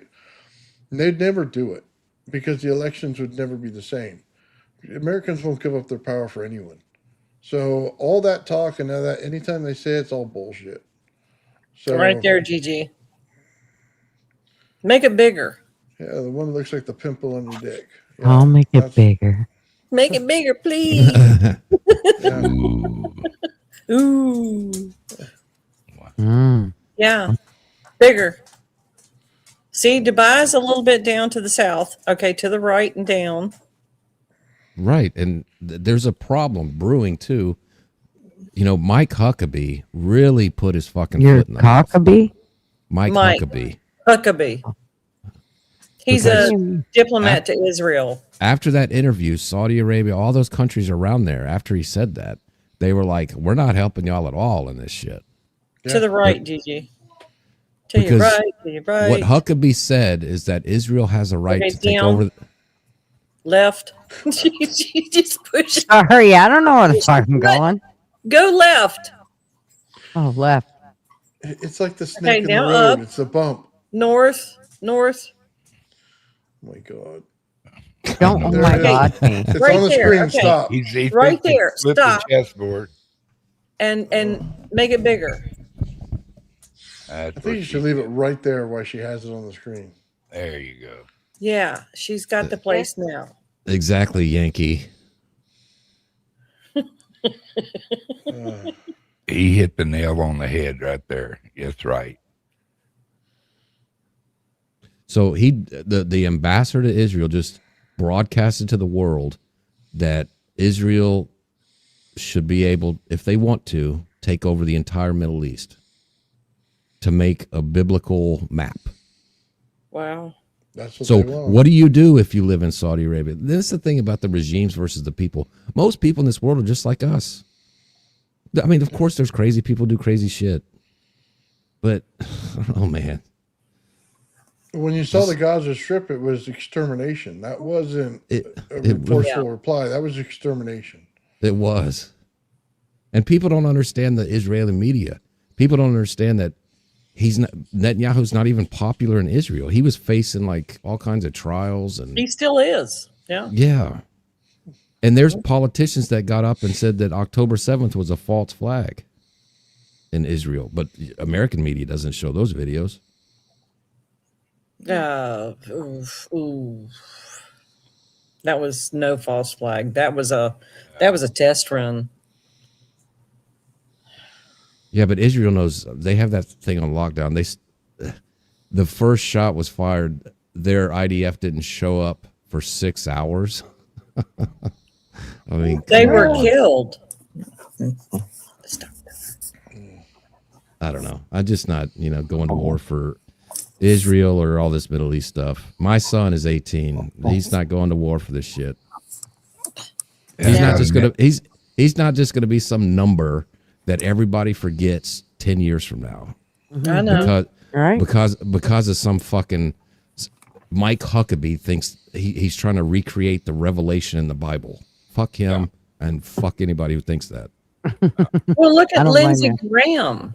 Lindsey Graham, that's a warmonger. No, And he is. he's got Traitor. Trump's ear now. No. Yeah, he's a traitor. I agree, Duggar. He's a traitor. He's playing him. Trump knows who he is. I hope. You fucker. Gigi, or His TF. record proves who he is. Yeah, I know. He's no, I'm not gonna say it. He'll be voted out. Will he? Yeah. One can hope. And I agree with you totally. There, LW. I got a nephew headed out right now, flying to the USS Lincoln, and I mean, I'll keep him in your prayer. He's Will good, do. good young man. I have several family members on several across different branches, and I pray, because I don't want this. We got 2 Navy out there. I mean, just keep everybody out there in your prayers. And I always in the prayer with let us have one nation under God. You know what I mean? And in common sense, it's got to be worth something still. And it's, Well, we're no longer one nation under God, Duggar. The problem is it's not common anymore. Sense is not common anymore. No, it's not. that's No. probably a pretty profound thing there, Gutter. You're absolutely right. But the thing is, they know common sense. They're just ignoring it. Be part of the group or whatever. I don't know what to call that, or if it's a evil devil thing. I don't know. But that they do some atrocious things, and we're set, and it causes squabbles between us because me, I'm not as soft-hearted against getting back what eye for an eye, or presenting a cheek, what do? There's situations for both, and a lot of people don't know how to differentiate which one should be used. You know, the turning of the cheek, or eye for an eye, and a preventive eye taking every once in a while to keep them from coming and getting an eye in the first place. So I don't know, man. I don't have any. All I can do is vote. I got one vote, and I use that vote. And if you don't vote, you ain't got a right to bitch to begin with. No bullshit. I don't agree with that now. Well, I'm in Virginia, and I did not vote for this hussy, and she's in office. So you what voted do you say to against her, that? right? You voted against her, right? Yes. Okay, then you did your part. So, and what good did it do me? Didn't do you any good. Sometimes you win, sometimes you We're lose. going to be a Karen now because we voted. We get a bitch about it. Oh, I get to be the Karen? Yeah, we get a bitch about it. You make a good one, Ma. Oh, screw you, Oh, get him, Ma, get him. Oh, Duggar, I'm about to bend you over and whip you. LW, help me. No, LW's not going to help your ass. Help me, No. LW. No. LW already ran underneath the couch. He's whining under there. Man, help. No. Somebody pull his foot out of my mouth. Shit. What'd you do? Did you call her a commie or something? Oh, he he called me a commie. LW, get him. Did not. He said she was going to be a good Karen. Oh no, She's going to go over and take away his taco maker. Yeah. Bullshit. Bullshit. No. You ain't I getting heard no it. good might privileges try. there. She might try. I thought never had their sense. Taco lady, buddy. I don't often strike a women, but fuck with my tacos, see what's up. And they asked me, do you like taco? I say, yes. Jaron, Well, laid on the line. I'm worried about my guns. You're going to be eating tostadas sideways for a fucking week. What you think I ain't got none? I lost all mine in a boating accident. What me? Not me. I buried them right where I can find them. Oh, it's But I just don't got to tell you. yes, we can't boat our way out of this. We just can't. I gave up on that. I don't have like rainbows blowing smoke up my ass. I just don't. Well, I tell you, that was a big surprise to me that Virginia went down and bought into that bullshit. Yeah, And- me too. And What the was you same gonna thing say? with New York. I don't know LW? Yeah, Jaron's comment. Yeah. how many people could just come together and go, yeah, let's put a commie socialist in it as our mayor. Who wants to make open, take control of all your food and stuff. Yeah. Jaron says, I know we're talking about the Middle East, but Russian people are pretty similar to American people in terms of culture too. They are. He's Yeah, he's right. Jaron's right. That's the Oh my biggest mistake that America made was going against Russia in the recent, like last 20 years or so. And they pushed Russia into China's arms. Russia's more like us. They're hardcore on the border. They don't allow like if you don't want Muslims in your country, you should probably go to Russia because they don't they don't like that stuff. Culturally, they're most like us, and we pushed them away. And now they've teamed up with China. We made the biggest mistake doing that. Yeah. I blame Clinton on that. A lot of people forgot we'd all be speaking good German right now if it hadn't been for us partnering up with Russia. Mm-hmm. Yeah, they lost the most troops in World War II, Russia. Oh, yeah, millions. Russia and their vodka videos with these guys on the internet are the absolute best. I don't know if you ever watch that stuff, the stuff they do, man. It is hilarious. They just drive over things, everything. It's like watching Redneck TV 24/7. A Russian redneck. Mm. What do you think about that, Yankee? There's some Russian rednecks out there you'd accept as brother? Yeah, they do some crazy stuff over there, man. Yank, you need to Laugh come out up and loud. join us. Why are we still looking at this map? Is there something? Oh, I don't know. I was looking for the heart to stop it because Yank he hates that heart. Well, it looks like something new. Like if you click on it, instead of sending it, it gives you emoji options. Oh. Like you can do a heart, a smiley face. Oh, yeah, that's been there. I never saw stupid it. streaming service. Really? Keep it simple, stupid. They keep fucking it up, and it pisses me off to no end, dude. Like giving I you too don't- many damn Yeah. options. Yes. I'm a simple person. Make it simple. Don't do this. It's horrifyingly bad. It's for people whose mind are scattered. You know what I mean? Oh, I'm on Like they TikTok. I'm need on TikTok. something to I gotta do. do this. Those fucking people. I can't Yeah, like stand Duggar them. calling me Karen. Right? Uh-oh. Dang. What were you Shots caring? fired. What were you caring out about? I don't have any idea. I missed it. It was about what the hell? It was something about bitching, and she'd have voting. That's what it was. Voting. Yeah. Voting. Yeah, he thought I could vote my way out of it. Well, he said you don't get a bitch if you don't vote, and she said, "Well, I voted." Yeah. And I said, "See, it means you get to be a Karen. You get a vote." Yeah. And then We're he not said, voting that way. You'll make a good Karen." Yeah. Did you go out and go door to door for your Yes, I did. I got family and Well, friends. you got a reason to neighbors. bitch then. I do. I won't bitch if I don't have a reason to bitch, Duggar. So don't call me a Karen. I will take your ass. She will and roll I'll your your ass. Yeah, you got her tilted, man. You got her tilted. And it was actually LW who called you a Yeah, Karen. blame it on LW. I didn't call nobody because that's nobody. who did. Hey, call me bastard. He said that shit. I didn't call him no commie. I'm not calling him a commie anymore.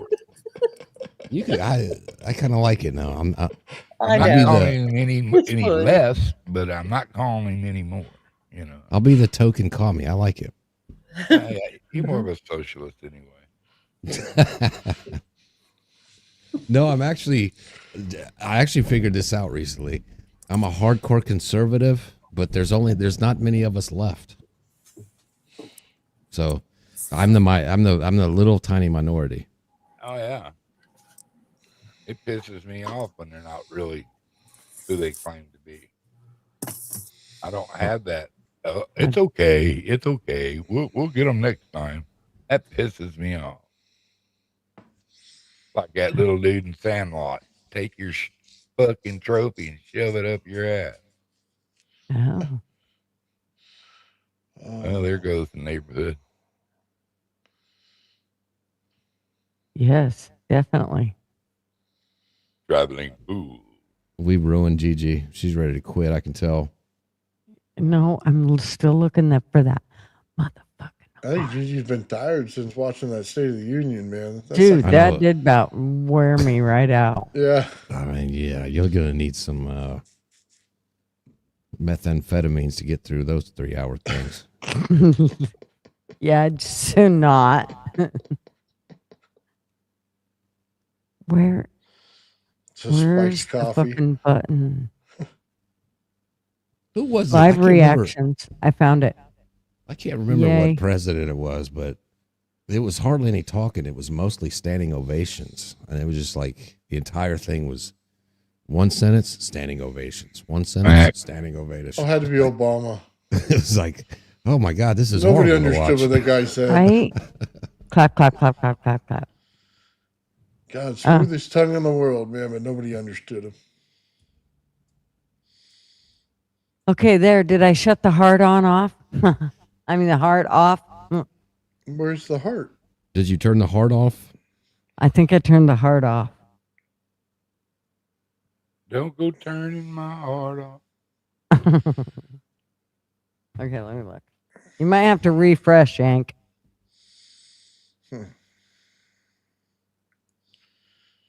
He said that it was. Oh, what the hell? Oh, let me make it perfectly clear. I am not a crook. come on. Okay, Hey, I need to get my Angie, hearing what's up? checked. I thought for sure she said the hard on. I did. Yeah, that's what she said. Okay. I said the hard on thank you, off. old man Bills. Yeah, thank you. Yeah. I said the hard on off, though. Yeah. Nobody's getting a Well, hard on blue pill watching, wore off. watching this. Nobody's Nobody's getting a getting hard a on hard watching on. this No, State of the no. Union. It's like the opposite of Viagra. Yank's not taking a shower.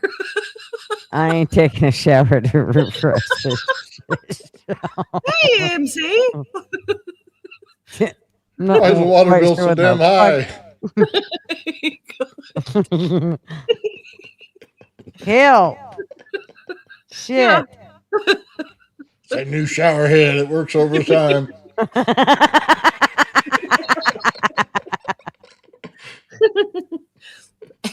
Tassels included. But wait, there's more. You can have melons. Oh no, we are going down that road. You're going down that road. What'd you get your wife for her birthday as a new shower head? Yeah, we got it. And Tesla coil sandals, so you can see over things in nighttime. I like polishing my Tesla coils nightly. So have you been shocked today? No, I haven't actually. Gonna go get your midnight shocking done. Oh my god, dude! They had these guys. I watched it today. They had a bait bike, so they put it out there, and they basically put a taser on the seat. So as soon as you tried to get away with their bike, they tase your balls as you're driving away. Oh my god, it was the funniest thing in the world. I'm thinking, for next time crypto's over, I'm gonna make sure my mountain bike's up and going, and then I'm gonna put the taser right there on his nuts. You know what I mean, in the seat. And then as he's going, I'll just hit the button every once in a while and film it. Oh, I want that job. I can't turn the hard on off. Good old- I tried. It's still on the screen. Just as he's talking about tasing balls. But Kamala Harris speech, it'll go down. Just don't look at it. Don't look at it, Yank. It'll go away. We need adult supervision. Where's TF? Never Do mind. not rub it because you'll make it. It'll get bigger. Damn it. I swear I was cleaning it. It just went off. That dirty Oh, dick. Lord. LW is going to flip the board. I feel it. He is going to flip the board. I feel it. Why? No. Why? I was thinking that say why too. You know, I'm laughing. Dude, I can't good read this Hey. thing because I got tears in my eyes. Gigi, don't read the comments. Don't read the comments. I love it when they tie a rope to the bike and they jump on that something and take off, and they give them just enough to get where they think they get it up to some speed, and it just jerks out from Do you underneath. think they can get it up? Bike comes apart, and that seat goes up. Or either that, they take the seat and they loosen it, and then when they sit down on it, that bike goes up their ass. Ow. Oh man, that had to hurt. I know you can pull up some good old 8-bike things. No. No, we're not. I know what you're talking about, Duggar, and we're not doing that. We're not going to X on YouTube. Oh my god, dude. X was terrible. It's still screwed up on Yeah. mine. Oh, I don't even want to talk about it. I'm afraid YouTube will go be like, you're out. Oh my god. Vinegar for sale. Okay, Fly, I'm sorry. What are What? you trying to say? What are you? Yeah. What are you insinuating? Hey, you got a stanky thing or what? Right? I'll go on say The it. hell? We brave on this channel. Somebody send Braille down to the chat because I give up. But vinegar? How do you Oh, get good that to work? Lord. That burn your dick. That ain't so fun.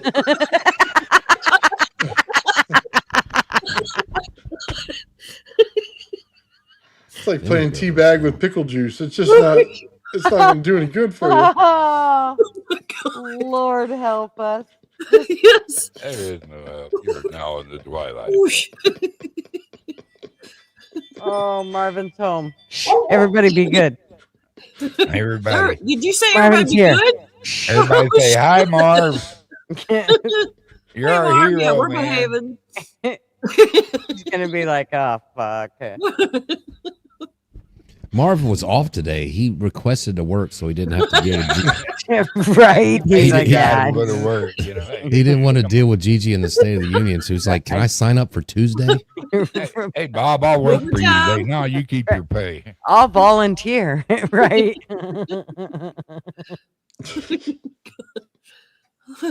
Marvin comes in, he hears this, he's like, "Oh, what the hell?" Just Oh. Yeah, I'm pretty sure he'd just walk out. Yeah. Oh. Go in there and make that. Yank, man don't sandwich, ask. God damn it. Oh man. Could you imagine? AMC, did you watch the State of the Union?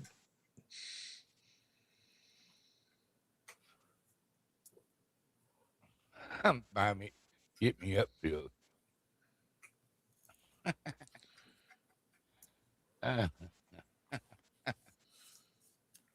They're from the dollar store. I wonder how well they work.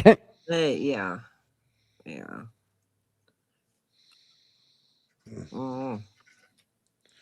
Mm. The visual I got isn't good. No, I just keep going back to the vinegar comment. Thinking, I was okay. wondering what that was about. What was you insinuating with the vinegar, sir? We never got that answer.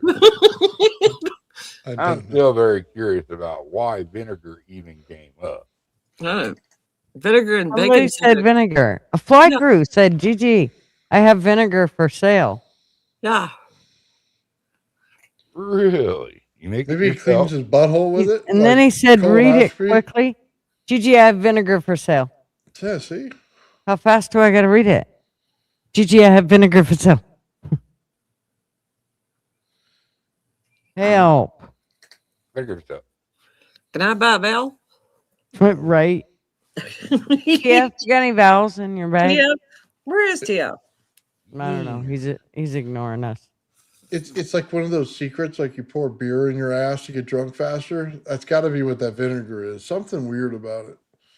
Wait, what? Oh. Wait. Yeah. Let's stop the pages. If you pour beer in your ass, you get drunk fast. I don't want to know. Where You is don't- this going? know I that? feel like we should shut this down to have this conversation. I think Dude. I need to know more. What are you Oh my talking God. about? No, You're gonna I try it think you later. need to know Is this less for until I people who shut really this don't bitch like down. the taste of beer? It's Is that how they do it? So, everything absorbs faster inside of that area than it does going through the main system. It So you go get that big automatically. rubber thing that mommy used with the vinegar. Yeah, and so replace let's it put it with this way: beer and if you wanted a just throw it coffee up there high, and just get put some buzzed. cold coffee in your ass. I'm not drinking coffee out of my ass. I'm sorry. No, thank You you. didn't have to drink it. You just have to. You're Well, kind of a obviously. weird Squirt it in guy, there. dude. No. I'm just telling you, that's what science Oh, says. Lord, fly. They Okay. even tell you on those true crime Ooh. shows. Yeah, she was drinking the vodka out of her ass. It gets them drunk faster. Oh my God. Y'all That's heard what's it wrong with here our first country. on Gutter Pubs. What you learn when old man's on the stream. You've fallen on tough times, Big Dog Ma. Evidently. It's That's a a guy that got slavery $5 joke. for I one got beer. it. Fly. I got it. I seen them college kids, man. They do the bong, but instead, you know what I mean, or the big thing of the beer, chugging it, but they chug it with their ass instead. Oh my God. Oh yeah, No, these- sir. the college kids do that. I've That's seen what's it. happened to our youth. Okay, that's why they're standing out in the street protesting for Palestine. I don't There you know why go. they There's do our that. answer. See? God, And we not got enough some spankings to prove my point again. Little spanking, little Patty. Viagra, they might have been all right. They got beer Damn and it. spanking up the ass. Okay. Gotcha. All Okay. LW. right. And on that note, I think we're going to shut this thing down. Yeah. Cool. Yeah. We'll go backstage. I must learn more about drinking. No, beer with Douglas, you. Yes. say so no. that- yeah.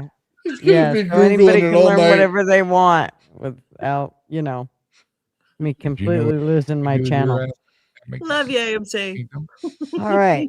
If anybody wants to come back to in the backstage, you already have a link. You know who you are. You can come on back there. If not, well, we're going back there. So sorry for your luck. Don't know what to tell you. And I love y'all. Thanks for hanging out with us. Mwah, mwah, mwah. You can tell I've hit the wall, so Yes. I'm gonna go now. But I will play like a really good quickie. Like it's a super Like a really good what? quickie. Oh, a quickie. Quickie.